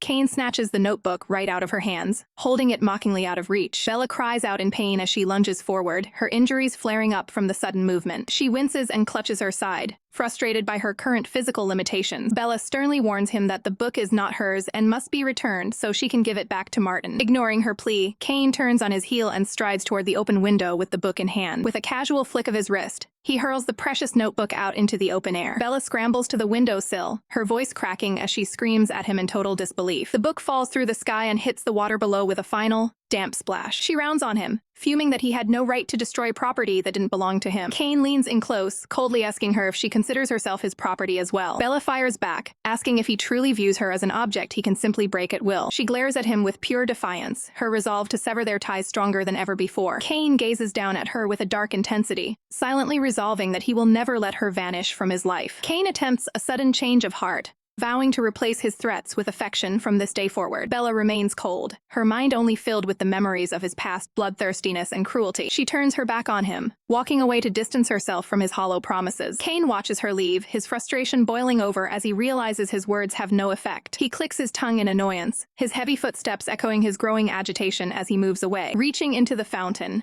Bella carefully retrieves the soaked notebook that Kane had discarded. Kane stares back with a piercing gaze, refusing to let the situation go. Sensing his intense presence, Bella shoots him a wary look, keeping her guard up. She tries to move past him once more, but the senator isn't finished with his interrogation. He accuses her of seeking a divorce just to chase after Martin Gu as a free woman. Bella shuts her eyes in exhaustion as he claims that Martin's prestigious family would never accept someone like her. Suddenly, Kane's hand shoots out, gripping her wrist in a forceful display of control. He pleads with her to wake up, offering her everything if she would only agree to start a new life with him. Bella jerks her hand back, coldly informing him that the life she envisions has absolutely no place for him. The rejection hits Kane like a physical blow, leaving him stunned and breathless. Desperate for any sign of past affection, he demands to know if she ever truly loved him. She stands her ground, stating that their current relationship is completely devoid of any such emotion. With a look of pure regret, She admits that she wishes they had never even met in the first place. Kane's expression turns menacing as he vows to leave a lasting mark on her so she can never forget him. Bella's eyes widen in genuine fear as she realizes his obsession has reached a dangerous breaking point. He lunges forward, trapping her in a suffocating embrace that she desperately tries to escape. Reacting on instinct, Bella delivers a sharp slap across his face to break his hold. She screams for him to let her go, but his grip only seems to tighten as he glares at her. Kane's aggression escalates as he roughly snatches at her shoulder,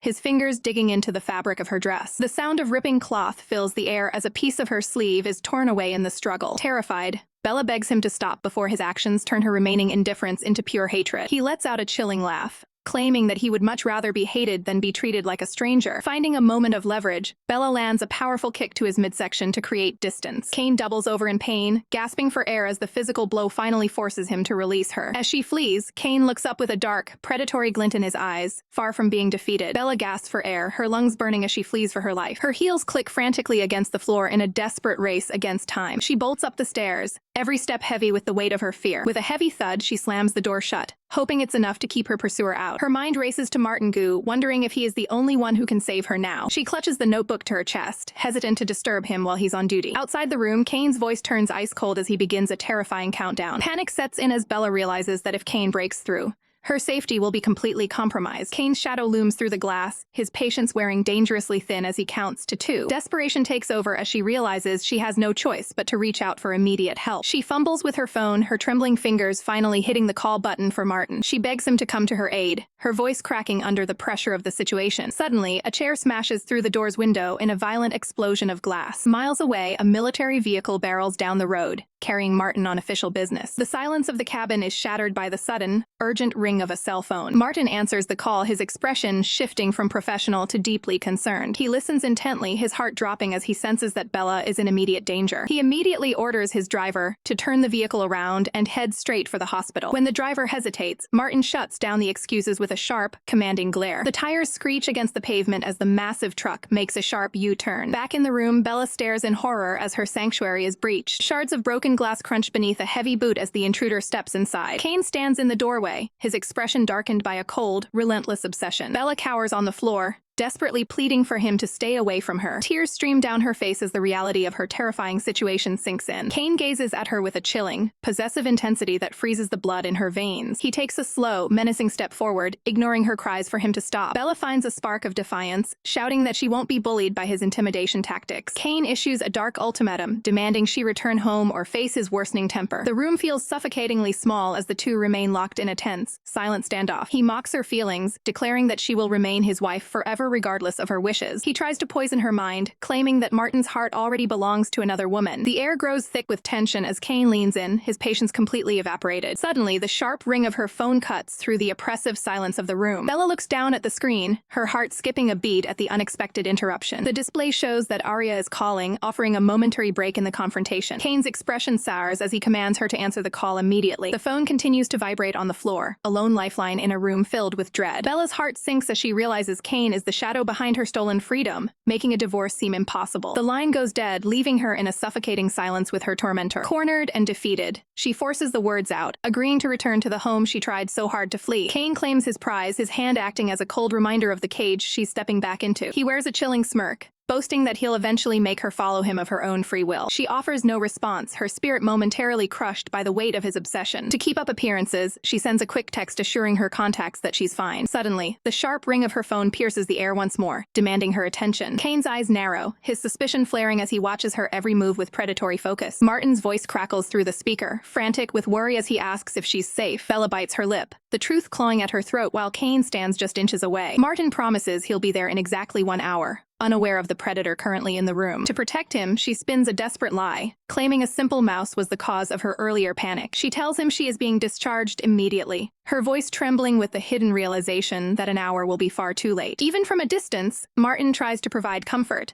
mentioning the successful completion of her Citizen Award application. He goes further, promising to handle her mother's arrangements so she can finally find some peace in Provence. Overwhelmed by his unexpected kindness, Bella is haunted by the feeling that she doesn't deserve such a man. With a final click, the connection is severed, leaving her alone in the lion's den. Kane's jealousy flares instantly, demanding she refuse any gifts or help from other men. He attempts to regain control by offering to facilitate a meeting with her mother right away. Exhausted by the mental warfare, she simply tells him she wants to go home and rest. Meanwhile, Martin's knuckles turn white as he grips the steering wheel, racing against a clock he doesn't fully understand. His gut tells him something was wrong as Bella's explanation didn't match the sheer terror he heard in her voice. The situation takes a turn for the worse as an officer reports a devastating explosion that hit the Ash Wolf team. The report is grim, detailing how their leader has suffered catastrophic, life-altering injuries in the blast. Shifting into general mode, Martin orders the casualties to the military hospital and pivots his route to meet them. His subordinate breathes a sigh of relief, realizing the general would have been caught in the blast if he hadn't left early to save Bella. At the sight of the carnage, Boots tread carefully over the scorched, debris-filled earth. Thick plumes of smoke rise from the shoreline where the fire still rages against the water's edge. Martin demands answers, and his officer confirms the tragedy was caused by a sophisticated chain of mines, burning with a need for justice. He demands a full list of everyone involved in the sale of those explosives within 24 hours. Far from the battlefield, the quiet facade of a luxury estate masks the tension building within. The electronic lock beeps as a code is entered, granting entry to a place that feels more like a prison than a home. Bella reflects on the bitter irony of her life, realizing her connection to Martin might only be due to a shared birthday with another woman. Standing in the shadows of the balcony, Kane keeps her close, his victory nearly complete. Bella's eyes immediately land on the vibrant pink ruffles of a skirt that seems entirely out of place in this cold environment. She can hardly believe her eyes, questioning how the governor's daughter could possibly choose such an unprofessional and revealing outfit. Clara greets her with a beaming, overly sweet smile, acting as if they are the closest of sisters. Bella chooses stone-cold silence, completely ignoring the forced pleasantry as she stares straight ahead. The dining table is meticulously prepared,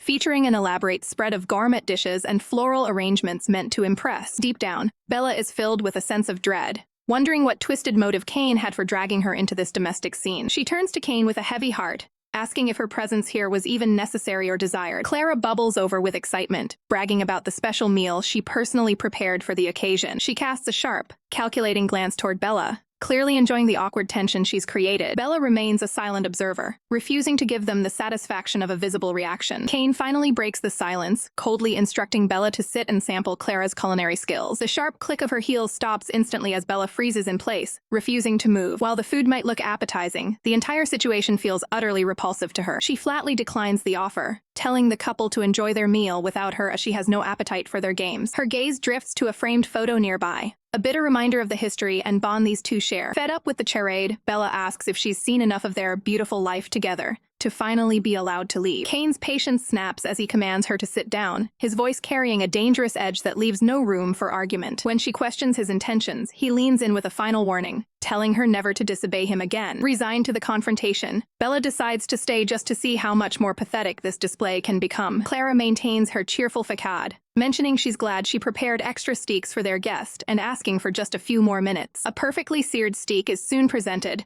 though it does little to ease the suffocating tension in the room. Clara prepares the final touches of the meal, her eyes fixed on Bella with an unreadable expression. She sets the plate down in front of Bella, trying to maintain the illusion of being a gracious host. The dinner continues with Clara chattering away, desperately trying to fill the oppressive silence between the three of them. Bella keeps her eyes lowered, her face a mask of total indifference to the world around her. Kane watches her closely, frustrated and confused by her total lack of jealousy or emotion. Beneath the table, Bella's hand rests still, a sign of her steely resolve to remain detached from their provocations. Kane turns his attention back to Clara, offering a hollow smile as he encourages her to keep eating. Bella stares at the unwanted meal with a cold, detached gaze. Kane watches her every move, waiting for a crack in her armor. Clara whispers a plan to keep Kane's focus entirely on her while her rival is away. Bella takes a drink, hoping Clara's presence absorbs Kane's aggression. Kane scoffs, clearly irritated by his wife's refusal to show jealousy. Bella remains silent, refusing to engage in their petty psychological games. Kane's frustration boils as he stares at her emotionless face. The steak sits on the plate, intentionally left raw and inedible. Bella realizes this culinary failure is Clara's blatant attempt at provocation. A sharp clatter echoes through the room as Bella drops her silverware. Clara instantly feigns terror, clinging to Kane for protection. Kane berates Bella, blindly defending Clara's technical cooking efforts. Bella snaps, declaring their life together a living hell. Kane demands total obedience, refusing to tolerate her sudden outbursts. Bella stands her ground, questioning his impossible standards for a wife. She remembers the agony of loving a man who never looked her way. A single tear falls as she confesses her love has vanished. Bella wipes her eyes, her resolve hardening through the pain. Kane stands frozen, genuinely shocked to see her finally finally break. Clara offers her own plate to keep Kane's attention on the meal. The sliced steak remains cold, a testament to the ruined evening. Bella declares she wants a divorce, finished with this toxic lifestyle. Kane's face pales as the weight of her words sinks in. He feels a strange tightening in his chest at the thought of her leaving. Clara watches him closely, her mind racing with new manipulative tactics. Kane realizes his attempt to control her through torment has failed. He offers a 1-month trial separation instead of an immediate divorce. Bella looks up, stunned by this rare moment of concession. She grabs her things and exits without a second glance. Clara watches the door close, pleased that her rival has retreated. Clara turns her attention back to Kane, maintaining her supportive facade. With the house quiet, Clara smiles, eager to continue the evening. Kane coldly dismisses Clara, ordering her to make her exit first. Clara smirks, suggesting that if she didn't know better,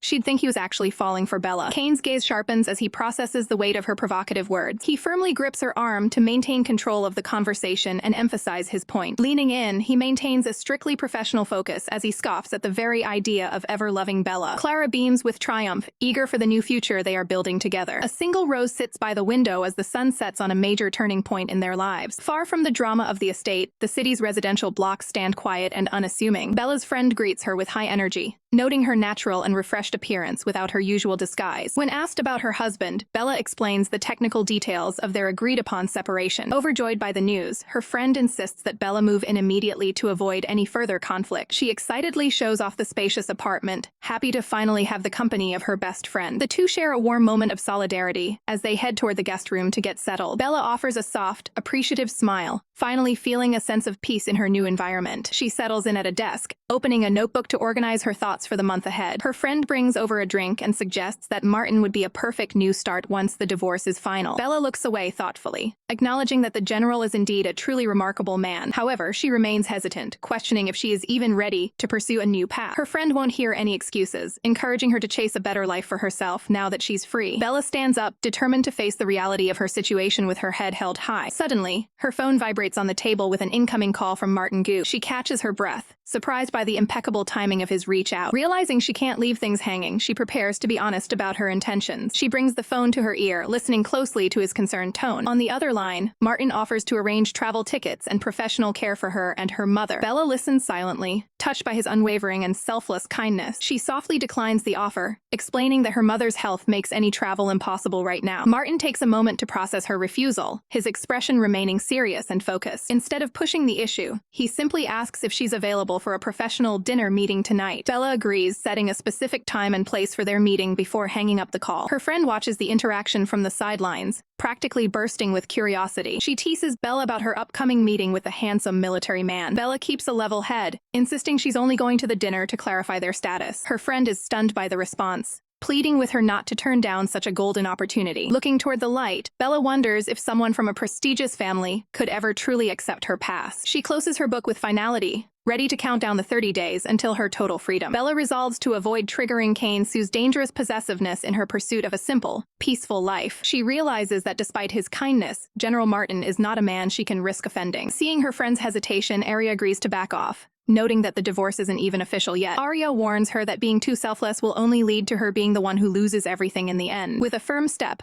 Bella heads out to meet the general and face the complications of her new reality. Despite the risks, she offers a soft smile, choosing to prioritize her own conscience over easy gains. The evening light bathes the restaurant in a golden glow as the time for her meeting arrives. Standing by the glass, Bella takes a deep breath before stepping into the high-stakes encounter. Inside, Martin sits with a commanding presence, already waiting for her arrival. His eyes brighten the moment he catches sight of her walking toward the table. The reflection in the window captures the tension of a meeting that could change everything. Martin stands to greet her, his first concern being her current well-being. Bella offers a polite chuckle, trying to lighten the mood by suggesting they look at the menu. Martin reaches out with a small gift, a specialized ointment to ensure her injuries leave no permanent scars. She carefully accepts the small bottle, feeling the weight of his constant protection. A heavy silence falls over her as she contemplates how to decline his further advances. The upscale restaurant provides a quiet backdrop for the serious conversation about to unfold. Martin continues his generosity, offering to provide a professional paramedic for her mother's care. Bella draws a line in the sand, addressing him formally as General while refusing any more of his favors. The use of his official title clearly stings, leaving Martin visibly frustrated by the sudden distance. She explains that while she values his friendship, She doesn't feel she has the right to be in his social circle. Confused by her logic, Martin demands to know exactly what she means by pushing him away. Bella looks away, reiterating her desire for nothing more than a quiet, ordinary existence. Martin challenges her, asking if he hasn't provided that peace, or if she's simply afraid of falling for him. Just as the tension peaks, Bella's attention is suddenly snatched by a figure entering the room. Her heart stops as she recognizes the man from a past incident involving Kane Sue's deception. Martin notices her sudden change in demeanor and watches her with growing concern. Panic takes over as Bella realizes the man is walking straight toward their table. Terrified of being recognized, she begs Martin to help her stay out of sight. Martin is insulted by her sudden frantic behavior, wondering if being seen with him is really that shameful. The suspicious man pauses, scanning the room for a familiar face. Bella peeks out from her hiding spot, her eyes wide with the fear of being discovered. She quickly ducks down, seeking refuge near the table to avoid the man's direct line of sight. Martin keeps his composure, swirling his wine as he prepares to deal with the intruder. From her hiding spot, Bella looks up at Martin, pleading for him to handle the situation. The man approaches with a fake smile, trying to use his business ties to strike up a conversation with the general. Martin doesn't waste a single breath on pleasantries, coldly ordering the man to get lost immediately. Bella cowers beneath the long tablecloth as the threat looms nearby. The suspicious visitor leaves the table with a mocking parting word. Bella stays motionless as the sound of heavy footsteps fades away. Martin peers down at her, appearing amused by her cramped hiding spot. Fear grips Bella as she worries about what the intruder will report. Martin sits back, exhaling a heavy sigh of visible frustration. He immediately takes to his phone, ordering his men to evacuate the restaurant. Bella waits patiently for the signal that it is finally safe to emerge. The commander terminates the call once the security sweep is finalized. Martin remains stoic and stern,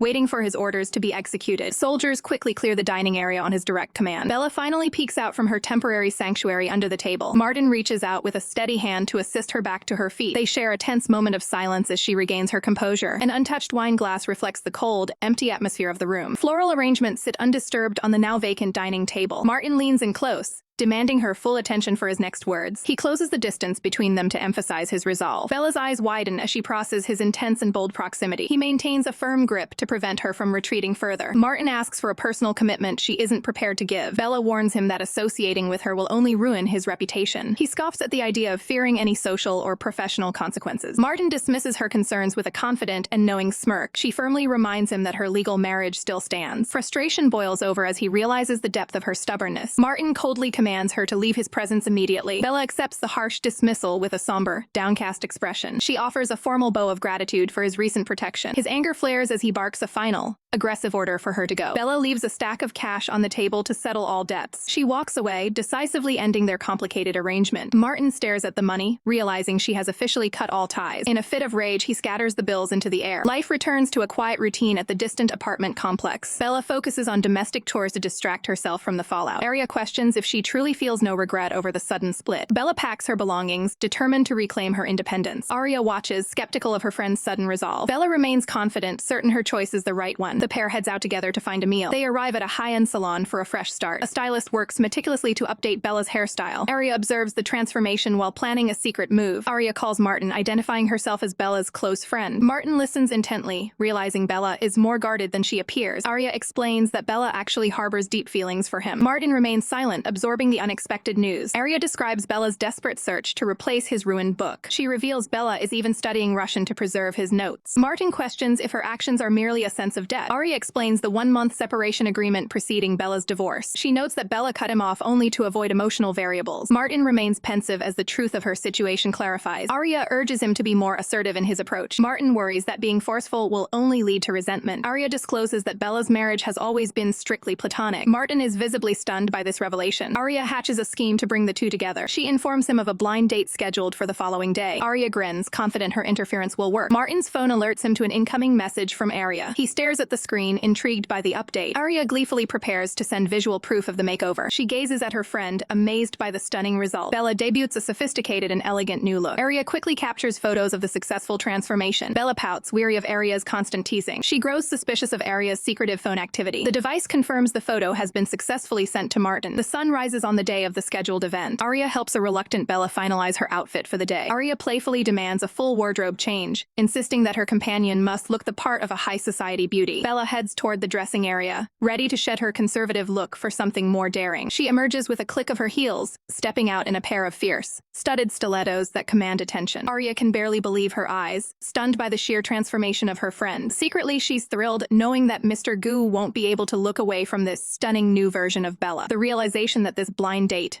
is actually a 2-day excursion catches Bella completely off guard. Arya laughs it off, claiming her father is just desperate to see her settle down with the right man. Suddenly, the atmosphere shifts as Arya prepares to share some serious news. She reveals that the informant who provided the secret recording has gone into hiding to escape Kane Sue's wrath. A notification chimes on the phone, signaling that their professional transportation to the resort has arrived. With their bags packed and hearts racing, the two women head out for a weekend full of unknowns. They arrive at a breathtaking seaside villa, where the sun glistens off a massive, crystal-clear pool. Standing under the palm trees, the girls take in the vibrant, high-energy atmosphere of the beach club. A staff member politely extends a hand, requesting that all guests sign the registry before entering the private quarters. Bella pauses, wondering if Martin would actually use his real name in a place like this. Arya brushes off the concern, urging her friend to drop off their bags so they can start the festivities. Inside, the venue transforms into a neon-soaked party, pulsing with music and mystery. A masked performer takes center stage, enchanting the crowd under the purple glow of the spotlights. Bella and Arya navigate through the sea of guests, feeling the electric tension in the room. Arya adjusts her mask, questioning if they've accidentally stumbled into a talent show instead of a date. Bella remains focused, certain that the men they are meant to meet are somewhere in this crowd. They decide to embrace the mystery, agreeing to treat the night as a unique experience regardless of the outcome. The doors swing open as a group of masked men enters, their sharp suits and hidden faces adding to the intrigue. The girls find themselves surrounded by silhouettes, each guest more guarded than the last. One of the newcomers scans the room with a critical eye, clearly unimpressed by the selection of guests. He silently complains about the lack of elegance, feeling his time is being wasted at this gathering. However, another man catches a glimpse of Bella and lets a confident smile slip across his face. Bella feels a strange chill as she notes his expression, finding his presence hauntingly familiar. Arya suggests moving the party outside to the beach to escape the crowded hall. In the chaos of the moving crowd,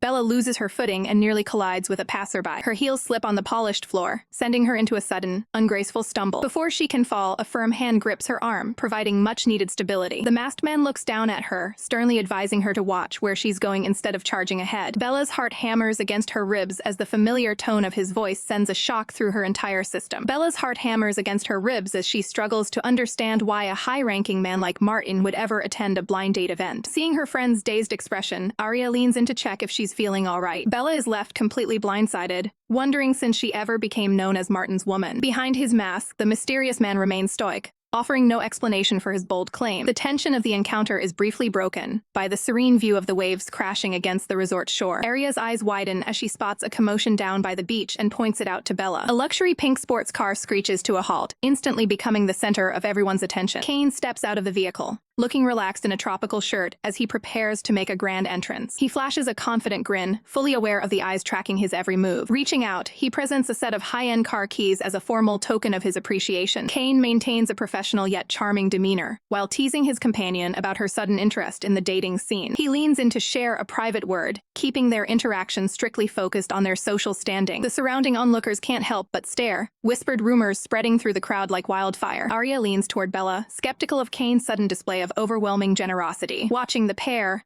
Bella hopes this public display of affection means her divorce will finally be processed without a hitch. Arya remains unconvinced, her gaze narrowing as she analyzes the true motive behind the spectacle. Taking matters into her own hands, Arya quickly dials a number on her phone to initiate a secret plan. She speaks urgently into the receiver, checking to see if the general has finally made his appearance. Arya turns up the drama, falsely claiming that Bella is being bullied to ensure the general takes immediate action. Standing amidst the crowd, the masked general monitors the situation while staying glued to his phone. He exhales a breath of relief after successfully navigating through the dense pack of resort guests. Arya catches up to him instantly, her eyes bright with the excitement of her successful matchmaking. She hurriedly informs him that Bella is staying in room 3022, urging him to go find her immediately. Arya gives him one last push of encouragement, insisting that Bella's feelings for him are genuine. With a playful wave and a mischievous smile, she disappears into the crowd to let the drama unfold. Arya suddenly snatches Bella's hand, pulling her away from the beachside chaos. Startled by the sudden contact, Bella looks at her friend in total confusion. Arya insists they head straight back to their room,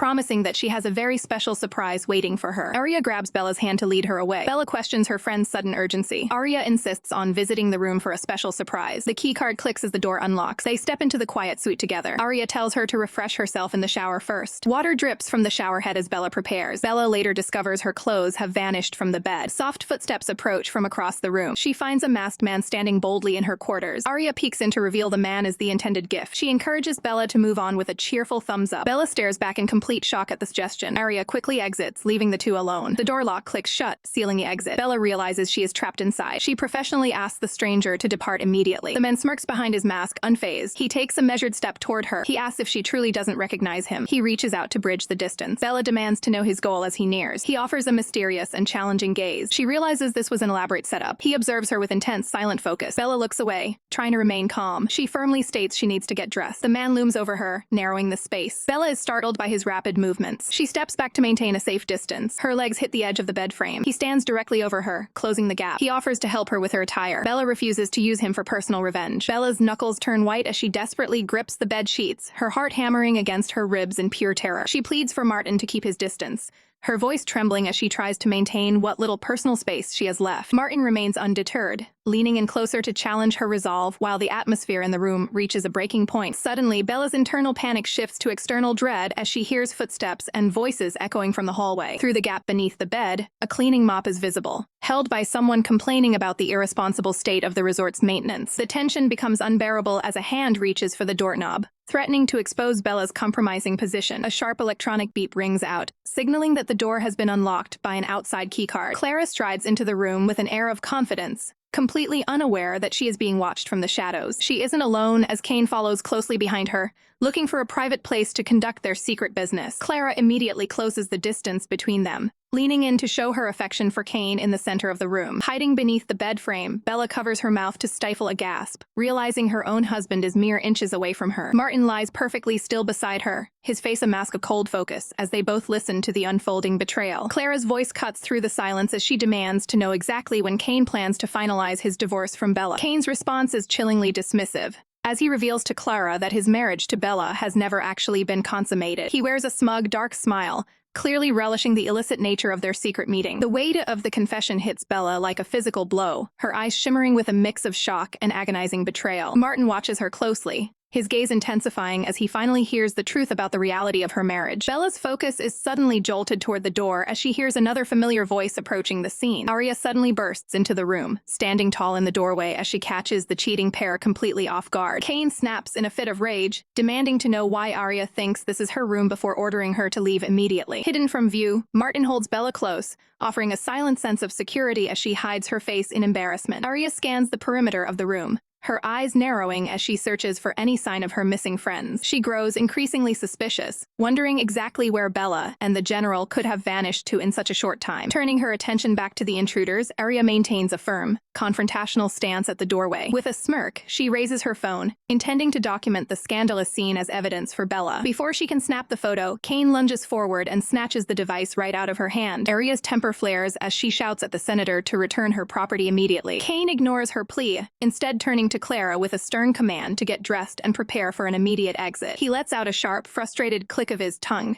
clearly agitated by how quickly his secret rendezvous fell apart. As Kane and Clara make a hasty retreat, Arya watches them go, noting that they seem completely oblivious to Bella's nearby presence. She keeps a sharp eye on the mistress, ensuring the pair actually vacates the premises. Arya is nearly knocked aside as the panicked duo shoves past her to escape the room. In her desperate hurry to follow Kane, Clara accidentally leaves her smartphone behind on the shelf. Arya picks up the abandoned device, realizing the mistress was too distracted to keep track of her belongings. Just then, the sound of another ringing phone draws Arya's attention back toward the bed where the others are hiding. Bella remains perfectly still, desperately trying to avoid detection, while the search continues. Martin finally answers his phone, speaking in hushed tones to keep their hiding spot a secret from the intruders. Arya speaks into her own receiver, her expression softening as she finally receives an update on the situation. She sighs with relief, though she can't help but complain about what a massive nuisance Kane's mistress turned out to be. A small smile plays on on her lips as she finds herself momentarily distracted by the general's commanding and pleasant voice. Shifting back to business, she decides her next stop must be the front desk to demand answers about the room double booking. As she begins to leave, the rhythmic clicking of polished shoes approaching catches her off guard. Arya stops in her tracks, her eyes widening as she senses someone standing directly in her path. She finds herself face to face with a mysterious man who seems to have been looking for her this entire time. The stranger offers a casual wave and a bright greeting, acting as if they are old acquaintances. Arya searches her memory, trying to place the face of the man who claims they haven't seen each other in a long time. The man confidently brushes a lock of hair away from his face,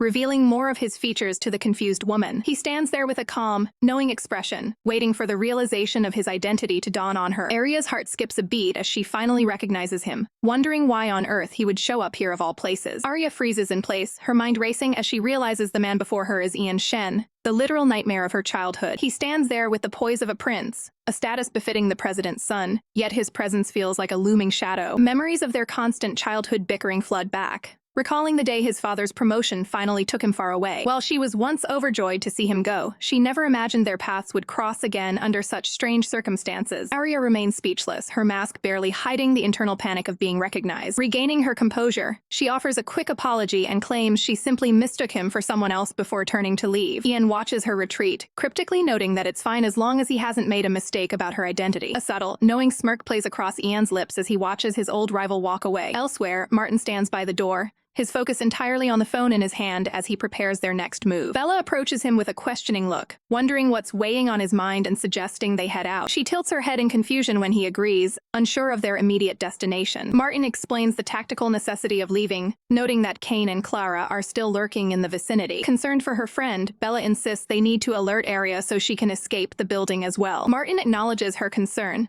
mentioning Arya's supposed blind date as he plans to send her a warning. He reaches out with a steady hand to adjust Bella's mask, ensuring her identity remains protected during their exit. Bella blinks in surprise, caught off guard by the general's sudden and direct attention. The atmosphere turns heavy as Martin reveals a tragic accident occurred during the Ash Wolf military exercise, leaving a soldier severely injured. Their getaway car streaks down the coastal highway, leaving the chaos of the hotel far behind. Inside the vehicle, Martin remains stoic, his eyes fixed on the latest reports regarding the military incident. Bella sits beside him, offering a quiet nod of understanding as the weight of the situation sinks in. The scenery blurs past the window, reflecting the rapid pace of the day's unfolding drama. Looking out at the horizon, Bella resolves that the time has finally come to sever all ties with Kane Su. She turns to Martin, asking if he will face professional repercussions for the failure during the drill. Martin maintains his composure, explaining that he intends to handle the investigation discreetly for the time being. He places a hand firmly on the seat near her, asserting his presence in the confined space. With a commanding tone, he instructs her on how to handle Kane in the future, claiming a protective role over her. Bella's eyes widen as she processes his bold assertion of authority over her life. She quickly reminds him of the legal reality that her divorce is not yet finalized. Martin scoffs at the technicality, promising to expedite the legal process because a month is far too long to wait. Bella looks away, her expression hardening as she insists her only priority right now is her professional career. Martin leans in, challenging her resolve by claiming she is already under his protection regardless of her work goals. He reaches out to steady her as the car navigates the road, maintaining a strictly professional and protective posture. The two sit in a tense silence, the general's unwavering determination clashing with Bella's desire for independence. Martin leans in close, his gaze intense as he asks Bella if he needs to take even more defining actions to prove his commitment. Bella's face flushes a deep crimson, caught completely off guard by his sudden boldness. Seeing her flustered reaction, Martin lets out a soft, amused laugh. He pulls her into a firm embrace, wordlessly asserting his role as her protector while they remain in the car. Outside, the world blurs past as they drive alongside a shimmering, rocky coastline. Bella looks away, haunted by the thought that being with Martin now makes her no different from her cheating husband. She gently creates some distance, needing to address the moral weight pressing down on her. Looking him directly in the eye, she asks if he can simply wait until her divorce is finalized. Martin goes silent, his expression unreadable as he processes her request for boundaries. He raises a hand to signal the end of the discussion, telling her to sit still and stop testing his patience. Bella is left blinking in confusion, her head spinning from his unpredictable shifts in mood. She turns to the window, watching the city lights flicker by as she contemplates their complicated future. The pair eventually settles into a quiet restaurant to share a professional meal and discuss the road ahead. Martin shows a rare moment of domestic care, carefully placing a piece of food into Bella's bowl. However, he quickly shifts the tone, insisting that she change the formal way she addresses him. Bella hesitates, tentatively testing out his name without the weight of his military title. Martin clarifies that he wants her to use only his first name, jokingly warning her of the consequences if she gets it wrong. The peaceful atmosphere is suddenly broken by the loud, persistent ringing of Bella's phone. She answers immediately, concerned about what her friend Arya could be calling about so late. On the other end, Arya reveals she has been stealthily following Kane and his mistress, Clara. Arya watches the pair from the shadows, determined to capture the evidence needed to end Bella's marriage for good. Worried for her friend's safety, Bella urges Arya to be careful since the hour is late. Arya scoffs at the danger, mentioning that she's recording everything, and that Ian Shen is currently with her. Bella stares at her phone after the call ends, feeling a mix of gratitude and anxiety over the risks her friends are taking. Martin notices her lingering distress and tries to pull her attention back to their dinner. Bella sighs, reminding him once more that legally, she is still a married woman. Martin scoffs at the notion, declaring that a mere piece of paper won't stop him from protecting what's his. He pulls out his phone and barks an order to his commander, demanding the most elite lawyer to handle Bella's case. Bella can only watch in stunned silence as he treats her legal freedom like a high-priority military objective. Martin leans back, asking her to lay out every other worry so he can solve them all at once. He warns her not to pull away like a defensive hedgehog,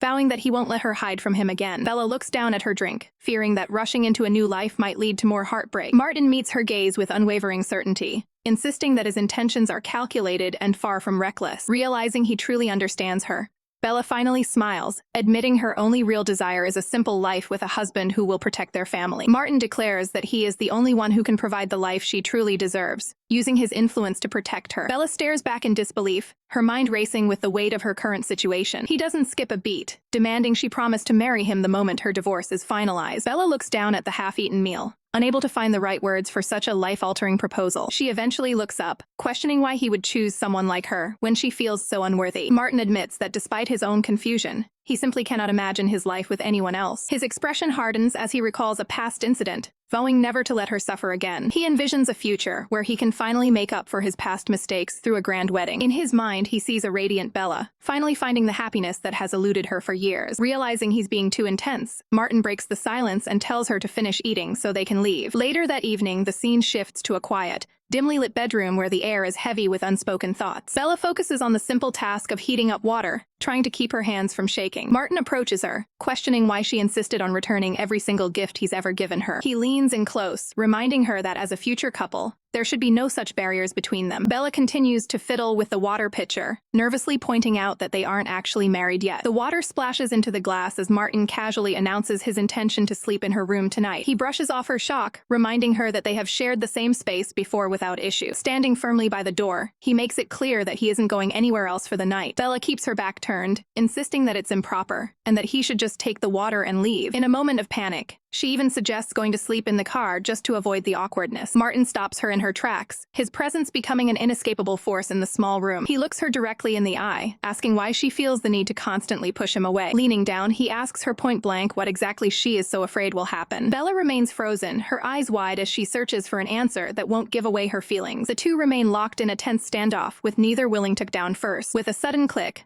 Martin reaches for the switch and plunges the room into darkness. Startled by the sudden change, Bella asks why he decided to turn off the lights so abruptly. Martin settles onto the bed, reassuring her that he only intends to stay close for mutual rest. Bella lies still in the dark, her mind finally beginning to quiet down as the long day ends. The next morning, bright sunlight begins to pour through the open window of the bedroom. Bella blinks against the morning glow, slowly waking up from a deep, surprisingly peaceful sleep. She sits up and looks toward the window, taking a moment to gather her thoughts for the day ahead. Martin appears at the doorway, checking in to see if she has finally rejoined the waking world. He holds up a bag of essentials, mentioning that he's already taken care of her morning preparation. Bella steals a glance at Martin as he finishes preparing for the day ahead. A simple breakfast sits on the table while Martin asks if she's submitted her military transfer application yet. Bella admits she hasn't seen the paperwork, but Martin promises to have the hospital handle the transition immediately. She falls into a thoughtful silence, weighing the weight of his sudden command. Bella tentatively asks if she can decline the military district post, only to receive a blunt no in response. Her eyes sharpen as she questions what would happen if she insisted on staying at her current post. Martin maintains a stoic gaze, challenging her to consider the consequences of her choice. Realizing her current career stability is thanks to his influence, Bella knows she can't afford to be ungrateful. Martin softens his tone, explaining that he simply wants her nearby so he can ensure her safety and see her daily. The sincerity in his voice reaches her,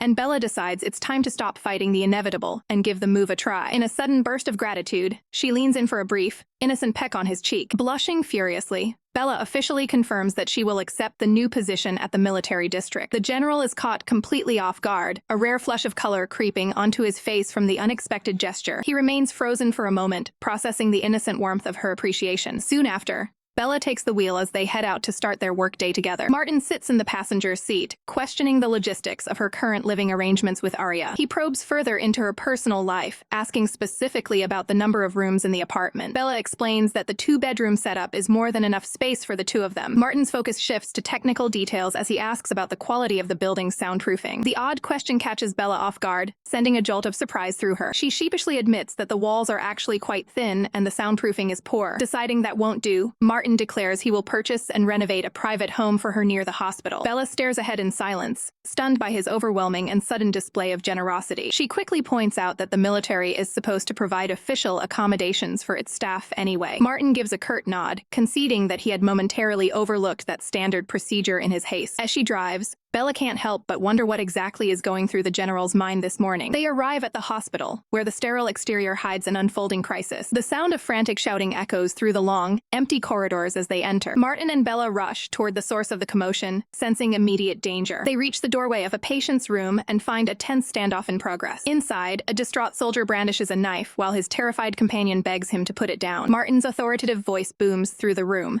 commanding the man to drop the weapon immediately. The injured soldier holds the blade to his own throat, his eyes filled with absolute despair. Martin refuses to back down, sternly reminding the man that cowardice has no place in the military. With calculated precision, the general takes a heavy step forward to close the distance to the bed. The soldier breaks down in tears, sobbing about his lost legs and his fear of being a burden to his family. The soldier's mother pleads with Martin, her voice trembling as she begs him to stop mentioning the wife who has already abandoned her son for a divorce. Martin remains focused, demanding to know the wife's location, while the grieving mother explains the woman refuses to appear until the legal papers are signed. Desperation takes over as the mother reveals that the wedding alone drained every cent of the family's hard-earned savings. Undeterred by the tragedy, Martin asks for her current whereabouts, determined to fix this broken situation. Bella steps forward, her hand firmly gripping Martin's sleeve as she offers to accompany him on this difficult mission. She braces herself, her expression hardening with the resolve to see this through to the end. They arrive at the bedside where the wounded Jinzi sits, his estranged wife finally present but looking cold and distant. Bella stands back, silently observing the heavy atmosphere of the hospital room. Flashing back 10 minutes, Martin confronts the wife directly, asking what price it will take to keep this family together. The woman's eyes flare with greed as she demands a staggering $2 million in compensation to stay. Without hesitation, Martin agrees to the deal, commanding her to follow him to the bedside of the man who needs her. Back in the present, the wife puts on a front, promising Jinzi that they won't divorce and she will stay by his side during his military treatment. Overcome with relief, Jinzi looks up at his commander with profound gratitude for saving his marriage. As the crisis subsides, the car pulls away from the medical facility, leaving the complicated drama behind. Bella reflects on the hollow victory, wondering if the soldier might actually be better off without such a mercenary partner. Sensing her doubt, Martin reaches over to comfort her, his hand grounding her in the moment. He looks her in the eye and declares that for a man of the military, marriage is a lifelong vow he intends to keep with her. Bella looks away, her mind racing as she questions if she is truly ready for the weight of such a permanent commitment. They arrive at the residential complex, the tall buildings casting long shadows over the quiet street. Suddenly, Bella's phone vibrates with an incoming call from the last person she wants to hear from Kane Su. She answers with a sharp, professional tone, demanding to know the reason for his unexpected call. Her frustration grows as she tries to shut down his attempt at a casual conversation. From his own vehicle, Kane wears a manipulative smirk, probing to see if she has returned to her residence. Bella steps out onto the pavement, curtly informing him that she has moved in with Arya before hanging up. Martin watches her with concern, cautioning her that revealing her new location to a man like Kane was a mistake. Bella remains confident, trusting that Arya's social standing will act as a shield against any of Kane's potential schemes. She prepares to head inside, offering a polite word of thanks to Martin for the safe escort home. Martin calls out to her one last time, stopping her in her tracks. He leans in for a brief, supportive gesture of affection to reassure her after the long day. A playful smile plays on his lips as he teases her for sudden shyness. He gently pats her head, treating her with a protective kindness that catches her off guard. Flustered by the attention, Bella urges him to begin his drive back and get some rest. Martin gives a final warm farewell before preparing to depart. He takes hold of the steering wheel, his focus shifting back to the road ahead. The white SUV begins to pull away, leaving the quiet neighborhood behind. As Martin departs, a sleeker car sits idling nearby, hidden in plain sight. Inside the shadows of the vehicle, Kane watches them with a cold, predatory gaze, his resentment simmering. A quiet bedroom sits empty in the early morning light. Bella is startled by a sudden chime from her phone. A suspicious text message summons her to a specific hotel room. She questions why Arya is texting instead of calling her directly. Bella decides to dial the number to verify the situation. The call is abruptly disconnected before she can get through. Kane watches his screen with a cold, calculating smile. An automated voice informs her that the number is unavailable. Bella arrives at the Monarch Hotel, sensing a potential trap. She finds herself standing nervously outside the designated room. Her grip tightens around a canister of pepper spray. She reaches out and presses the doorbell with hesitation. The door opens to reveal Kane, catching her completely off guard. She immediately demands to know her friend's current location. Kane calmly invites her inside to discuss the matter. Bella stays put, keeping her defensive tool visible. She confronts him about how he obtained Arya's phone. Kane displays a digital image as leverage for his demands. The screen shows a compromising photo of Arya with another man. Bella realizes her friend is being targeted for blackmail. She lashes out at Kane for his despicable behavior. He explains the man in the photo is a notorious womanizer. Kane's intense gaze pressures her to follow his instructions. Cornered, Bella weighs the risks of entering the room. She finally steps inside to resolve the professional crisis. The lock clicks shut, trapping her within the room. She argues that he should be focusing on his other partner instead. Bella insists that a forced marriage only leads to exhaustion. Kane refuses her rejection, demanding she give him another chance. His expression hardens as he maintains his cold resolve. Bella glares at him, refusing to back down from the threat. Bella enters the room, her voice trembling as she asks where Arya has been all this time. Arya explains she was forced to get a full-body checkup at the hospital after an encounter with a pig left her feeling tainted. Confused by the metaphor, Bella's eyes widen as she struggles to process how such an ordeal could even happen. Arya's voice drops as she reveals the truth about being drugged and nearly discovered by the predatory Kane. Outraged on behalf of her friend, Bella demands to know if they should take legal action and sue the person responsible. Arya shakes her head frantically, explaining that Yan Shen's high-ranking status makes him far too dangerous to challenge. Overwhelmed by guilt, Bella apologizes for the mess, but Arya insists it was merely a stroke of terrible luck. A heavy silence falls over the room as Bella stares off into the distance, lost in her own dark thoughts. Noticing the shift in atmosphere, Arya asks if Kane has been bullying her again, sensing her friend's internal turmoil. Bella forces a smile, lying that her mind is actually occupied by thoughts of Martin to shield Arya from further worry. She gently suggests that Martin visit tonight, asking for some private space to settle her racing mind. Arya gives her a supportive gesture, encouraging her to lean on the trustworthy General Gu and finally cut the scum Kane out of her life. Looking toward the window, Bella reflects on the fragility of her own courage and her desperate need to live without regrets. She turns back to her friend with a solemn expression, asking Arya to make one very important promise. With a gaze full of sincerity, Bella tells her dearest friend that she must find a way to be truly happy. Later that evening, Bella finds Martin in the kitchen, his presence offering a sense of stability she desperately needs. She watches him quietly, her expression softened by a mixture of affection and hidden sorrow. Seeking comfort from the chaos, she leans her head against his back, grounding herself in his strength. A single tear glistens in her eye as she struggles to maintain her composure during this rare moment of peace. Sensing her distress, Martin turns around and gently asks why she's crying. She quickly brushes off the concern with a sad smile, claiming she's just touched that he arrived earlier than expected. The pair settles down at the dining table to share the meal Martin spent time carefully preparing. Bella can't help but stare at him, her gaze filled with a profound appreciation for his unwavering support. Martin focuses on his meal, unaware of the intense emotional weight behind her silent observation. He gives her a small, satisfied smile,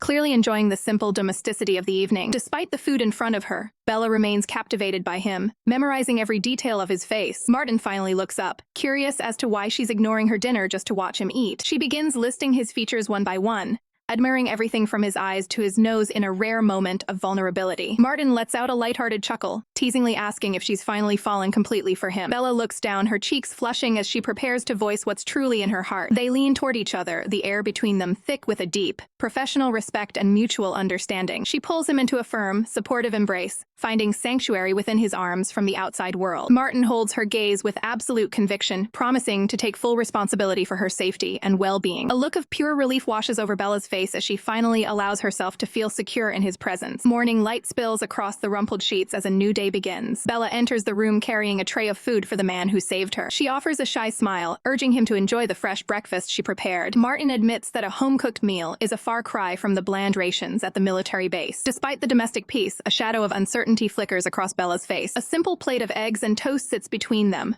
a stark contrast to the chaos of their lives. Martin casually mentions his plan to have a lawyer finalize her divorce by the end of the week. He leans in with a determined look, already planning their wedding for the following month. Bella whispers his name, her voice trembling with the weight of a secret. Sensing her sudden hesitation, Martin asks if he's moving too fast. He reaches out to gently brush a stray hair from her face, his eyes full of devotion. His expression turns to pure shock as she begins to dismantle their future. Bella draws a sharp breath, preparing to deliver a lie that will shatter his heart. She coldly claims she only stayed with him to provoke Kane's jealousy. Martin refuses to accept the deception, demanding she tell him the honest truth about her feelings. She scoffs at his status, telling the general that any woman would want his power, but she is different. The remains of their breakfast sit forgotten as the atmosphere in the room turns icy. He looks her dead in the eye and asks the one question he's terrified to hear the answer to. Her hands remain steady on the table, masking the internal turmoil she's fighting to hide. Bella forces a cynical laugh, dismissing their entire connection as nothing more than a temporary distraction. Martin's voice drops as he pieces together her supposed logic for staying with her husband. He realizes she's trying to cut ties with him completely to return to her old life. Bella turns her head away, her eyes shimmering with the pain of the performance she's putting on. She maintains her distance, pretending to be confused by his accusations. Martin refuses to give up, swearing he will force the divorce himself to ensure her safety. With a final, crushing blow, she tells him that his presence is no longer welcome. The sound of the door slamming echoes through the room, signaling his departure. Now completely alone, Bella collapses onto the rug,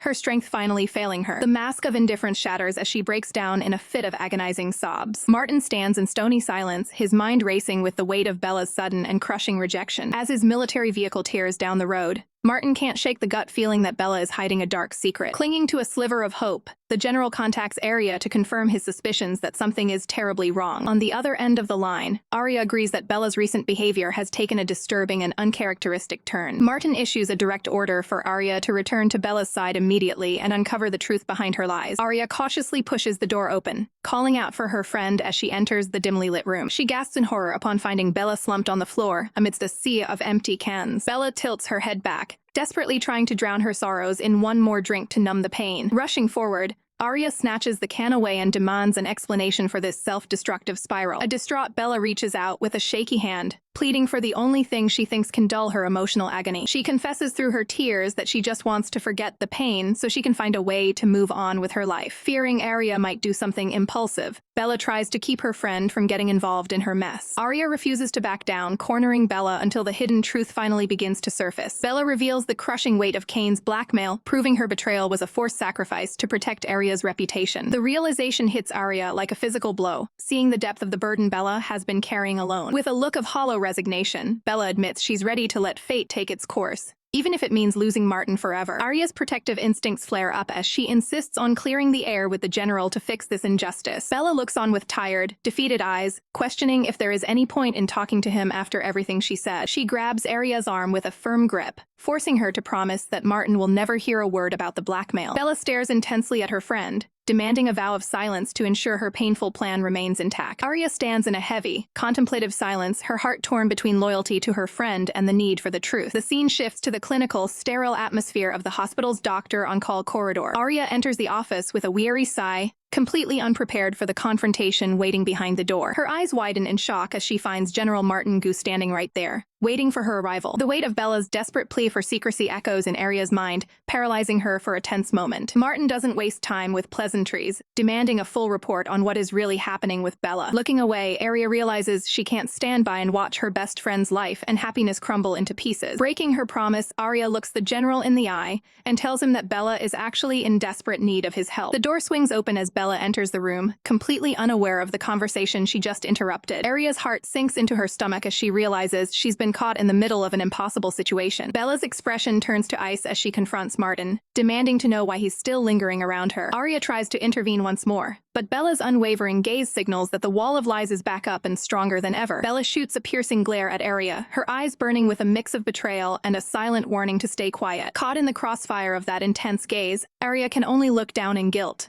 feeling the crushing weight of the secret she nearly spilled. Martin steps forward, his expression filled with genuine concern as he pleads for Bella to let him help her through whatever is wrong. Bella snaps back with a cold, defensive retort, questioning what right he even has to interfere in her private affairs. The sudden hostility leaves Arya trembling, her eyes wide as she witnesses the bridge between her friends being burned. Martin stands his ground, reminding her of the profound bond they've shared and demanding she define what he truly means to her. Overwhelmed by the raw honesty of Martin's words, Arya can only watch the unfolding drama with a stunned, wide-eyed expression. Bella doesn't flinch, cruelly doubling down on her facade by claiming her only loyalty is to her husband. Arya tries to protest the obvious falsehood, unable to stand by while Bella lies to protect her. Locking eyes with her friend, Bella's expression remains unyielding as she insists that every word she's saying is the absolute truth. She turns the conversation into a cruel game, mocking Arya about a supposed bet they made regarding Martin's feelings. Arya is left speechless and heartbroken, realizing how far Bella is willing to go to push everyone away. Bella coldly recounts their night at the club,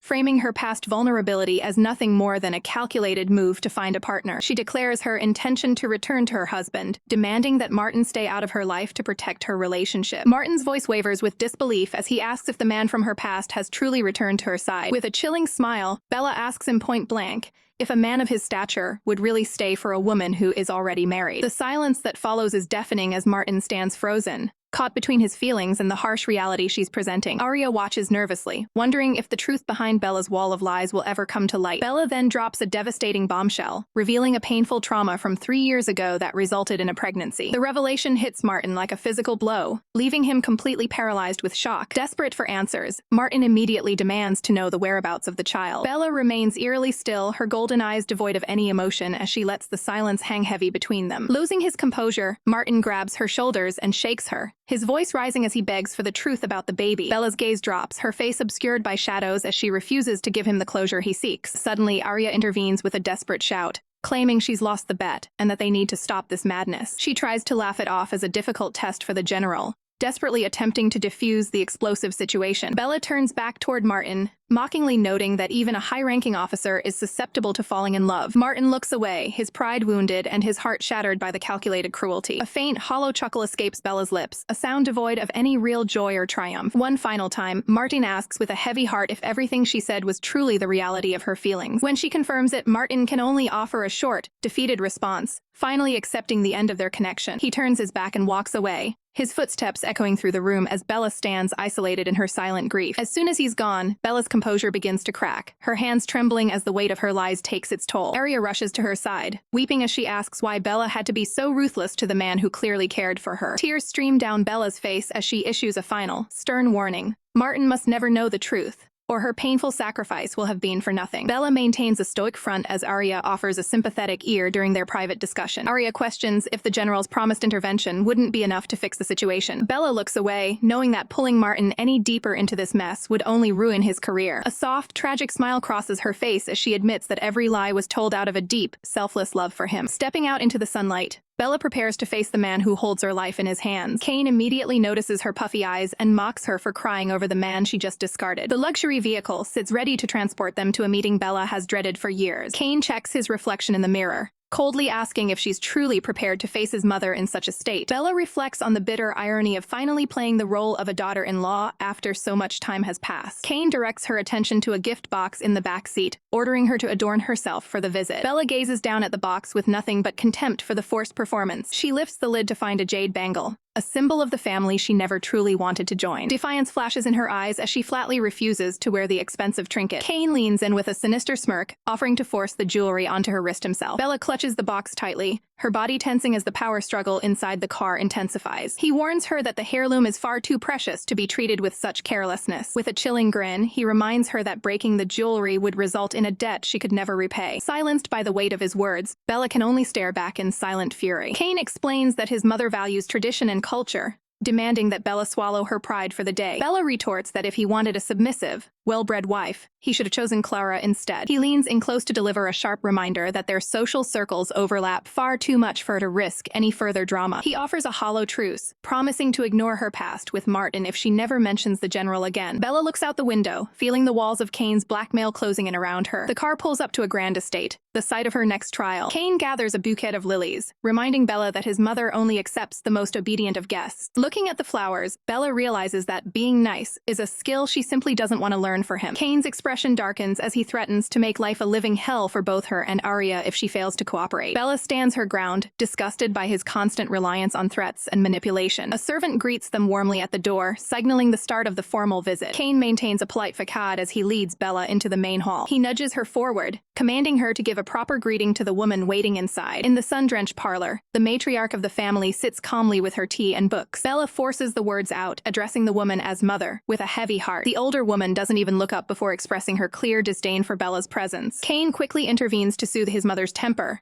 using a backhanded compliment to mask the tension. Kane's mother narrows her eyes, her skepticism of the situation immediately apparent. She shifts her gaze downward, ready to steer the conversation towards something that caught her eye. Her attention lands squarely on the expensive gold bangle encircling Bella's wrist. Kane leans in with a practiced smile, falsely claiming that Bella went out of her way to select the gift just for her. He instructs Bella to remove the jewelry, eager to finalize the forced gesture of goodwill. The matriarch scoffs at the attempt, pointing out that a mere doctor could never afford a piece worth 5 million. Bella remains silent, absorbing the insult while maintaining her composure in the face of such blatant hostility. Seeking a moment of peace, she retreats to the restroom to wash away the tension of the encounter. Clear water splashes over her hands as she tries to cleanse herself of the family's suffocating atmosphere. An older maid immediately begins scrubbing the basin the moment Bella pulls her hands away. Confused by the sudden, frantic cleaning, Bella demands to know the reason for such extreme behavior. The maid offers a nervous apology, explaining that her mistress is obsessively particular about cleanliness. A realization dawns on Bella as she considers the strange, cold nature of the people Kane calls family. She leans back, her expression hardening as she realizes the uphill battle she faces in this household. Back in the room, the mother continues her tirade, expressing her disdain for anyone she deems beneath their status. Kane reminds his mother that the marriage is already a done deal, regardless of her personal feelings. The matriarch lashes out further, calling Bella's medical profession disgusting and stained with blood. Bella's eyes flash with a quiet fury at the blatant disrespect toward her life's work as a physician. The mother stands, declaring that she has been far too indulgent with Kane's choices lately. She looks Bella up and down with pure loathing, demanding to know when she will leave her sight. Bella halts her movement, the weight of the verbal abuse finally reaching a breaking point. Kane tries to lighten the mood by mentioning his hunger, hoping to distract his mother from her rage. A servant enters the room, carefully carrying the gold bangle on a white cloth as if it were contaminated. The mother demands the jewelry be placed in a UV box for sterilization before she ever touches it. Bella observes the scene, realizing that Kane and his mother share the same arrogant, elitist soul. Suddenly, a firm hand reaches out to stop Bella from moving away. Kane pulls her back toward him, his grip signaling that he isn't finished with this performance yet. The mother stands tall, announcing that Bella must now adhere to the strict rules of the Sioux family. Kane takes a cloth to Bella's hand, performing a technical cleaning to satisfy his mother's germophobia. Looking him in the eye, Bella asks with a trace of defiance exactly what these rules entail. He leans in close to her ear, his presence a constant reminder of the leverage he holds over her. The mother barks out her first command, stating that Bella must immediately quit her job and stop appearing in public. She continues her list, demanding an end to jealousy and requiring Bella to undergo rigorous etiquette training. She screams that her household will not tolerate any lack of hygiene or decorum. Bella turns her back on the matriarch, calmly stating that she has no intention of following such demands. Shocked and enraged, the mother demands to know how Bella dares to speak to her that way. Bella looks back with a cold, unwavering stare, making it clear that she will not be broken so easily. Kane's mother screams for everyone to halt, her patience finally reaching its breaking point. She turns her venomous gaze toward her son, demanding to know what kind of woman he's actually brought into their family. Kane immediately takes control, seizing Bella's arm and demanding she apologize to his mother. Bella pulls back in shock, refusing to say sorry for simply telling the truth. The tension spikes as Kane tightens his grip, his gaze cold and unyielding. He leans in with a low, dangerous threat, giving her only 3 seconds to comply. Bella meets his gaze with a silent, defiant stare, refusing to be intimidated. The confrontation is interrupted when Vesna enters the room, confused by the heavy atmosphere. Bella's mind races as she pieces together that Vesna and Kane are actually cousins. The sheer complexity of these elite social circles leaves Bella feeling dizzy and overwhelmed by the tangled web of relationships. A dark smirk plays across Kane's face as he prepares to stir the pot further. He asks Vesna if she's prepared to properly greet her new cousin-in-law. Vesna is visibly stunned, unable to believe that Kane has actually tied the knot. She looks at Bella with a mixture of curiosity and sudden suspicion. In an instant, Vesna realizes that Bella's previous connection to Martin must have been a total facade. She excitedly reveals that her own boyfriend is joining them for dinner,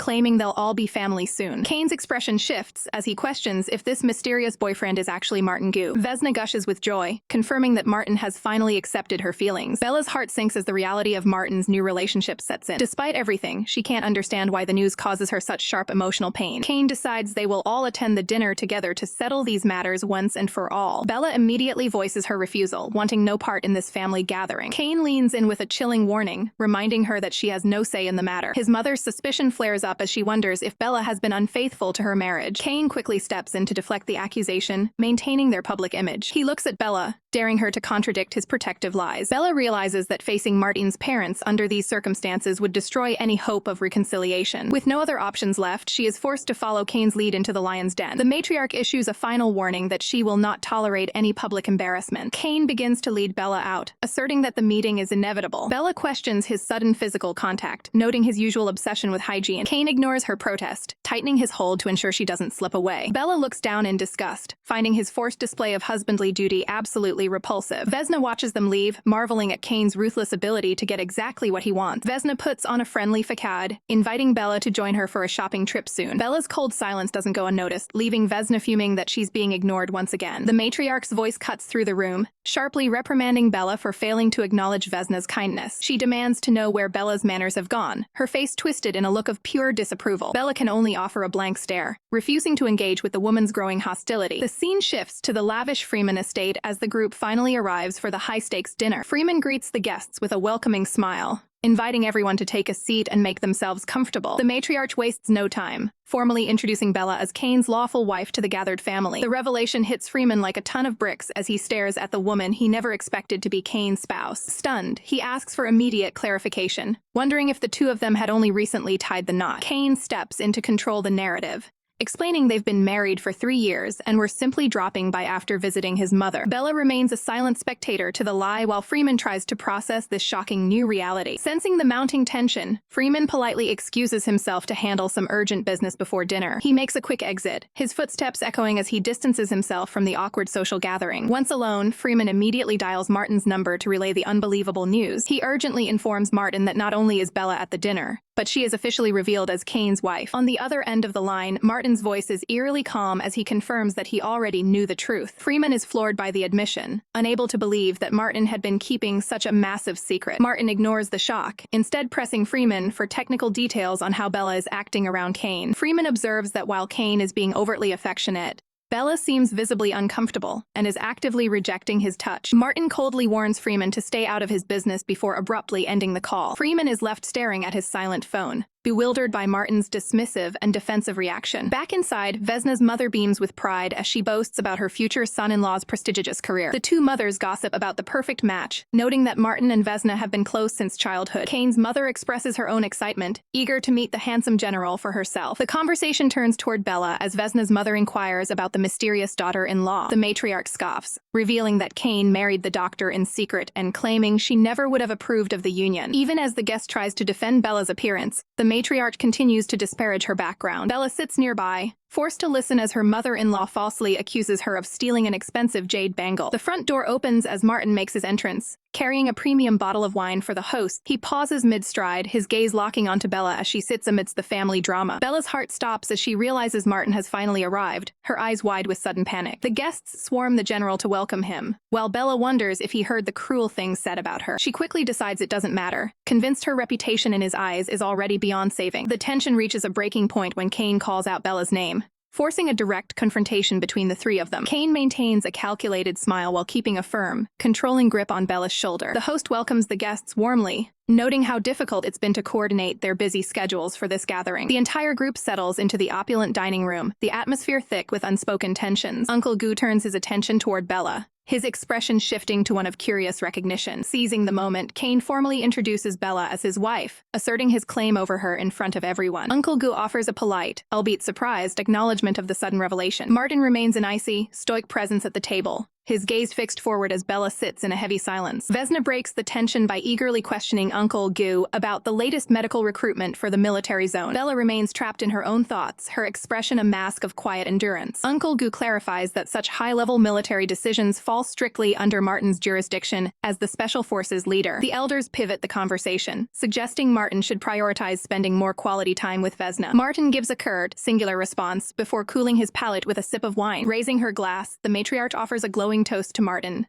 labeling him a rare and valuable asset. The praise is met with a satisfied smile from the other side of the table, relishing the social victory. As the meal continues, the focus shifts toward the other rising star in the room. The matriarch highlights Kane's prestigious status as the youngest member of Congress, further elevating the family's prestige. The proud mother beams at the mention of her son's rapid ascent in the political world. Kane plays the part of the humble achiever, raising his glass to return the toast with practiced grace. Amidst the high society boasting, Bella remains isolated at the end of the table, a silent observer to their posturing. She keeps her eyes cast down, clearly uncomfortable with the performative nature of the dinner. The men continue their professional discourse, oblivious to the growing unease between the couples. Bella finally looks up, her eyes reflecting the exhaustion of maintaining this public facade. Kane leans in with a calculated show of affection, ensuring every eye at the table sees their supposed closeness. He whispers a hollow endearment, playing his role as the doting husband to perfection. Bella's gaze remains cold and detached, refusing to truly reciprocate his staged intimacy. Freeman watches the display with an approving look, fully convinced by the act. Kane raises his glass once more,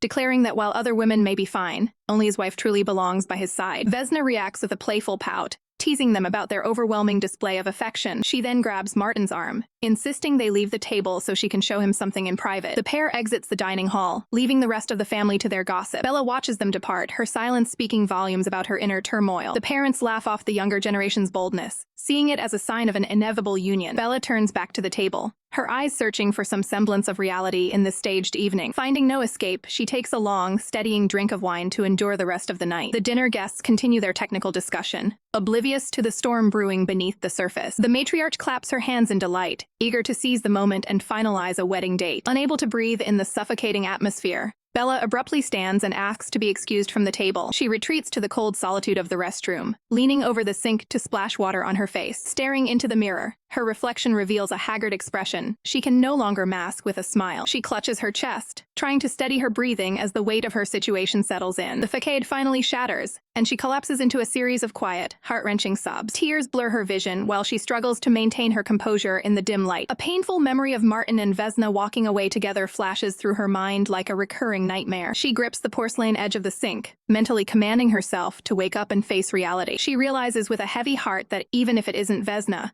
there will always be another woman taking her place by his side. Suddenly, a sharp click echoes through the small room as the door handle turns. Martin stands in the doorway, his stoic expression cutting through the quiet of the room. Bella spins around in total shock, her eyes wide as she processes his sudden intrusion. Without uttering a word, he reaches back and firmly engages the lock, sealing them inside. Bella watches his every move, her mind racing as she wonders why he would take such a risky action. He steps into her personal space, his gaze piercing as he demands to know why she is crying. She quickly averts her eyes, making the excuse that she simply drank too much and felt nauseous. Martin leans in closer, his intense focus making it clear that he doesn't believe a word of her cover story. Bella finds herself pinned between the counter and his imposing frame, with no room left to escape. She raises a trembling hand to her hair, desperately trying to maintain some semblance of professional distance. Insisting that she has to go, she attempts to brush past him to reach the exit. Martin looks down, his brow furrowed as he silently blocks her only way out of the room. His eyes narrow with a sharp, focused intensity that demands her absolute attention. Bella remains frozen in place, her silhouette captured against the stark light of the bathroom. In a sudden, decisive motion, he closes the distance between them,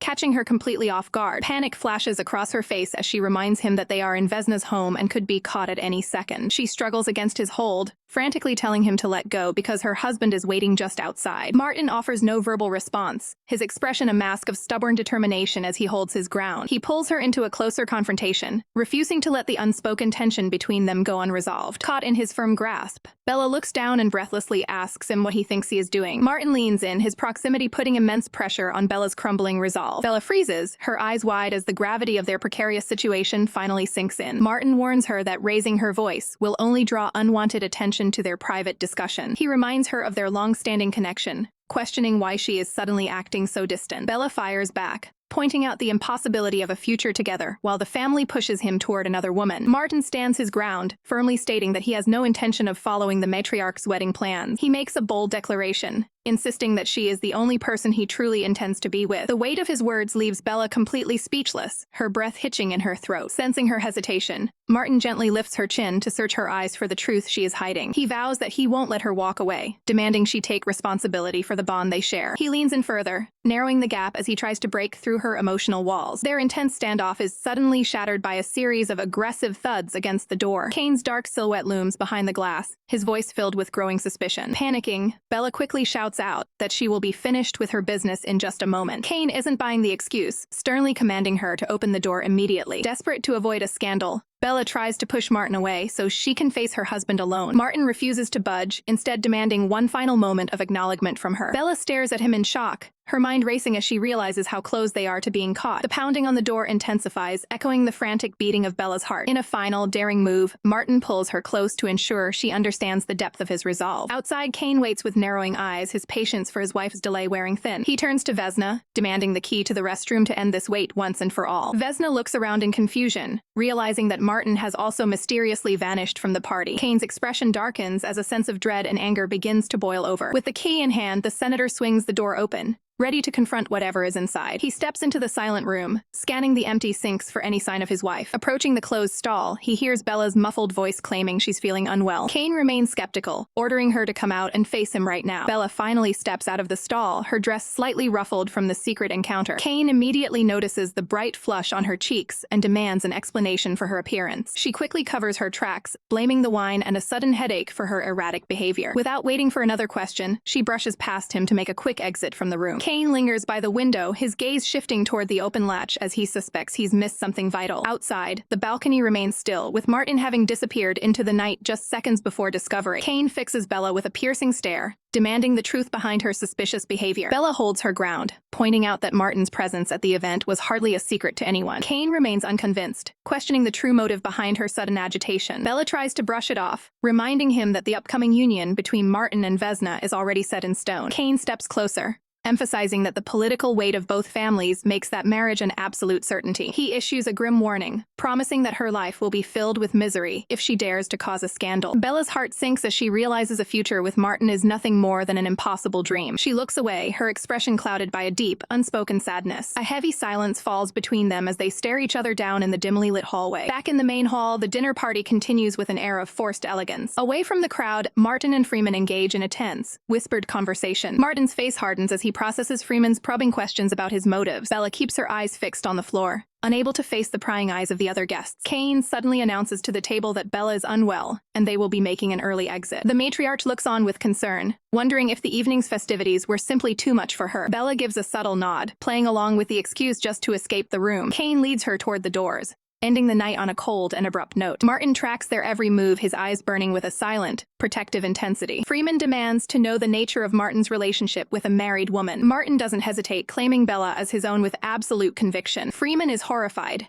reminding him that his presidential aspirations will crumble if this comes to light. Martin remains steadfast, hinting that a divorce is near and there are secrets yet to be revealed. Freeman warns him that his cousin is a dangerous man who won't let her go without a fight. Martin reflects on a mission from 3 years ago that tied their fates together forever. The truth finally dawns on Freeman. Bella was the woman Martin encountered during that secret operation. Martin is consumed by the belief that he destroyed her life and must now find a way to make amends. Freeman tries to dismiss it as mere guilt, urging his friend to let the obsession go for the sake of his career. But Martin knows his feelings run much deeper than simple regret. Their conversation is interrupted by Vesna, who approaches the two men with a cheerful smile. Freeman quickly masks the tension, joking that some things are better left for men to discuss in private. Vesna shares the news that their parents are already planning an engagement ceremony for October. Martin offers no response, his face a mask of cold, professional indifference. He begins to walk, his steady pace reflecting a man bound by his social duty. To maintain appearances, he reaches out and takes Vesna's hand in a formal public gesture. Under the gaze of high society, Martin leads his future bride away, hiding his true intentions from the world. Martin stands tall, his expression unreadable as he prepares to drop a bombshell on the gathered families. The elders watch with bated breath, sensing the heavy atmosphere hanging over the room. With cold precision, Martin declares that he has only ever viewed Vesna with the platonic affection of a younger sister. The room falls into a stunned silence as the weight of his rejection sinks in. Vesna's heart shatters instantly as he makes it clear he has no romantic feelings for her whatsoever. Outraged by the sudden disrespect, her father slams his hands onto the table and demands to know if Martin understands the gravity of his statement. Martin doesn't flinch, stating firmly that he refuses to deceive himself or others just to maintain a facade. Beside him, Vesna stands frozen, her world crumbling around her as the public engagement falls apart. Tears well up in her eyes as she rejects the idea of a sibling bond,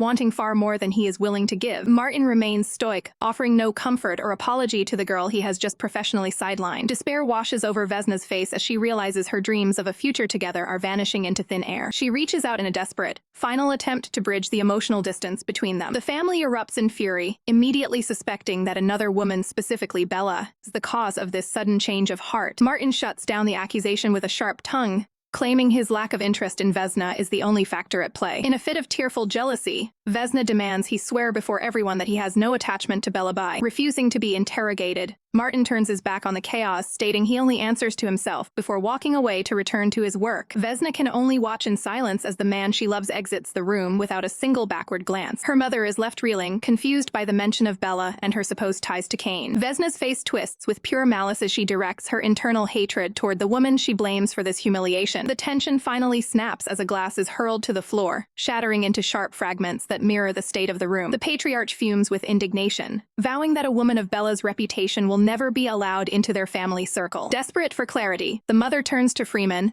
hoping the close friend can explain Martin's erratic behavior. Freeman tries to play peacemaker, suggesting that Martin's current fixation is merely a byproduct of his past grief over the late Hyland. Vesna listens intently, trying to grasp the complex history that keeps Martin's heart locked away from her. Freeman notes that Martin's lasting affection is his defining trait, making it impossible for him to simply move on. Freeman tries to comfort his sister, advising her that curbing her temper is the only way to eventually earn Martin's respect. He paints a picture of the ideal, gentle demeanor that men of Martin's stature supposedly admire. Instead of taking the advice to heart, Vesna radiates a fiery aura of pure, unadulterated rage. Seeing that his words have fallen on deaf ears, Freeman can only sigh at his sister's refusal to change her ways. Meanwhile, far from the family drama, the quiet garden path sets the stage for a much darker confrontation. Cain leads Bella through the grounds, the air between them thick with unspoken suspicion. He suddenly turns on her with a piercing glare, demanding to know the true extent of her secret dealings with Martin. Bella freezes in her tracks, the sheer weight of his interrogation stopping her cold. She looks at him, searching his face to see if his offer of freedom is a genuine choice or a calculated trap. Lost in thought, she realizes that every move she makes in this high-stakes game is being scrutinized. Bella confronts Cain directly, questioning if they are truly compatible given the chaos surrounding them. Cain refuses to back down,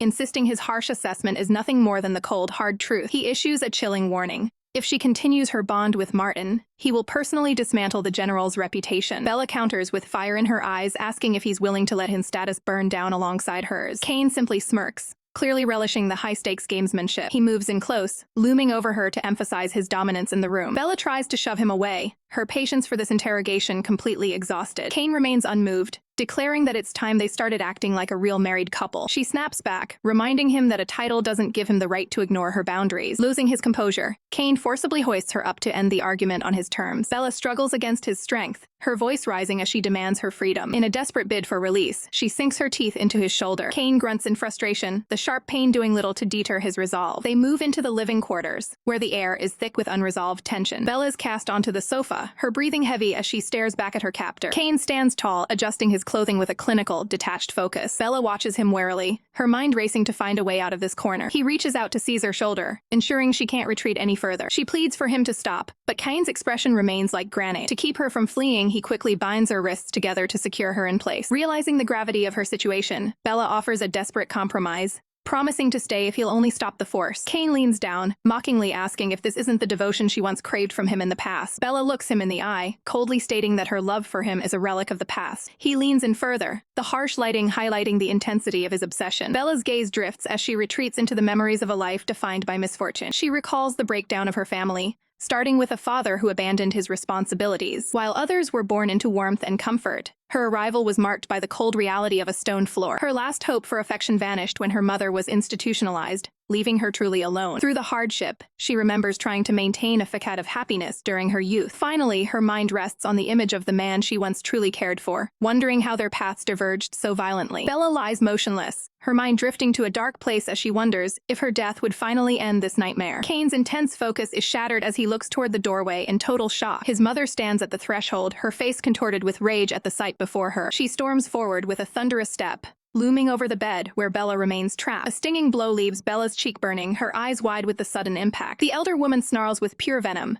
accusing Bella of being a disgrace who can't survive without a man's attention. She turns her fury toward her son, demanding he divorce this unworthy woman immediately. Cain tries to maintain his composure, insisting that his feelings for Bella are genuine. His mother scoffs, revealing that Vesna has already poisoned her mind with rumors of Bella's ties to Martin Gu. Cain grits his teeth as his mother suggests he should have chosen Clara Xing instead of this public embarrassment. He attempts to de-escalate the situation, arguing that his mother has been completely misled by false gossip. Standing his ground, Cain pleads with her to have at least a shred of faith in his own judgment. Bella remains a silent observer to their argument, her spirit feeling heavier with every passing second. Without warning, another sharp slap echoes echoes through the room, catching Bella completely off guard. The mother towers over her, delivering a chilling warning that any further fooling around will come with a heavy price. She sneers at Bella, ordering her to get out and stop contaminating their home with her presence. Something inside Bella finally snaps as she slowly rises to her feet, her gaze hardening. In a stunning reversal, Bella swings her arm back and delivers a powerful slap right back at her tormentor. The force of the retribution creates a blinding flash of motion as the cycle of abuse is broken. The mother staggers back in absolute disbelief, her hand flying to her stinging face as the air crackles with tension. Bella stares her down with cold, unwavering eyes, declaring that it's Kane who is the true monster in this room.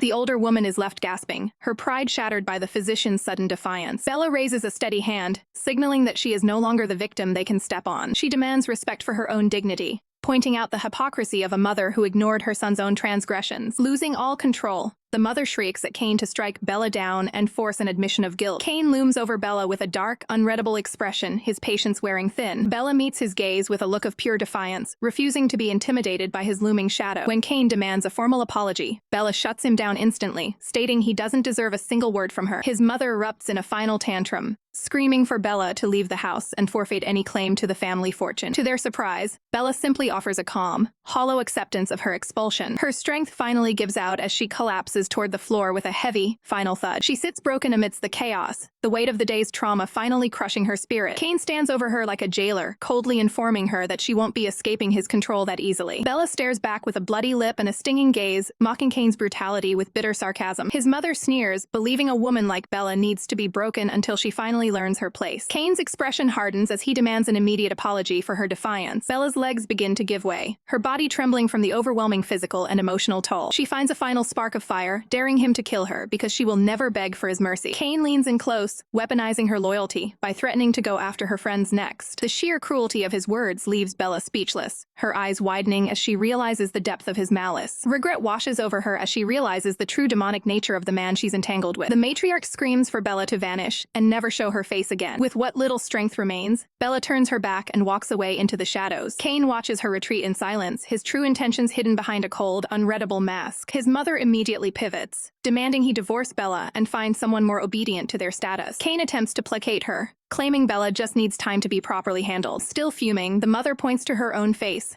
outraged that she was struck twice by a commoner. Kane promises to discipline Bella personally, to satisfy his mother's thirst for revenge. The older woman huffs, unable to comprehend why he won't just cut ties and move on from this disaster. He reminds her of his political standing, noting that a messy divorce would ruin his carefully crafted reputation. She counters that their secret marriage and high-level connections should protect him from any public scandal. Kane dismisses the argument, focusing instead on treating his mother's minor injuries with a compress. Outside, the sky cracks open with a violent flash of lightning and a roar of thunder. Kane's attention drifts to the window, sensing the shift in the atmosphere. He realizes a storm is coming and prepares to leave, but his mother sharply halts him. She insists that Bella be left out in the cold to suffer for her actions. Kane remains silent, though a shadow of calculation crosses his face. Bella stands alone in the dark, the weight of the night pressing down on her shoulders. The first droplets of rain begin to strike the pavement with an ominous rhythm. Suddenly, the skies break, drenching Bella as she wanders through the freezing downpour. She tries to shield herself from the rain, her spirit nearly broken by the day's events. A set of headlights cuts through the gloom as a vehicle pulls up beside her. A man looks out from the driver's seat, firmly instructing her to get inside the car. Bella stubbornly refuses the help, wanting nothing more than to be left alone in her misery. The driver won't take no for an answer, his expression stern through the rain-streaked glass. He reaches out to guide her into the vehicle, despite her half-hearted protests. The car door is pulled open, offering a brief sanctuary from the raging storm. Safe inside, Bella finally begins to dry her face, the exhaustion finally catching up to her. Bella sits in heavy silence in the back of the vehicle, her gaze fixed downward as she processes the night's trauma. The visible bruises on her face tell a story of pain that she tries to hide behind her bangs. Martin gently offers his jacket, urging her to stay warm and protected from the biting cold. She pulls the fabric close, finding a momentary sense of security in the warmth it provides. Martin breaks the quiet, demanding to know why she ever chose to compromise with a man like Kane. Bella looks away, confessing that she would have been lost in total despair if he hadn't arrived to save her. Seeking to offer comfort, Martin reaches out and firmly places his hand over hers on the seat. He looks ahead with resolve, promising to shoulder all her burdens and handle the fallout himself. Bella is momentarily stunned by his unwavering dedication to her well-being. She turns her head back toward the window, watching the rain-slicked world blur by. A bittersweet smirk touches her lips.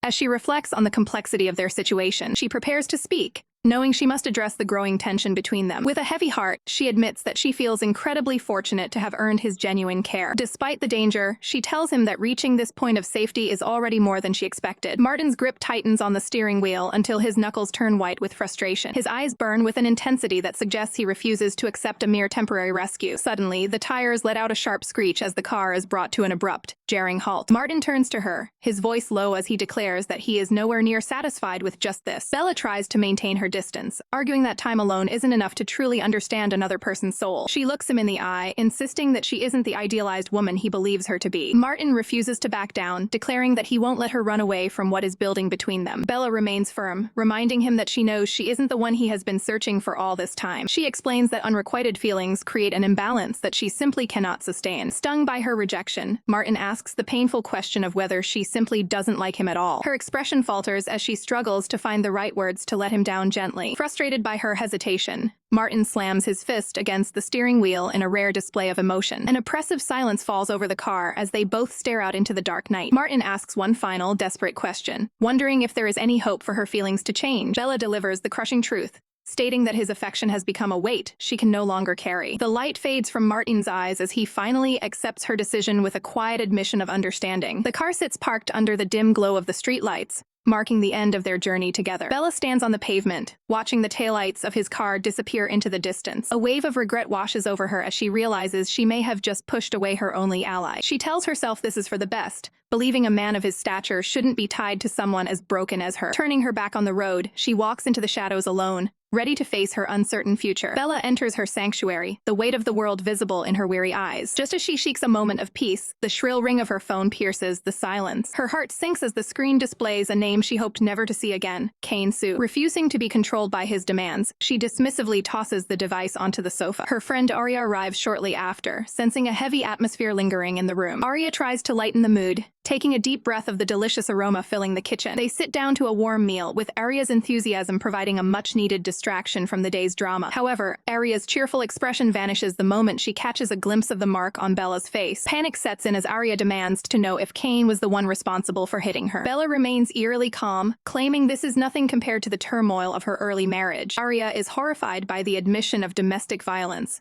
revealing she even had a physical altercation with Kane's mother. Shaking off the shock, Arya insists that Bella focus on her meal to keep her strength up. Even while eating, Arya can't help but vent her frustrations about Kane while praising the character of General Gu. Bella reflects on her meeting with Martin, feeling the vast social gap between their two worlds. Arya won't hear it, firmly believing that Bella is more than worthy of anyone's affection. Bella explains the harsh reality that a man in Martin's position needs a partner who can bolster his professional standing. Arya looks at her friend with a mix of sadness and disbelief, hating to see such a genuine connection go to waste. She uses a simple bowl of rice to illustrate that some opportunities are too precious to pass up. The two friends share a quiet moment of bonding over their shared meal. Arya grows flustered when she realizes her metaphors might be getting a bit too strange for the occasion. Bella offers a soft smile, finding comfort in the fact that she still has Arya by her side. Arya stares back, her eyes filled with a fierce, protective loyalty for her best friend. She asks one final time if Bella is truly done with Martin before urging her to finish her dinner. The peaceful dinner is suddenly interrupted by the persistent buzzing of a phone on the table. Kane Su's name flashes on the screen once more, a sign that he isn't going away quietly. Losing her patience, Arya grabs the phone and unleashes a torrent of fury at the man on the other end. Her bravado turns to pure shock when Kane coldly reveals that he is standing right outside the door. Bella watches in confusion as Arya suddenly arms herself with a nearby mop handle. Determination etched on her face, Arya marches toward the entrance to confront the intruder. She swings the makeshift weapon with everything she has, screaming for Kane to stay away from Bella. Kane doesn't even flinch, catching the mop handle mid-swing with effortless precision. Ignoring Arya entirely, he fixes his gaze on Bella and commands her to follow him immediately. Bella stares back at her former tormentor, the visible bruise on her face a testament to their toxic history. Kane issues a final ultimatum, giving her exactly 1 minute to comply before he waits for her downstairs. Arya desperately tries to stop her, terrified of what will happen if Bella leaves with him. Realizing she must handle this alone to protect her friend, Bella tells Arya to stay put as she prepares to face her past. Bella casts a final, lingering look back at the life she's leaving behind to protect those she loves. Arya desperately grabs onto Bella's arm, begging her friend not to walk into Kane's trap. Bella offers a reassuring, yet pained smile, insisting that she will be fine despite the visible bruise on her face. Left alone on the floor, Arya watches in despair as the door slams shut, sealing Bella's fate for the night. Determination quickly replaces her tears as Arya wipes her face, refusing to let Kane win without a fight. She frantically pulls out her phone, dialing the only man powerful enough to challenge the senator. Huddled in the corner of the room, Arya prays for General Martin Gu to answer the call before it's too late. Her heart leaps as the line finally connects, and she hears the general's voice on the other side. General Martin Gu remains stoic at his desk, maintaining his professional focus even as he takes the urgent call. Arya rushes through the explanation, her voice trembling as she reveals that Kane has forcibly taken Bella away. Martin's eyes narrow as he absorbs the gravity of the situation, his mind already beginning to calculate a response. Arya confesses the truth behind the leverage, explaining that Kane is using a compromising recording to blackmail Bella into submission. With cold precision, the general promises to handle the matter personally, his authority leaving no room for doubt. Martin ends the call, staring at his phone with a silent, simmering fury directed at the senator's overreach. He immediately initiates a new call to his tactical team, wasting not a single second of his time. The general issues a direct order to track the target's location and mobilize a retrieval unit within 10 minutes. Miles away, Kane's red luxury car speeds through the city streets, carrying Bella further into his territory. Inside the vehicle, Kane breaks the silence by demanding that Bella move back into his residence immediately. He arrogantly dictates a new schedule, claiming he will spend Monday nights at her place to maintain his control. Bella meets his gaze with a look of pure mockery, asking if he plans to fill the rest of the week with similar demands. She calls out his blatant hypocrisy, noting that he expects total loyalty while offering nothing but greed in return. Kane smirks at her defiance, advising her that life would be much simpler if she just learned to look the other way. Bella stares forward with a cold resolve, stating firmly that their paths are far too different for any reconciliation. Kane's expression shifts to one of irritation as he claims she doesn't even fit into his grander professional plans. Bella turns to him with a skeptical glance, sensing that his harsh words are merely a shield for something else. The car comes to a sudden halt at a red light, mirroring the tense standstill between the two passengers. An oppressive silence fills the cabin as they wait for the light to change, neither willing to back down. Kane attempts to bargain with her, offering a massive monthly allowance for child support if she agrees to start a family under his terms. Bella remains completely unresponsive, her eyes fixed on the road ahead as she ignores his financial overtures. Kane glances over at her, his voice rising as he demands to know if she's even acknowledging his proposal. Bella points out the obvious flaw in his logic, questioning why he refuses a divorce when he has other, more suitable options like Clara. Kane's brow furrows in frustration, clearly struggling to justify his obsession with keeping her close. A knowing smirk crosses Bella's face as she realizes she has finally cornered him with the truth. She leans in slightly, asking the one question she knows will shatter his composure. Has he actually fallen in love with her? Kane is visibly stunned, the question catching him completely off guard as he searches for a retort. He quickly regains his mask of indifference, scoffing at the very idea that he could ever have feelings for her. Kane deflects Bella's questions about their divorce, coldly telling her not to overthink his motives for keeping her. He reveals a sinister plan to use Bella as bait, hoping to lure General Martin into a trap that will destroy his career. Bella's heart sinks as she realizes her presence is being weaponized to bring Martin down. Suddenly, the car tires screech to a halt on the wet pavement as they are intercepted in the middle of the road. Flashing police lights cut through the heavy rain as a tactical blockade brings the abduction to a sudden stop. An officer taps rhythmically on the glass, signaling for Kane to roll down his window and face the authorities. The officer informs a stunned senator Sue that he is involved in an unusual case and must come with them immediately. Kane stares back in disbelief, questioning why he is being targeted by the local authorities. When Kane asks if the military is behind the stop, the officer remains stoic, stating they are simply following orders and demanding he step out. Realizing he's been outmaneuvered, Kane lets out a dark, mocking laugh before deciding to comply with the search. Bella watches the scene unfold with dread, terrified that Kane will use this confrontation to spring his trap on the general. Amidst the chaos, Bella's phone begins to vibrate incessantly on the seat beside her. She looks down to see Martin's name on the screen, her finger hovering over the device as she debates if answering will put him in more danger. She knows that if she picks up, the general will stop at nothing to reach her, regardless of the consequences to his reputation. Despite her fears, she finally presses the phone to her ear, remaining silent as she waits for him to speak. On the other end, Martin grips his phone with white-knuckled intensity, his voice laced with pure desperation. He urgently asks if she is injured, but Bella calmly assures him that she is physically unharmed. She pleads with him to release Kane and walk away, insisting that she must handle her own problems alone. Hurt by her coldness, Martin asks if she truly feels the need to distance herself from him during such a crisis. With a heavy heart, she tells him that pushing him away is the only choice she has left. She cuts the connection abruptly, the call ending with a final, echoing beep as she stares at the darkened screen. Outside, the storm rages on, with rain splashing violently against the side of the luxury sedan. The car door is suddenly yanked open from the outside, revealing the damp and gray world. Martin stands there in the downpour, his hand clenched at his side as he prepares to take her back. Locking eyes with her, he commands her to come with him, refusing to let her stay in Kane's shadow a second longer. Bella realizes that if she is seen with him now, it will provide Kane with the perfect evidence to ruin Martin's career forever. She looks away, lying to his face by claiming she still has unfinished business to attend to with the senator. Martin stares at her with an expression of pained disbelief,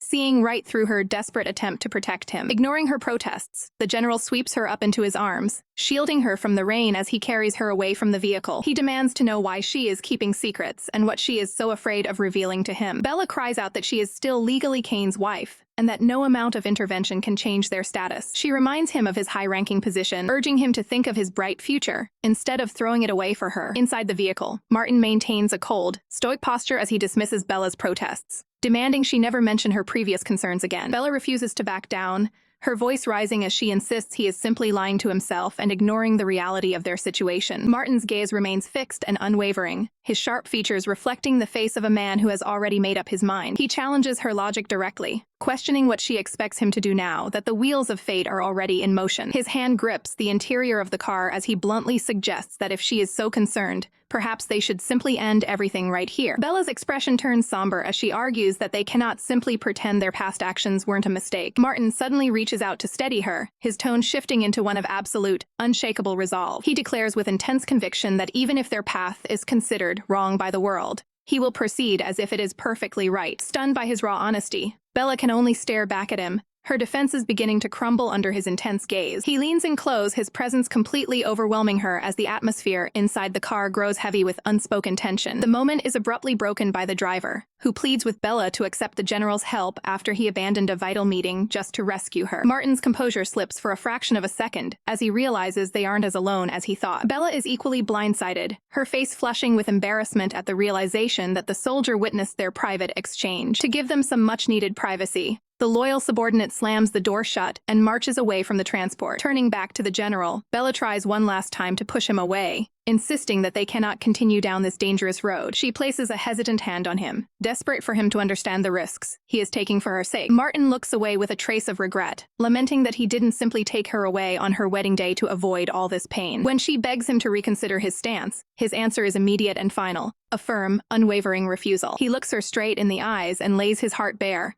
asking her how she could possibly doubt his feelings for her. Bella is left speechless, her eyes wide as she processes the depth of his professional commitment to her safety and well-being. He pulls her close, his head resting against her as he offers a moment of quiet, much-needed support. Martin wraps his arms around her in a protective embrace, vowing that her past and her status mean nothing compared to her heart. As the reality of the rescue sinks in, Bella wonders how he managed to reach her, to which he simply replies that the situation has been handled. He reveals that he knows the truth about why she tried to leave him, thanks to a tip from her friend Arya. Bella looks down in silence, realizing that her attempts to protect him from herself were ultimately in vain. With the authority of a high-ranking officer, Martin assures her that his position is far too secure for a man like Kane to ever threaten. Later, Arya is overcome with emotion, weeping with joy now that Bella has been brought back to safety. The two friends share a heartfelt hug, relieved to be reunited after such a harrowing ordeal. However, Bella remains pragmatic, reminding Arya that while Kane is gone for now, his influence won't be suppressed forever. Arya stands tall with renewed energy,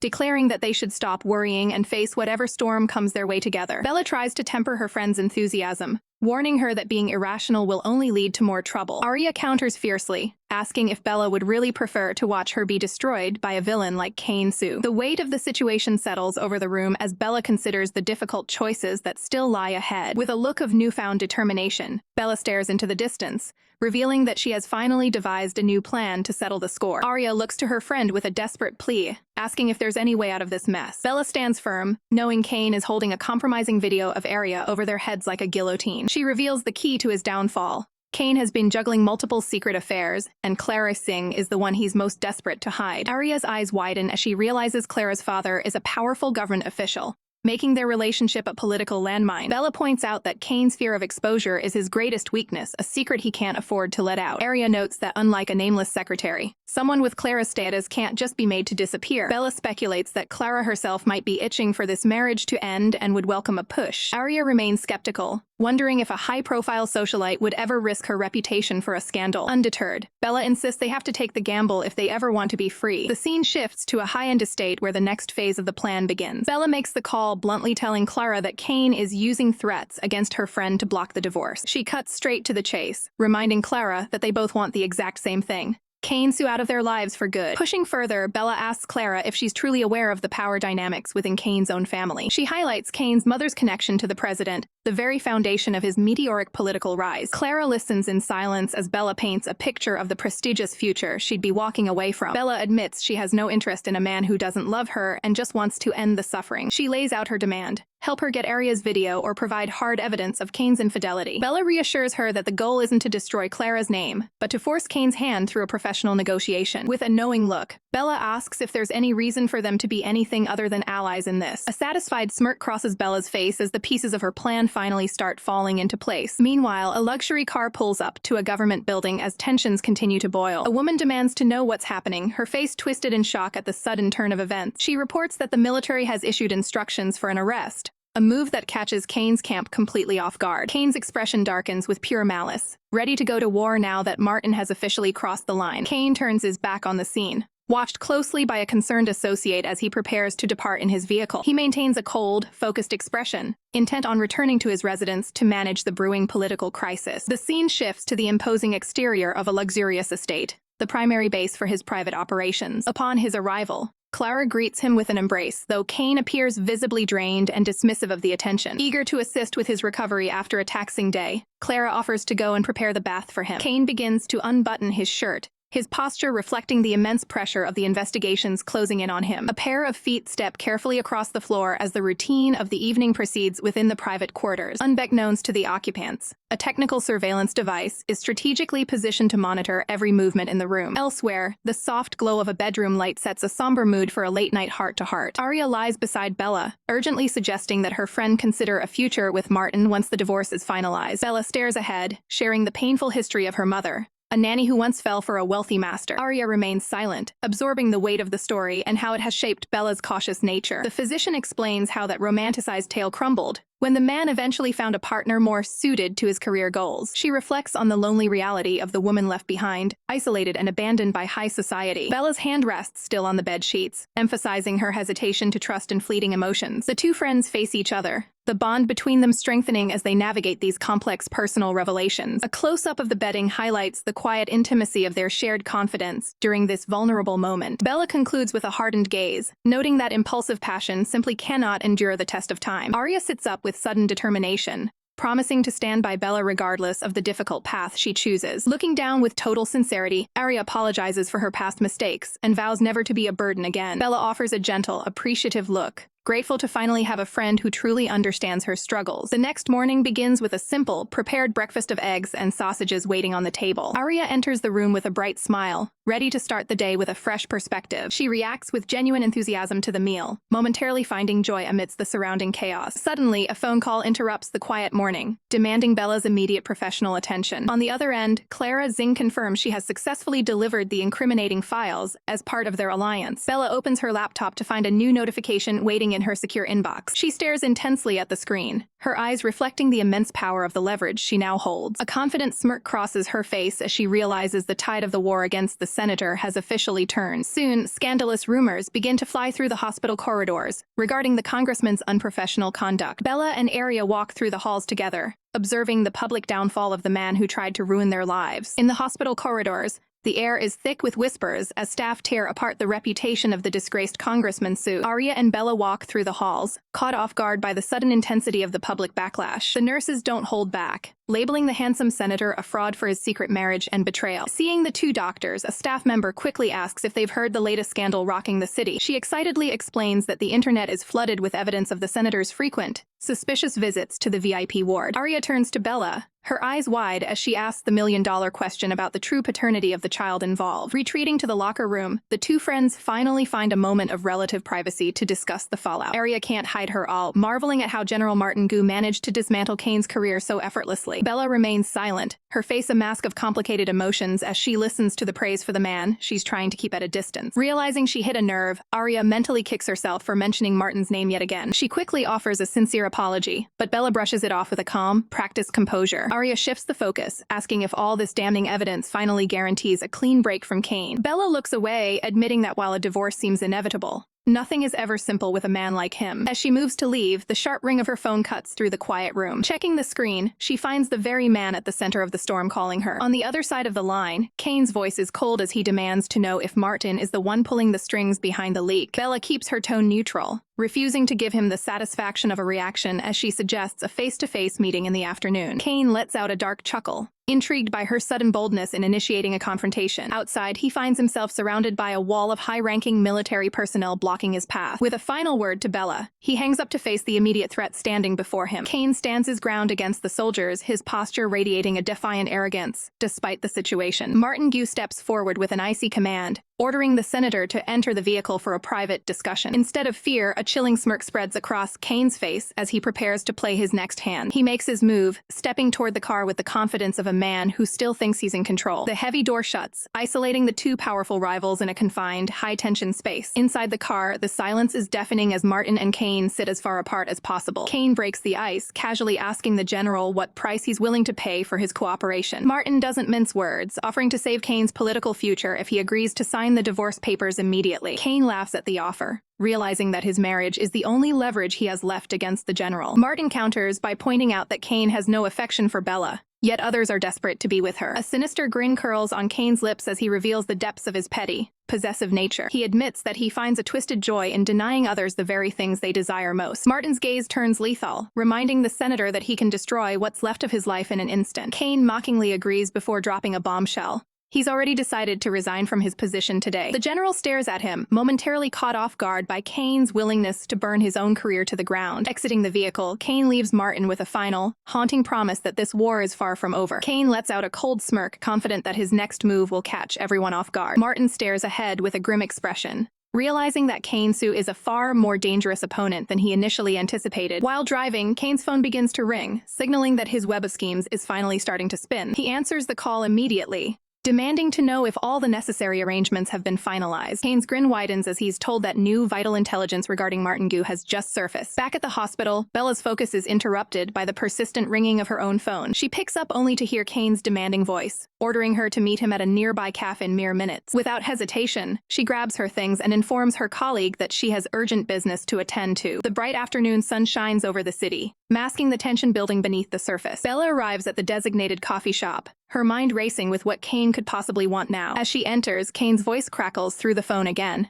directing her to a specific booth on the second floor. She cautiously pushes the door open, bracing herself for the confrontation ahead. She finds Kane sitting calmly by the window, looking entirely unbothered by the chaos he's caused. Bella takes her seat across from him, the silence between them heavy and suffocating. A single cup of coffee sits on the table, steam rising as the two rivals lock eyes. Wasting no time, Bella reveals she has obtained incriminating video evidence of his unprofessional conduct. Kane remains unfazed, mockingly asking if she's officially joined forces with Martin Gu to take him down. Bella fires back, making it clear she has no alliance with Martin and simply wants to settle her own scores. She stands her ground, insisting that her actions are based on cold, hard facts rather than fear of his influence. Kane leans in with a chilling warning, telling her not to trust Martin, because the general's heart belongs to someone else. Unfazed by his mind games, Bella threatens to release the footage to the public if he doesn't cooperate. Kane takes a slow, deliberate sip of his coffee, casually asking what exactly she thinks he has left to lose. Bella points out that a scandal of this magnitude would utterly destroy his promising political future. She presents the digital evidence on her phone,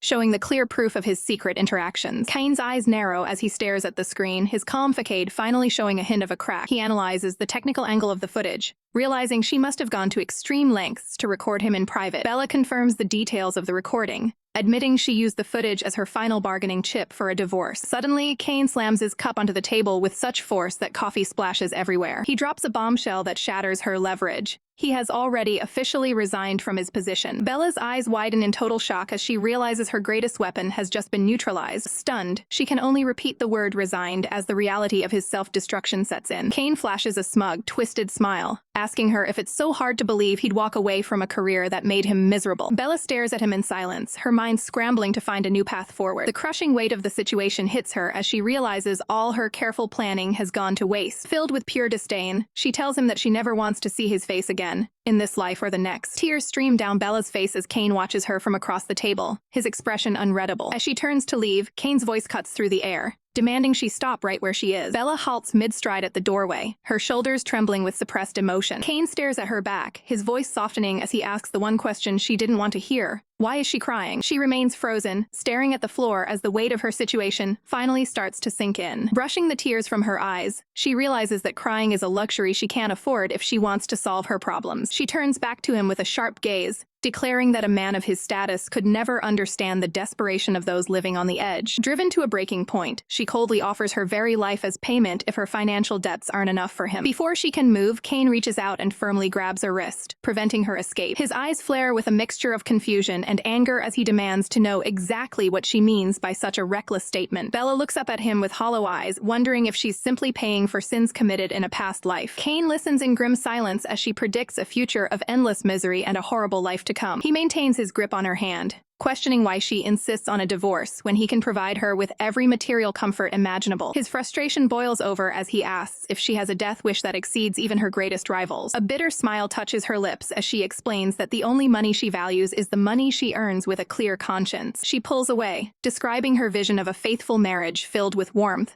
rather than the cold isolation of their current arrangement. With a look of profound disappointment, she tells him that a man like him is incapable of understanding the true meaning of love. Kane snaps back at her, pointing out the hypocrisy in her words since she once claimed to love him. Bella counters with a pained expression, asking if he thinks she would be this heartbroken if her feelings hadn't been real. She reflects on how the person she once cherished eventually turned her into someone who can no longer feel affection. Looking completely defeated, she confesses that she has lost all sense of purpose in her current life. Kane brings up his past, mentioning how other women were perfectly content to share his attention without complaint. Bella scoffs at the comparison, telling him to leave her and go back to those women if that's what he truly wants. A heavy, suffocating silence descends upon the room as they stand worlds apart. Finally, Kane slowly releases his hold on her, the tension in the air reaching a breaking point. In a sudden shift of tone, he looks away and quietly agrees to grant her the divorce she's been fighting for. Bella is caught completely off guard, her eyes widening as she processes his unexpected surrender. However, he immediately attaches a strict condition.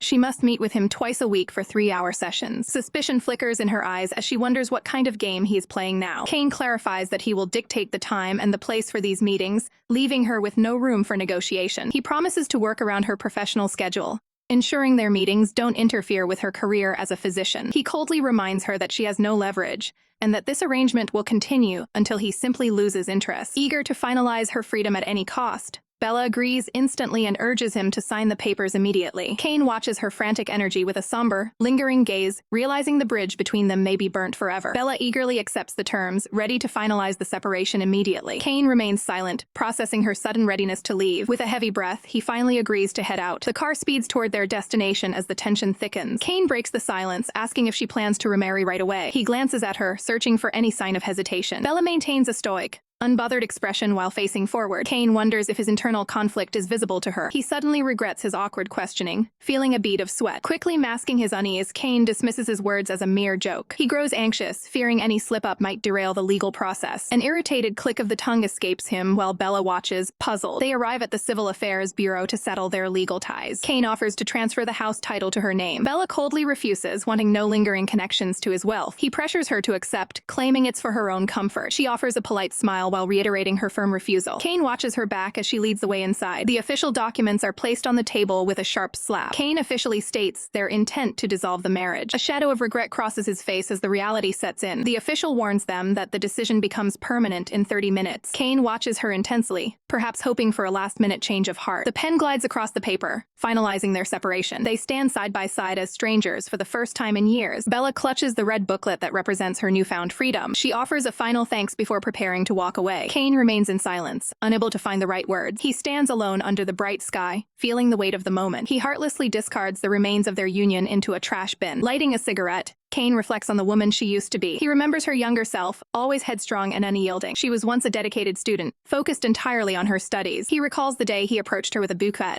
hoping to win her over. Bella's eyes burn with a fierce, unwavering pride that defined their entire relationship. Kane stares at her in stunned silence, realizing that very same pride is what led her to choose him in the first place. He stands before a waste bin, ready to discard the remnants of a life that no longer exists. His fingers tremble as he opens the red booklet, the official seal of their separation. He gazes at the photo of a younger Bella, a ghost of the woman he once knew. Regret washes over his face as he contemplates the heavy cost of his past actions. Standing alone in the open air, Kane finally admits the painful truth. He has lost her forever. Back at the hospital, the sterile, empty hallways mirror the fresh start awaiting Bella. She pushes the door open, her expression calm and composed as she returns to her professional world. Arya immediately rushes to her side, eager to hear if the legendary Kainsu finally backed down. With a steady voice, Bella confirms the news that will change everything.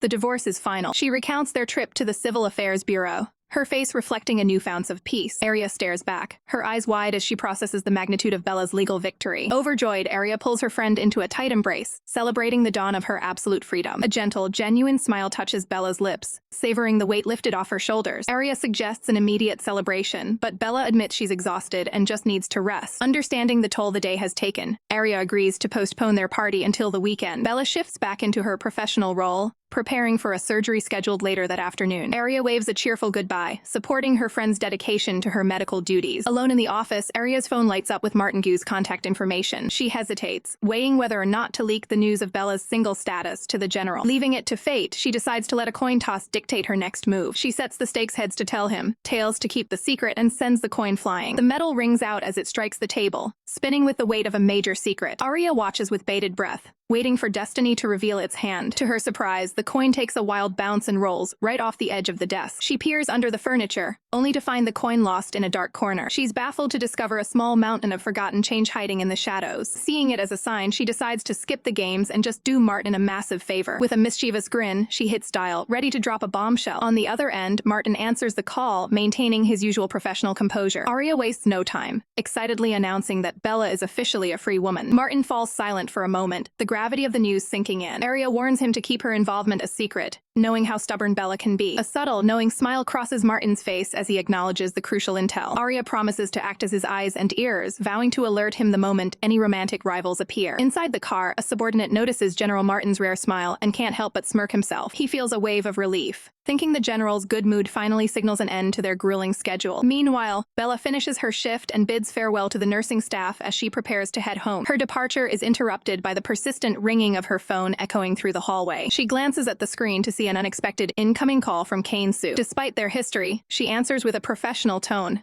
asking him for the reason behind his call. Kane reveals he is already waiting nearby at the hospital cafe, sitting in their usual booth. Bella processes the news with a cold, guarded gaze. When he offers to come and get her, she firmly declines, stating she will make her own way there. Upon arrival, she finds Kane sitting quietly by the window, bathed in the soft afternoon light. He greets her politely and asks what she would like to order from the menu. Exhausted from her medical duties, Bella admits she is too tired to even think about a drink. Kane surprisingly suggests that she simply use the quiet space to take a much-needed nap. She remains silent, eyeing him with deep suspicion regarding his sudden hospitality. He tries to put her at ease, promising that he will respect her boundaries and won't disturb her rest. Bella finds the entire atmosphere incredibly awkward but can't fight her growing fatigue. Succumbing to her exhaustion, she eventually drifts off to sleep right there on the booth's sofa. Seeing her shivering, Kane begins to remove his outer jacket to provide her with a protective cover. While she sleeps, he turns his attention to a business report regarding a strategic move by the Gu Group. A dark smirk plays on his lips as he prepares to counter his rival's latest maneuver. He quickly types out a command to his team, determined to block his competitor's progress at any cost. His focus shifts when he notices another notification popping up on his device. It's a message from Clara Zing,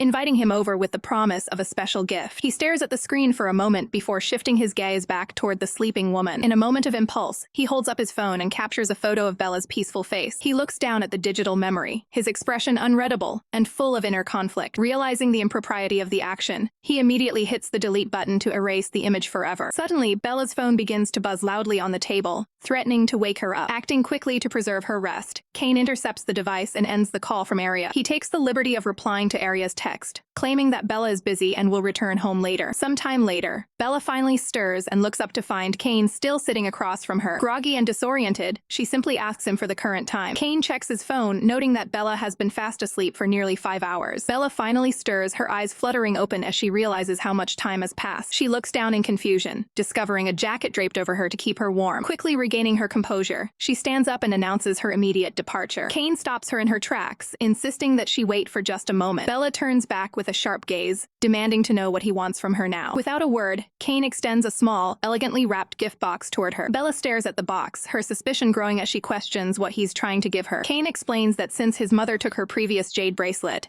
He's providing a much better one as a replacement. The mention of his mother brings back bitter memories, causing Bella's expression to darken. She remains firm in her refusal, coldly stating that she has no interest in his gifts. Kane's face hardens into a mask of silent, stubborn determination. Inside the box lies a stunning, deep green jade bracelet of the highest quality. Ignoring her protests, Kane reaches out and forces the expensive jewelry onto her wrist. Bella gasps in shock, stunned by his sudden and overbearing gesture. She fumbles with the bracelet to take it off, calling out to him as he abruptly turns to leave. She looks around the empty room in a daze, wondering where he could have disappeared to so quickly. Left alone with the unwanted gift, she clutches her wrist, her mind racing with frustration. Bella rushes out to the street, frantically hailing a taxi to follow him. She dives into the vehicle, the door slamming shut as she prepares for a confrontation. Bella points ahead urgently, ordering the driver to tail the car in front of them at all costs. She stares down at the gift box in her lap, her hands trembling with indignation. She reminds herself that she cannot afford to be indebted to a man like Kane Sue ever again. The chase leads them to the gates of a sprawling, luxurious estate. Bella watches from the shadows of the taxi as Kane approaches the front door of the residence. Her heart sinks as she witnesses a woman rush out to greet him with an intimate embrace. The two of them disappear inside the house together, leaving Bella watching from the curb. She realizes that confronting him now would only make her look like a jealous ex-wife. The driver breaks the silence, asking his passenger if she still intends to get out here. Bella shakes her head, providing a new address as she decides to put the scene behind her. The driver observes her through the rearview mirror, sensing a complicated history between her and the man. Bella looks away, her expression clouded with a mix of exhaustion and weary resignation. Night falls over the city as the taxi finally pulls up to a quiet apartment complex. She steps out onto the pavement, her heels clicking against the cold ground. A dark vehicle waits nearby, and Bella approaches the man who has been patiently expecting her. Martin sits behind the wheel, his gaze fixed forward as he prepares for their scheduled meeting. Martin stands under the glow of the street lamp, demanding to know where Bella has been all evening. He stares her down with a look of pure frustration, noting that she completely ignored his repeated calls and messages. Bella avoids his intense gaze, claiming she simply didn't hear her phone while asking him for the return of her Russian book. She quickly pulls out her device, finally seeing the long list of missed notifications she managed to overlook. Trying to ease the tension, she asks why he chose to wait outside in the dark instead of heading into the building. Martin explains that after finding her home empty and his calls unanswered, he had no choice but to wait right here for her return. Sensing his determination, Bella leads the way back toward her apartment to fulfill his request for the book. The two stand before the elevator in a heavy silence, the air crackling with unspoken tension. As they wait for the doors to open, Martin drops a bombshell by revealing he already knows about her recent divorce. They step into the lift together, the confined space only amplifying the weight of his words. The floor indicator begins its steady climb, marking their ascent to the second floor. Suddenly, Martin reaches out to firmly steady Bella, ensuring she remains secure as the elevator moves. The unexpected contact catches her completely off guard, sending a wave of shock through her. She looks up at him with wide eyes, breathlessly asking what has suddenly come over him. Internally, Bella scolds herself, remembering how she promised to never get involved with him again. Despite her best efforts to stay detached, she realizes her heart still instinctively gravitates toward him. To break the intimate moment, she shifts the subject to dinner and asks if he's had anything to eat. Martin gives a curt, honest reply, admitting that he hasn't had a single bite. Bella offers to prepare a quick meal with the ingredients in her fridge since she's also hungry. He remains silent, watching her with a focused intensity that suggests food is the last thing on his mind. The elevator chime signals their arrival, momentarily breaking the spell between the two. Before she can walk away, Martin reaches out to keep her close, his grip firm and resolute. He pulls her into protective hold,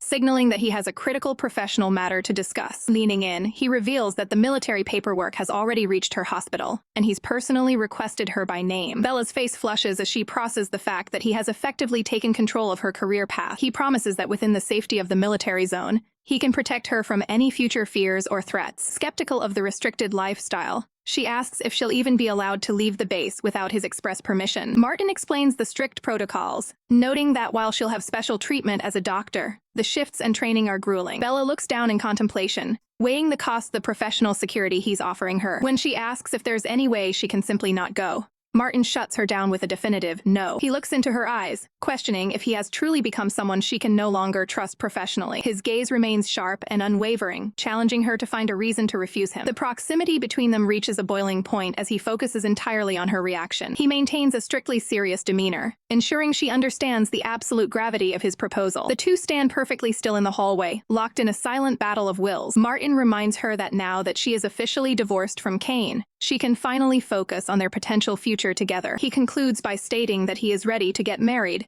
and asks for her honest thoughts on their path forward. Bella voices her concerns, questioning if a high-ranking family like his would ever accept a recently divorced woman. Martin remains firm, insisting that their relationship is a private matter that only the two of them can decide. The heavy silence is suddenly broken by the sharp metallic click of the door handle being turned. Bella's roommate, Arya, strolls into the room and stops dead in her tracks at the sight of the unexpected guest. A mischievous grin spreads across Arya's face as she instantly begins to tease them about the situation. The trio stands in an awkward standoff as the weight of the moment settles over the small apartment. Arya quickly grabs her bag, clearly eager to give the pair some much-needed privacy. She explains that her friends are down a player for their mahjong game, and she will be out until morning. With a playful wink, Arya bids them farewell and heads back toward the exit. Bella reaches out to stop her, but the energetic roommate is already halfway out the door. Realizing she is now alone with the general, Bella can only let out a defeated sigh. Looking for a distraction, the focus shifts to the kitchen where several jars line the storage shelf. Bella scans the contents of the refrigerator, trying to decide on a simple meal for the evening. Martin steps in with a practical suggestion,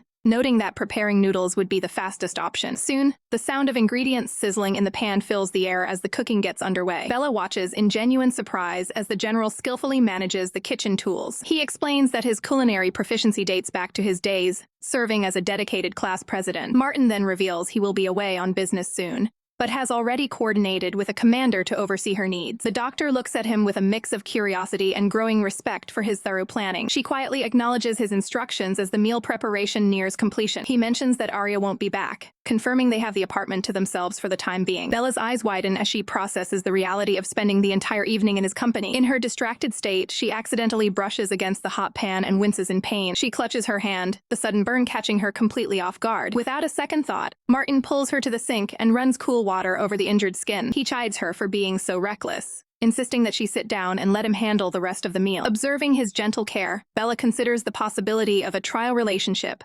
weighing the potential outcomes of staying together. However, a shadow of doubt remains, as she fears the potential heartbreak if his intense feelings were to fade. Martin carefully plates the food, signaling that the simple dinner is finally ready to serve. He presents a perfectly cooked dish of pasta, showing off his impressive technical skill in the kitchen. Bella reflects on how the once cold and distant soldier has revealed a much softer side to her. Sensing her gaze, Martin looks up with a neutral but attentive expression. She is momentarily dazed by his direct eye contact and the quiet atmosphere of the room. Feeling self-conscious, she lowers her head and focuses intently on the plate in front of her. Martin asks why she's staring, prompting her to use the large portion size as a quick excuse. He simply smiles and offers to take care of any leftovers she can't finish herself. Bella manages a shy smile, feeling a strange sense of comfort in his unexpected hospitality. Martin sits quietly, focused on the updates on his phone screen. Nearby, Bella handles the chores, lost in her own thoughts. A single droplet falls from the faucet, breaking the silence. Suddenly, Martin draws her into a protective, close embrace. He offers her a choice of where they should continue their conversation. Bella softly suggests they move to the privacy of the bedroom. Startled by the shift in tone, she quickly asks if there are other choices. Martin playfully lifts her up, suggesting the sofa instead. Outside, the night sky settles over the quiet city landscape. Martin leans in close, his expression serious and attentive. Bella meets his gaze, softly agreeing with his sentiment. Morning arrives as Bella slowly opens her eyes to the sunlight. She peers out from the room, finding the apartment empty. Bright light hits the desk, where a new message awaits her. The note explains Martin's early departure for the military zone. Bella can't help but smile at his thoughtful parting words. She carefully sets aside her reading to start the day. A freshly prepared breakfast sits waiting for her on the table. The warm gesture leaves her feeling genuinely cared for. A sudden, aggressive pounding on the door ruins the peace. Confused, Bella wonders who could be visiting at this hour. She reaches out to unlock the door and see the intruder. Before she can react, a hand lunges toward her. An angry woman strikes Bella across the face without warning. Bella winces as the sting of the blow registers. The woman screams, accusing Bella of forcing Kane to resign. With a cold stare, Bella refuses to be intimidated. In a flash of defiance, Bella strikes back with equal force. She demands to know who the real aggressor is here. The intruder recoils, stunned that Bella fought back. With a chilling smile, Bella orders the woman out of her home. The woman stands speechless, her pride visibly wounded. She sneers that Martin is already promised to marry a woman named Vesna. The shocking claim leaves Bella completely frozen in place. Bella's mind races as she recalls Martin's morning kindness, struggling to reconcile his warmth with the rumors of a secret engagement to Vesna Sue. Coldly dismissing the intruder, Bella makes it clear that her personal life is off limits before demanding the woman leave immediately. With a definitive and echoing thud, she slams the door shut on the unwanted confrontation. Outside, the woman sneers with a bitter warning, claiming Martin is merely using Bella for temporary entertainment before he eventually discards her. Bella stands in the heavy silence of her home, her expression stoic as she processes the verbal assault. The woman prepares to depart, though her resentment remains palpable as she lingers just outside the doorway. Finding her voice, Bella asserts her autonomy, questioning why this woman feels entitled to judge her personal choices. The intruder turns back with a chilling threat, promising to bring Bella to her knees if she continues to resist. Unfazed, Bella stares her down, asking if she truly expects her to grovel for mercy like a submissive pet. A sharp scoff is the only response as the woman begins her retreat, unable to break Bella's iron resolve. Bella challenges the woman's hollow threats, daring her to act if she truly possesses the power she claims to hold. The argument boils over as the woman screams about her son's pain, but Bella quickly points out the hypocrisy of ignoring the man's own transgressions. Bella forces the woman to confront a harsh reality, asking how she would feel if she were the one betrayed by a spouse. Desperate to reclaim the upper hand, the woman hurls insults at Bella's character, labeling her as a shameless failure. Bella strikes back with cold logic, noting that if she's at fault for the relationship's end, then Kane is equally incapable of managing his own life. Consumed by a sexist rage, the woman insists that the rules are different for men, her face contorting in a fiery, entitled tantrum. Bella offers a dismissive shrug, stating she couldn't care less who Kane spends his time with as long as she is no longer involved. The woman stands frozen in the hallway, fuming at Bella's refusal to be intimidated by her status. As she finally exits, she screams a final, desperate vow that she will never let Bella escape the consequences of her actions. Alone at last, Bella gazes down at the simple, nutritious breakfast Martin meticulously prepared for her before his departure. She attempts to find some peace in the meal,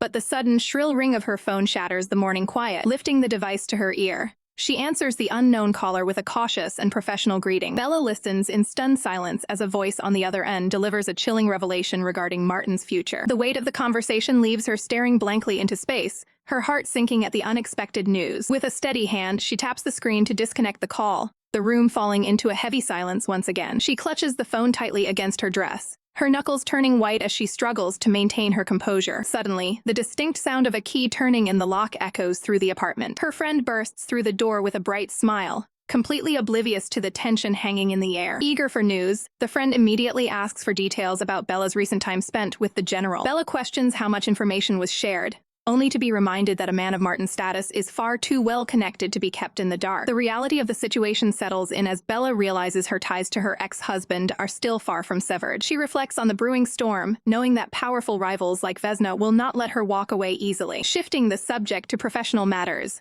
her friend mentions an urgent medical request coming directly from the special military zone. The friend beams with excitement, praising Martin as the ideal partner, while mentioning how envious the other doctors have become. Bella looks away, her mind far from the romanticized image others have of her increasingly complicated life. Arya strikes a pose of absolute confidence, assuring Bella that with her around, there is absolutely nothing to fear. Bella can only blink in confusion, caught off guard by her friend's sudden burst of protective energy. Arya bursts into a fit of laughter, boasting that since her father is the director, Bella is guaranteed to get the best treatment possible. Bella offers a sincere word of thanks for the support, even as Arya starts to look a bit sheepish about her own involvement. Arya explains that her father is pushing her to marry, and the military zone is the perfect place to find both a high salary and eligible suitors. Bella watches her friend mutter to herself, wondering what kind of chaotic logic is currently spinning through Arya's head. Left alone with her thoughts, Bella leans back against the sofa, the weight of her current situation clearly weighing on her mind. The scene shifts to the sterile, quiet hallways of the hospital where the doctor on call sign hangs prominently. As Bella prepares for her next task, the sharp, repetitive trill of her phone breaks the silence of the corridor. Her expression hardens instantly the moment she sees the caller ID flashing on the screen.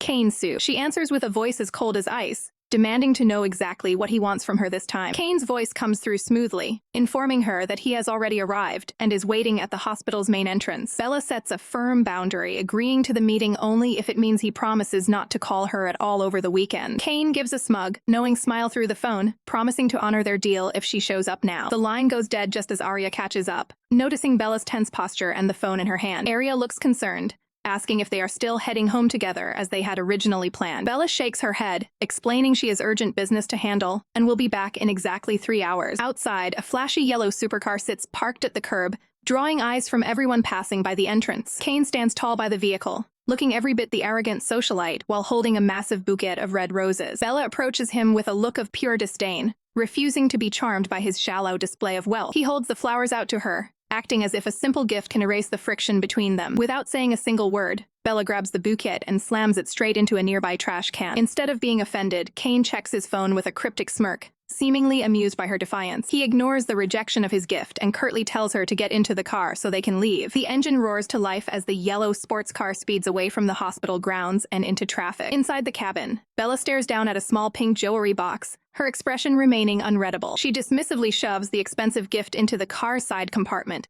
wanting nothing to do with his bribes. Kane keeps his eyes fixed on the road, the silence between them growing thick and uncomfortable. He mocks her earlier cool display with the flowers, telling her she's free to throw the jewelry away too if she's so inclined. Bella fires back, stating she'd actually go back for the flowers, because she simply can't afford the price of his jewelry. Kane sighs, warning her that she is too stubborn to judge the situation and will only regret her attitude later. Bella shuts him down instantly, telling him that his ominous warnings can wait until a later time. They ride in a tense, heavy silence, with the interior of the luxury car feeling more like a cage. Kane breaks the quiet with a pointed question, asking if Martin Gu has already told her the truth. Bella turns to him, her heart skipping a beat as she asks the one question she dreads. Told me what? Kane leans in with a venomous smirk, dropping the bombshell that Martin is actually getting engaged to Vesna Su. Bella's heart stops as the shocking revelation hits her like a physical blow. Kane continues his psychological assault, explaining that the date is already set, and that Vesna will likely invite Bella, just to gloat. Bella narrows her eyes, accusing Kane of orchestrating this entire scheme with Vesna specifically to humiliate her. Kane's grin only widens as he realizes that Martin has kept Bella completely in the dark about his secret plans. Refusing to be shaken, Bella declares she won't believe a single word unless it comes directly from Martin's mouth. Kane's expression sours instantly,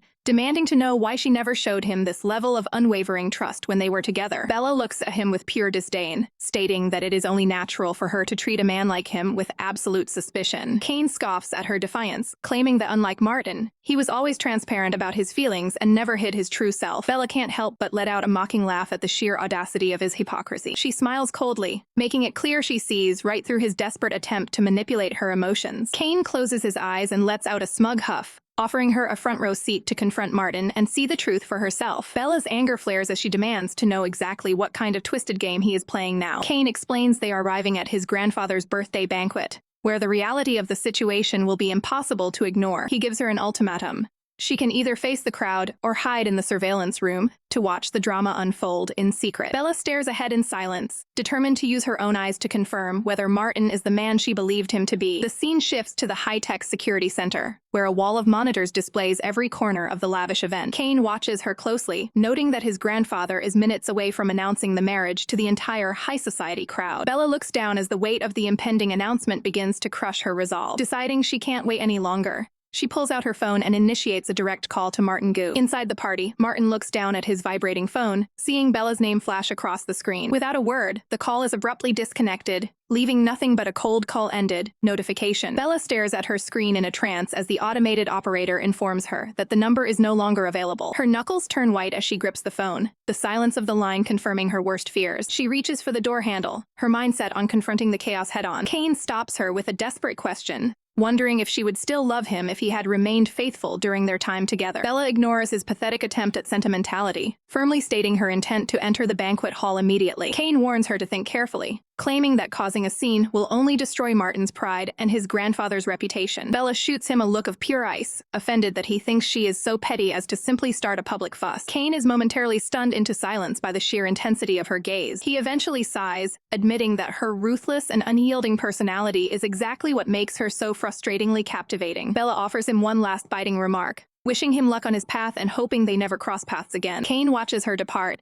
critiquing her for what he perceives as a complete lack of emotional intelligence. Bella walks away with her head held high, knowing that true love requires a wholehearted commitment that Kane could never understand. Bella resolves to confront Martin Gu face-to-face to determine if he has truly been lying to her. She turns to Kane with a sharp, judgmental gaze, questioning if he possesses even a shred of emotional intelligence. Kane reflects on his past behavior, acknowledging that many women have been hurt by his self-centered actions. Bella delivers a cold ultimatum, telling Kane that if justice exists, he is destined for a miserable end. Without another word, she turns her back on him and marches away, her heels clicking firmly against the floor. Kane watches her departure in silence, a heavy sigh escaping as he realizes he no longer has any influence over her. Standing alone in the corridor, Bella pulls out her phone to make one final, desperate attempt to reach Martin. She waits with bated breath, the silence on the other end of the line feeling more oppressive with every second. Inside the banquet hall, Martin glances at his vibrating phone while maintaining his professional presence beside a smiling Vesna Sue. He finally excuses himself from the social gathering, seeking a private moment to address the persistent caller. Answering the call with a strictly professional tone, he suggests that any urgent business should be handled by Commander Shang. Bella's voice trembles as she demands to know his exact location, needing to see him immediately. Martin remains evasive and cold,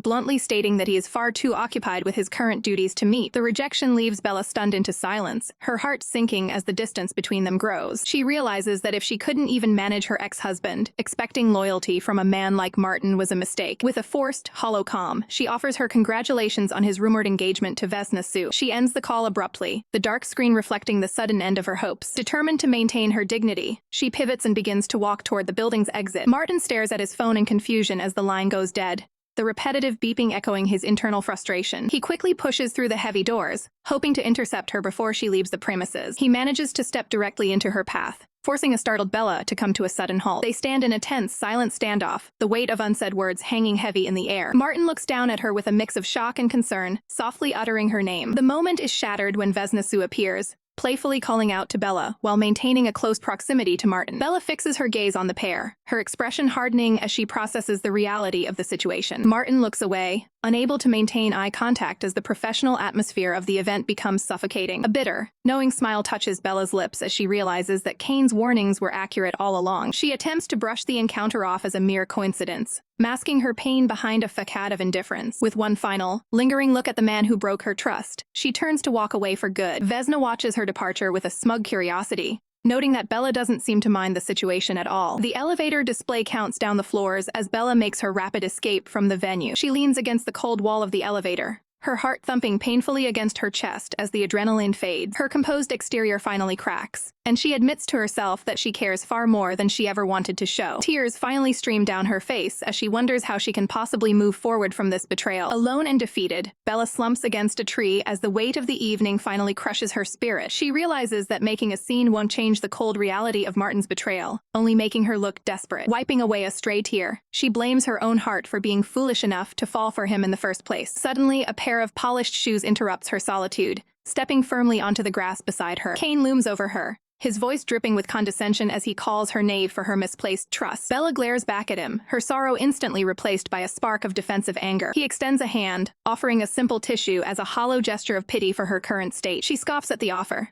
refusing to let him see her as a fragile victim who needs his help. Kane falls silent for a moment, the tension between them thick enough to cut as he stares her down. He attempts to justify his own presence by comparing her situation to the many women he's discarded in the past. Bella stands her ground, unimpressed by his attempt to paint himself as the more honest man. With a heavy sigh, she admits she has resigned herself to the fate that Martin has chosen for her. Without another word, she turns her back on Kane and marches toward the street with determined steps. She quickly flags down a taxi, desperate to put as much distance between herself and the banquet as possible. Kane watches her depart into the night, his shadow lengthening as he realizes he truly wants her back. Back at the apartment, Arya is caught off guard mid-meal, slurping her noodles in the quiet kitchen. She looks up from her bowl, surprised to see Bella returning home so much earlier than expected. Arya tries to lighten the mood, asking her friend if she's had anything to eat yet. Bella ignores the question entirely, her face a mask of exhaustion as she retreats toward her room. A sharp slam of the door leaves Arya standing in confused silence, wondering what went wrong. Inside, Bella stares down at the Russian language book she had been studying so diligently for Martin's sake. The sight of the textbook only serves as a painful reminder of her wasted efforts and unrequited love. She emerges from the room moments later, clutching a bag with a grim and focused expression. Arya watches her friend with wide eyes, sensing that a breaking point has finally been reached. With a decisive thud, Bella drops the textbook into the trash, discarding her feelings along with it. She delivers a chilling ultimatum, warning Arya never to set her up with Martin ever again. Internally, she mocks her own obsession with a man who was always far out of her league. The discarded book sits at the top of the bin, a symbol of a chapter she is closing forever. Bella storms out of the apartment once more, the door echoing with the force of her exit. Arya is left alone in the hallway, whispering Bella's name in a state of genuine concern. Under the cover of night, the city lights offer no comfort to the heartbroken physician as she wanders. Bella finds a quiet spot outside a convenience store to sit and process her thoughts in peace. A line of cans begins to clutter the table as she seeks a way to numb the stinging pain of rejection. She takes a long, heavy gulp, wishing the drink could wash away the memories of the banquet. Staring blankly at the label, she wonders how her life became such a tangled mess so quickly. A stranger suddenly joins her at the table, tipping back a drink of his own in perfect synchrony. Bella blinks in surprise, her vision slightly blurred as she looks at the well-dressed man beside her. Her heart skips a beat as she realizes the man standing there in the moonlight is Martin. Bella looks up with a hazy, tipsy smile, her voice slurring as she calls out Martin's name. Martin leans in close, gripping her hand as he asks the one question that matters.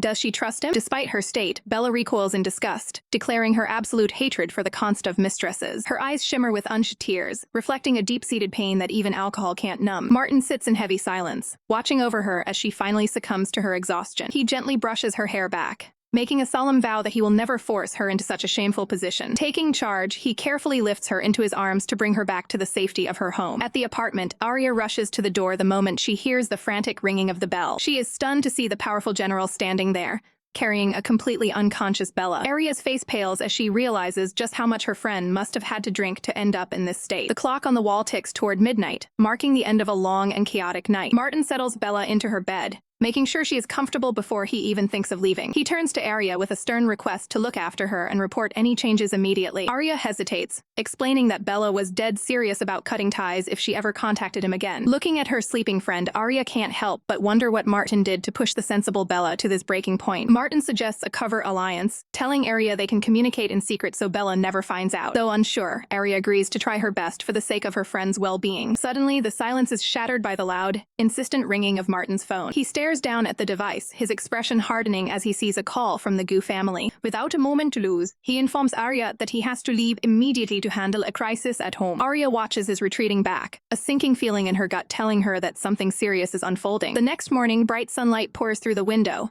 signaling a fresh start for the physician. Bella checks her phone to find a concerned message from Martin asking if she is feeling okay. She stares at the screen in silence, her expression unreadable as she processes the events of the previous night. Choosing to move forward, she stands by her closet and prepares to head out for the day's tasks. Outside, the garden is in full bloom, a stark contrast to the internal turmoil she is facing. Looking sharp and composed, Bella makes her way down the street with a clear destination in mind. From a distance, Martin watches her every move as she steps into a waiting taxi. He glances at his phone again, noting that his message remains unanswered and ignored. Unwilling to let her out of his sight, he commands his driver to trail the taxi at a safe distance. The radio blares news of a high-profile marriage between the Gu and vice president families, a union built on power. The taxi speeds along the highway, carrying Bella further away from the drama of the city. Bella listens to the broadcast with a cold, distant look, seemingly unaffected by the news of Martin's family obligations. The vehicle finally pulls up in front of the imposing gates of the Recovery Wellness Center. Her heels click sharply against the pavement as she steps out, moving with a professional sense of purpose. With a sharp, focused gaze, Bella prepares to face whatever awaits her inside the facility. Bella arrives at the wellness center only to find her ex-husband, Kane, standing right next to her mother's wheelchair. Frustrated by his sudden appearance, Bella demands to know exactly what he thinks he's doing there. Kane offers a smooth excuse, claiming he was overseas and merely arrived late to visit her mother. Her mother, unaware of the underlying tension, kindly assures him that it's fine since he was busy with his work. To create some space, Kane suggests heading out to buy some food, specifically remembering that her mother likes durian. Bella isn't about to let him go alone, insisting she'll accompany him after first escorting her mother back to her ward. The scene shifts as the door to the private room clicks shut, leaving the two of them alone in the hallway. Inside the room, the television blares news about the high-profile marriage alliance between the Gu and Su families. Bella turns away from the door, the sound of the latch clicking punctuating the heavy silence between them. She confronts Kane directly, questioning his true motives for showing up after everything that has happened. Kane reminds her of their prior agreement, where he promised to visit her mother once a month even after their divorce. Bella scoffs at his feigned kindness, asking if he truly believes she has any remaining value to him. She meets his gaze with a cold, silent stare, refusing to be swayed by his manipulative charms. Turning her back on him, she flatly tells him that he shouldn't bother coming back anymore. Kane agrees with a chillingly calm expression, but immediately follows up with a subtle threat. His hand reaches for the door handle, ready to walk back in and potentially expose the truth of their divorce to her mother. Panicked by the threat to her mother's peace of mind, Bella reaches out and firmly presses her hand over his to stop him. Kane looks down at her, clearly satisfied that he's successfully regained control of the situation. He flashes a manipulative smile, claiming that he is sincerely trying to help her navigate her current mess. With the power dynamic shifted, he releases the handle and prepares to continue their conversation elsewhere. Bella looks down, realizing she's backed into a corner and forced to play along for her mother's sake. Kane leans in to ask if she understands the real reason behind Martin Gu's sudden marriage to Vesna Su. Bella shuts him down, declaring that she wants nothing to do with anything that comes out of his mouth. Kane ignores her protest, mentioning he knows about the hospital paperwork Martin issued for her transfer to the military zone. Surprised by his intel, Bella asks how he knows so much, and if he harbors a personal grudge against Martin. Kane's expression darkens as he lists his grievances, blaming Martin for the loss of his wife, his freedom, and his status. Bella remains unimpressed, telling him that if she were as vengeful as him, he would have died 100 times over by now. Kane warns her that even if she is forgiving, others like Vesna certainly won't be once Bella enters the military zone. Bella maintains her defiance, stating that Vesna can do what she wants because she has no intention of going. Kane laughs off her resolve, pointing out that since the order came from the military zone, even Arya's father wouldn't dare to disobey it. Bella falls silent as the weight of her limited options finally begins to sink in. Suddenly, Kane reaches out and grabs her arm with a firm, uncompromising grip to stop her from leaving. Startled by the sudden physical contact, Bella struggles and demands that he let her go immediately. Kane pulls her close, his eyes filled with a dark intensity as he warns her not to mess with a man like Martin. Bella snaps back, asserting her independence and reminding him that in the eyes of the law, they have no relationship. She quickly turns and walks away, the sound of her footsteps echoing as she leaves him standing alone. Kane scoffs with a cold sense of superiority as his conversation with Bella comes to a bitter end. Bella retreats down the street, trying to put as much distance between herself and the hospital as possible. Her mind races back to her mother's words, pressuring her to reconcile and start a family with her ex-husband. The memory of her mother's confusion regarding the child she lost only adds to the crushing weight on her heart. Bella lets out a heavy, exhausted sigh, unable to escape the ghosts of her past. She stops walking, only to realize she has mindlessly arrived at the heavily guarded entrance of a government facility. Her eyes widen in shock as she realizes her feet have carried her straight to the military zone. She berates herself for her own subconscious betrayal, wondering why she would ever come to this place. Suddenly, a sleek sedan pulls up right beside her. From the passenger seat, an assistant spots Bella and orders the driver to stop immediately. The assistant frantically reminds his boss that they are already late for a crucial photography session with Miss Sue. He is left speechless when his superior ignores the schedule and abruptly exits the vehicle. General Martin steps out onto the pavement, his presence instantly commanding the space. Without a word, he reaches out and firmly seizes Bella's hand. Bella is caught completely off guard by the general's sudden and forceful physical intervention. She gazes up at him, her expression a mix of confusion and lingering resentment. Martin stares back with an icy gaze, insisting on giving her a ride to her destination. Bella sharply rejects the offer, signaling that she would much rather take a taxi. She tries to wrench her arm free, demanding to know what he thinks he's doing. Despite her struggles, the general refuses to loosen his grip on her. He leans in with a stern warning, telling her that if she continues to resist, he will simply stay by her side in public. Bella looks away, coldly stating that any further interaction between them is a mistake. Martin confronts her directly, asking if her hostility is the reason she blocked his phone number. He issues a final, uncompromising command for her to get into the car. Bella turns her face away in a silent act of defiance against his authority. Martin closes the distance between them, using his intimidating presence to force her hand. Fearing a public scene, Bella finally relents and agrees to enter the vehicle. Once inside, she curtly demands to be dropped off at the south side of the city. The assistant looks back in total confusion, unsure how to handle this sudden detour. Martin snaps at him, demanding he stop questioning the order and just drive. The driver can only sigh and focus on the road, trapped in the middle of their intense conflict. Bella stares out the side window, her face a mask of silent fury. The air in the backseat remains thick with tension as neither of them says another word. Bella sits in the back of the car, stunned by the sudden vulnerability in Martin's voice, as he seems to be lowering his guard. Martin begins to peel back the layers of his family's legacy, explaining how the Gu Group rose to power through early adoption of the silk and real estate trades. Bella listens intently, her mind racing as she wonders why the cold general is suddenly sharing these intimate family secrets with her. He reveals the dark truth of his father's past, admitting to a quid pro quo deal that launched a lowly director into the governor's office in exchange for cheap land. Bella remains cynical, viewing the strategic use of power for personal gain as a standard rule for the elite. The general explains that the current governor is now a puppet at the mercy of Suzhang, facing total ruin with a single word from the man. Bella connects the dots, realizing that the condition for the governor's safety is Martin's forced marriage to Sue's daughter. A heavy silence fills the vehicle as the weight of this political web settles over both of them. The tension is shattered by the sharp ring of Martin's phone,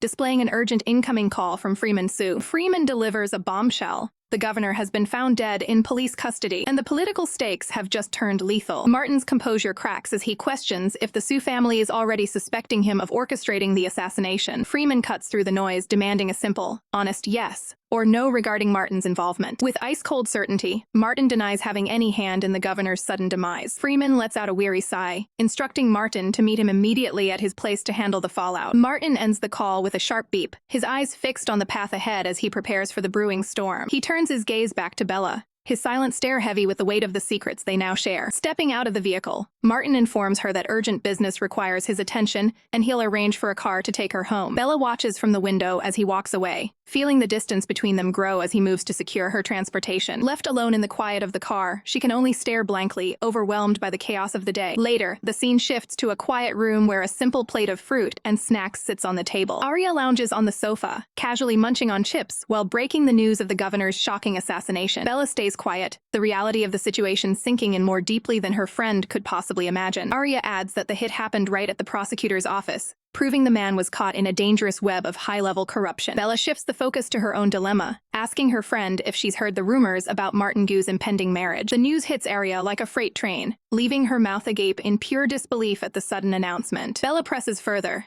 asking for an honest opinion on whether Martin truly cares for her, or if he is simply driven by a sense of possession. Arya takes a moment to consider her response, knowing the weight of the advice she is about to give. She defends Martin's professional reputation, describing him as an upright and righteous man who always takes responsibility for his bonds. Still, the concept of such a sudden marriage feels like a total shock to Arya's system as she processes the update. She suspects there must be a hidden agenda, or a calculated move behind such a rapid and unexpected engagement. Bella looks on with a steady gaze, contemplating the dark possibilities and motives that come with being tied to the general. Arya offers a bit of romantic wisdom, suggesting that true commitment is built over a lifetime of effort and companionship. Bella reflects on the grim reality of complicated relationships, fearing the potential tragedy of being caught in the middle of another woman's life. Arya encourages her friend to stand firm and face the problem head-on, urging her not to give up until the situation is officially settled. Bella ponders the weight of Arya's words, realizing she can't just stand on the sidelines while everything falls apart. She finally admits to herself that her feelings for Martin go much deeper than she ever imagined. With newfound resolve, she looks out the window, knowing exactly what her next move must be. She reaches out to Martin via text, requesting an urgent meeting to discuss their situation. Martin responds instantly, providing specific instructions for a discreet pickup at a local hotel. Bella takes a deep breath, mentally preparing for the dangerous game she's about to enter. Meanwhile, tensions boil over in the Gu family study as the political fallout from the assassination intensifies. Martin's father looms over him, demanding he identify the governor's killer to clear the family's name. The patriarch insists that the political wedding with Vesna must proceed as scheduled to maintain their status. Martin remains cold, pointing out that Uncle Su already suspects his own father of being just as culpable. Enraged by the accusation, his father slams his hand onto the desk,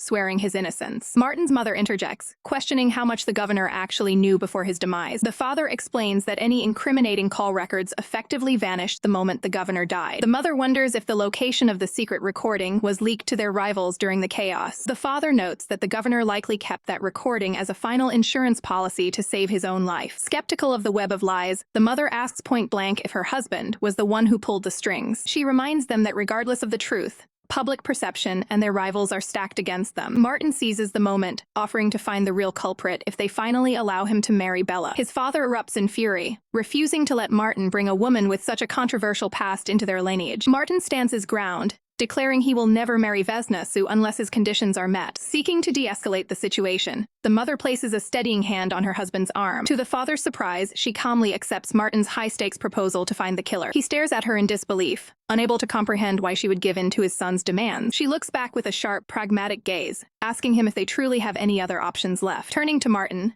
she promises that the family will accept Bella Bai if he can solve the murder mystery. Martin leaves the room with a confident look, certain he can deliver a result that satisfies everyone. The scene shifts to a quiet residence, where the night air feels heavy with anticipation. A firm knock at the door breaks the silence as Martin arrives for his meeting with Bella. Bella opens the door, her eyes widening as she finds the general standing on her doorstep. She stands bathed in the warm light of the entryway, looking for answers in his eyes. The two of them stand in the threshold, the silence speaking volumes about their shared burden. Martin pulls her into a protective embrace, seeking a moment of peace amidst the political storm. Inside the quiet room, the outside world and its dangerous schemes feel like a distant memory. He looks down at her with genuine gratitude, thanking her for staying by his side during this crisis. Bella explains that while she has her own principles, she is choosing to place her faith in him for now. Martin meets her gaze with unwavering intensity, swearing that he will never let the day come where she regrets her trust. Martin looks deeply into Bella's eyes, his voice low as he confesses the depth of his feelings for her. He reaches out with a gentle touch, emphasizing that his commitment to her is unwavering, despite the chaos surrounding them. They share a quiet moment of mutual support, finding a brief sanctuary in each other's presence. Bella breaks the silence, asking if there is any way she can assist him with the high-stakes investigation. Martin sits up, shifting his focus to the technical details of the crime scene, and explaining that the killer used a complex remote mechanism. Bella is visibly stunned, trying to wrap her head around the idea of a specialized drone-mounted weapon. Martin explains the precision of the hit, noting the use of smoke bombs and a remote camera to track the target. Bella analyzes the data,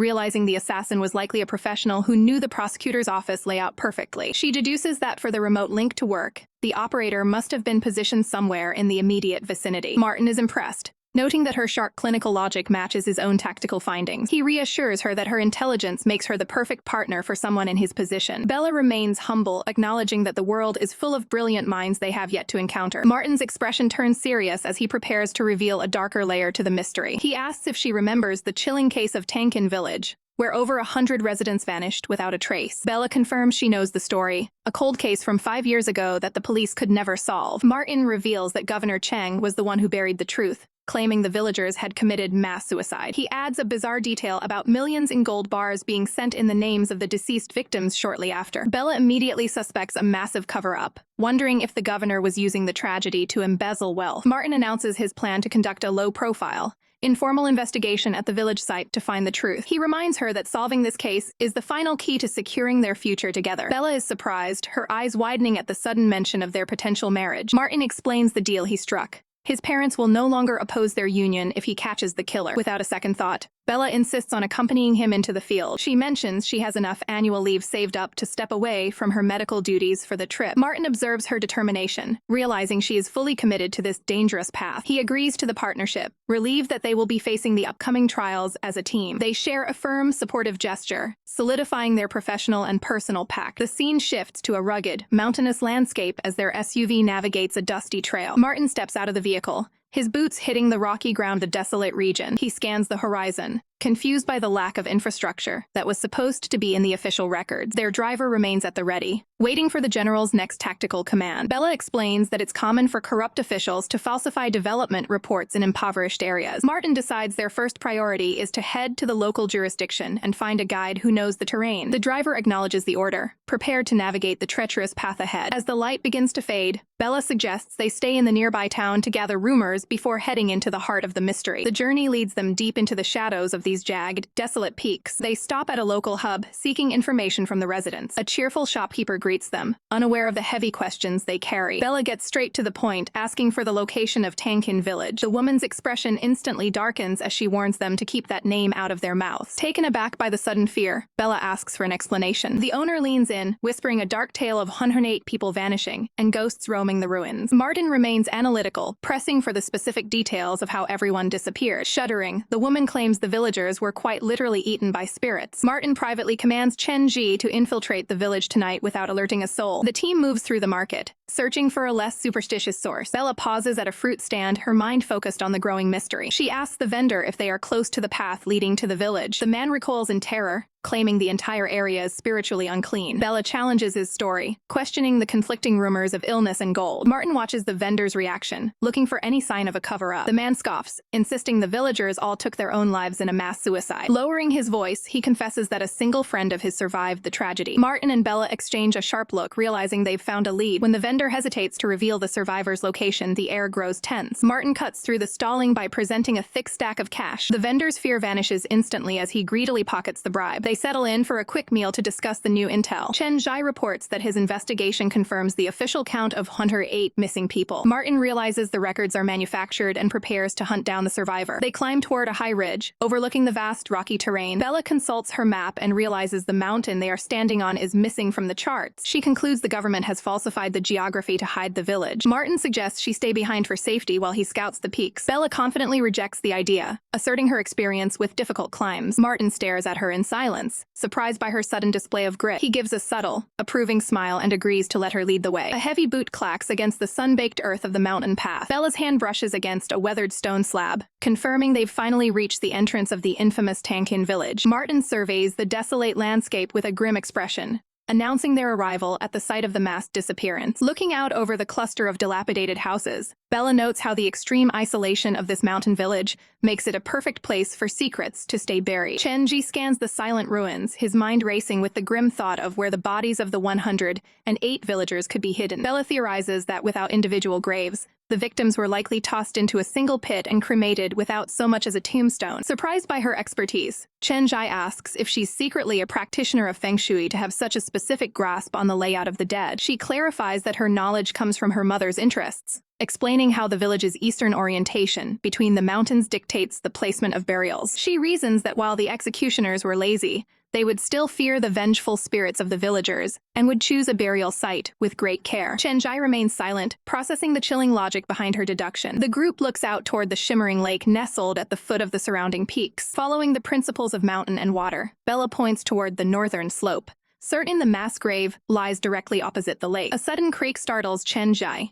who begs Martin to give a warning before swinging open doors in such a haunting place. Martin stands silhouetted in the doorway of a nearby hut, his presence cutting through the heavy dust of the interior. Inside, the silence is deafening as Martin approaches a table holding a simple teapot and cup. Chen Ji is immediately on edge when he notices a cup filled with water that should have evaporated a week ago. The liquid is clear and fresh, a jarring sight in a village meant to be a ghost town. Martin lifts the lid of the teapot, finding it similarly topped off and ready for use. Suspecting a hidden occupant, Martin orders Chen Ji to head to the kitchen to search for any signs of fresh food. Martin moves cautiously through the shadows of the residence, his eyes scanning for any movement. He discovers a makeshift bed on the floor, confirming that the house isn't as abandoned as it seems. The blanket is folded with military precision, proving that someone is actively maintaining this living space. Bella returns with a report, confirming that the kitchen is stocked with rice and supplies. Martin realizes that the ghosts the locals fear are actually a living person hiding in plain sight. Chen Ji notes that anyone capable of surviving in these conditions for years must be exceptionally dangerous. Martin tells Chen Zhai to investigate the gravesite while he stays behind to secure the perimeter. Standing by the window, Martin ponders the identity of the mysterious hermit living among the ruins. A flicker of movement in the distance catches his sharp gaze, instantly putting him on high alert. He grips the wooden frame, the wood groaning under his weight as he prepares to move. In one fluid motion, Martin vaults through the window and drops toward the ground below. He sticks the landing in the dirt, his body coiled and ready for a pursuit. His intense gaze locks onto a figure retreating into the shadows of the village. Without a second thought, he sprints toward the target,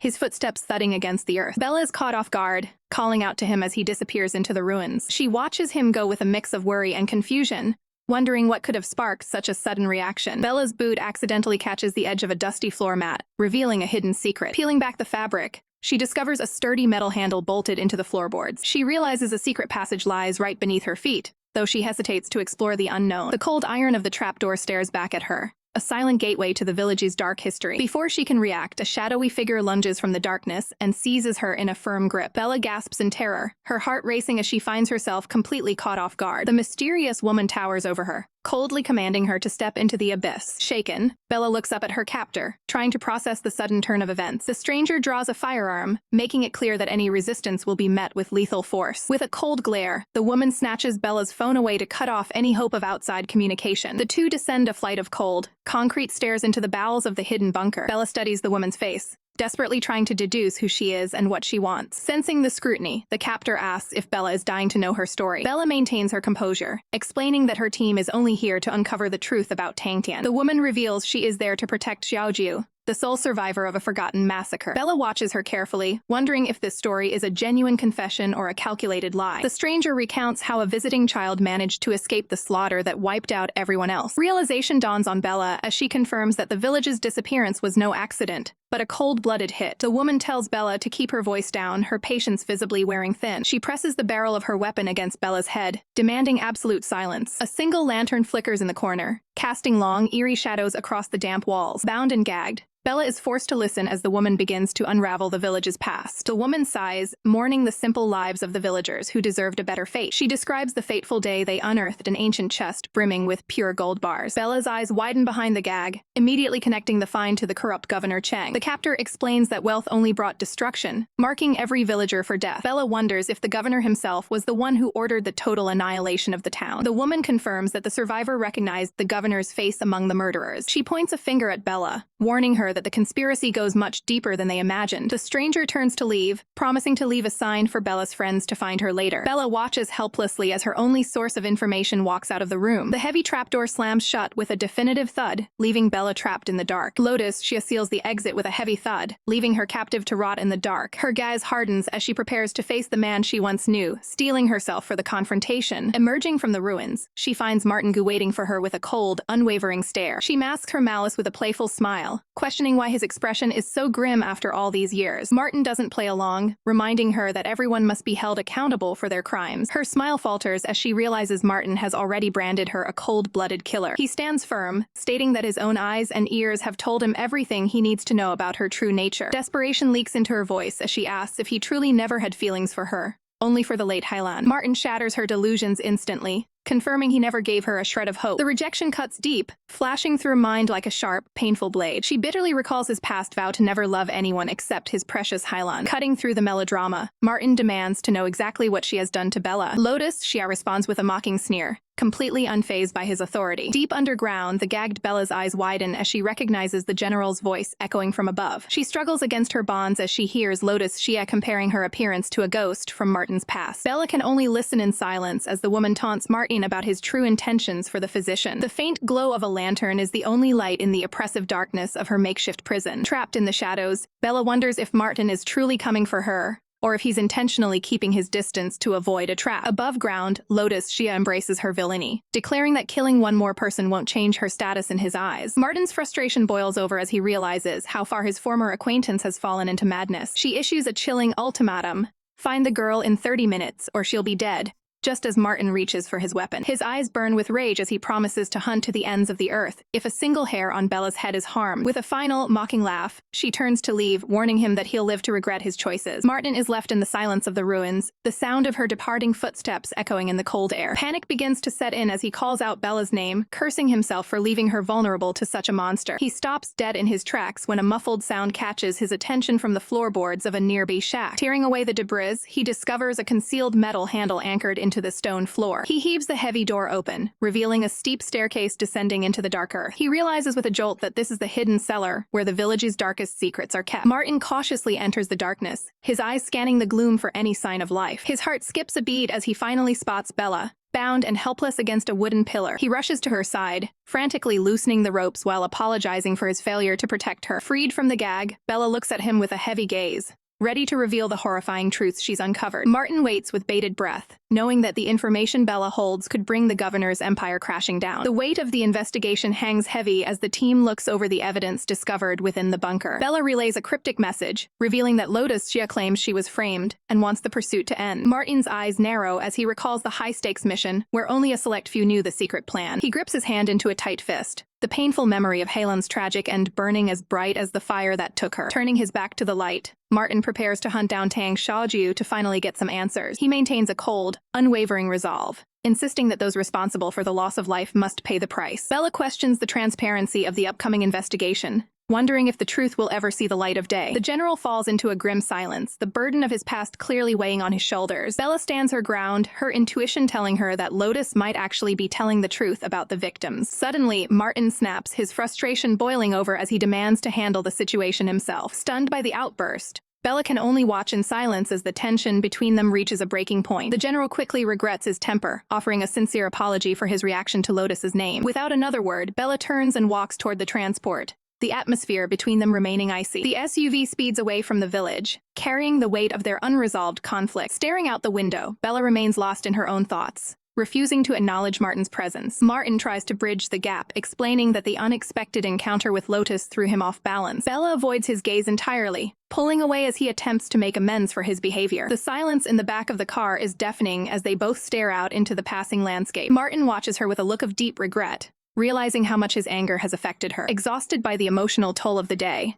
Bella closes her eyes to find a moment of peace. She eventually stirs, asking if they have finally reached their destination at the hotel. Martin suggests they take a moment to eat while his men continue the search for their primary suspect. Bella refuses the break, insisting they track down Tang Xiaoju immediately before Lotus can warn him to flee. Taking her advice to heart, Martin leans forward to give his driver the coordinates for the suspect's location. Bella remains focused on the mission ahead, though the tension in her expression is clear. Softening his voice, Martin looks over at her, desperate to explain the source of his inner turmoil. Bella looks up in surprise, caught off guard by the sudden change in his demeanor. He shares a haunting memory of a failed rescue mission where his entire team was lost to an enemy ambush. Martin admits that all evidence pointed to Lotus being the traitor who sold them out that day. He confesses that the guilt of those lost lives causes him to lose his reason whenever he encounters her. He reaches out and gently places his hand over hers, promising to be more objective in his investigation. Bella looks down, feeling that her own input might have been misplaced during such a personal moment. Martin leans in closer, quietly asking if she is still harboring any resentment toward him. She explains that she just needs a little time to process her emotions and regain her composure. In a final gesture of support and reconciliation, Martin pulls her into a steady embrace, asking her to be honest with him as they move forward. The hunt for the truth leads the team to a quiet residential building where the target is hiding. Taking no chances with Bella's safety, Martin sternly orders her to stay in the vehicle while he handles the breach. Moving like ghosts, the team approaches the target's door with lethal precision. With a final nod to his subordinate,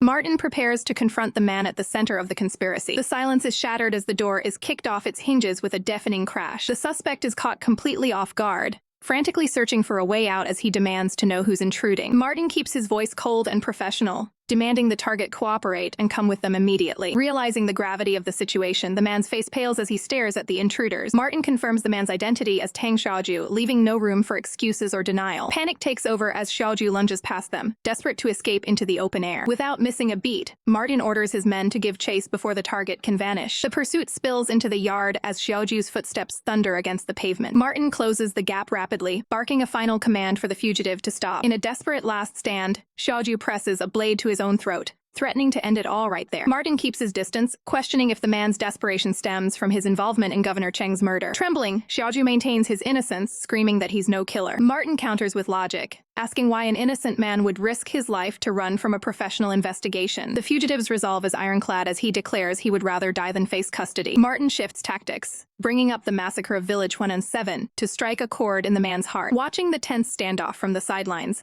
Bella realizes the emotional weight of the confrontation. Stepping into the light, Bella reveals that Governor Cheng was only one of 5 people responsible for the tragedy. Xiaoju shouts back, fearing that an arrest will rob him of the personal revenge he craves. Bella tries to convince him that the justice of a nation is a far more powerful force than one man's vendetta. Skepticism clouds the fugitive's eyes as he points out they are up against powerful, high-ranking officials. Martin drops a bombshell, revealing his true status as General Martin Gu from the Special Military Zone. The revelation hits Xiaoju like a physical blow, leaving him speechless as he stares at the man before him. He struggles to trust them, suspecting that Martin might be in league with his enemies. Martin scoffs at the idea, noting that if he were an enemy, Xiaoju would have been eliminated long ago. Confused by the general's personal involvement, Xiaoju asks why they are even looking for him. Martin explains that he's a suspect himself, and finding the truth is the only way to clear his name. The fugitive remains conflicted, terrified that joining them will mean abandoning his quest for vengeance. Martin promises that the law will ensure every criminal involved faces the punishment they deserve. A flicker of hope begins to emerge as Xiaoju considers the general's solemn vow. Bella drives the point home, asking him how many more years he plans to waste hunting shadows alone. Surrounded and out of options,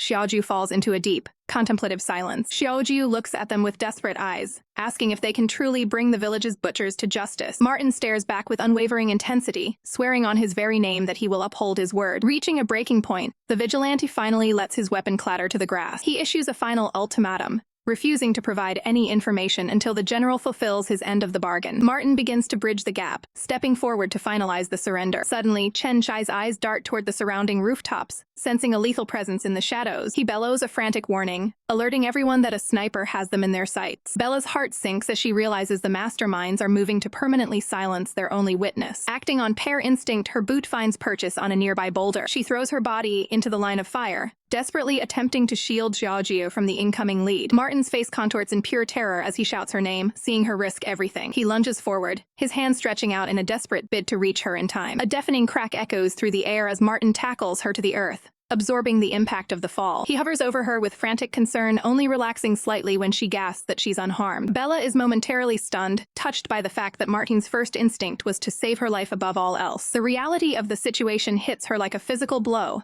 and she frantically asks about the fate of their witness. Her worst fears are realized as they find Xiaoju motionless on the grass, a single fatal shot through his skull. Martin pulls her close to steady her trembling frame as they stare at the tragic scene. Fighting back tears of frustration, Bella orders Chen Zhai to hunt down the assassin immediately. Chen Zhi doesn't hesitate, sprinting into the distance while Martin maintains a firm, protective hold on Bella. Shock washes over her face as she whispers in disbelief that their only hope for justice has been snuffed out. She collapses toward the body in a daze, but Martin gently intervenes, knowing there's nothing more they can do. Bella looks up with narrowed, tearful eyes, realizing the sheer depravity of the enemies they are facing. Martin keeps a level head, explaining that the authorities have already been summoned to the site. He places a firm hand on her arm, a silent command for her to keep her composure in the face of disaster. Bella reflects on the immense pain Martin has endured before, wondering how he manages to carry such a heavy burden. She takes a steadying breath, vowing to remain strong so she doesn't become a liability to his mission. Martin leans in to whisper a tactical command,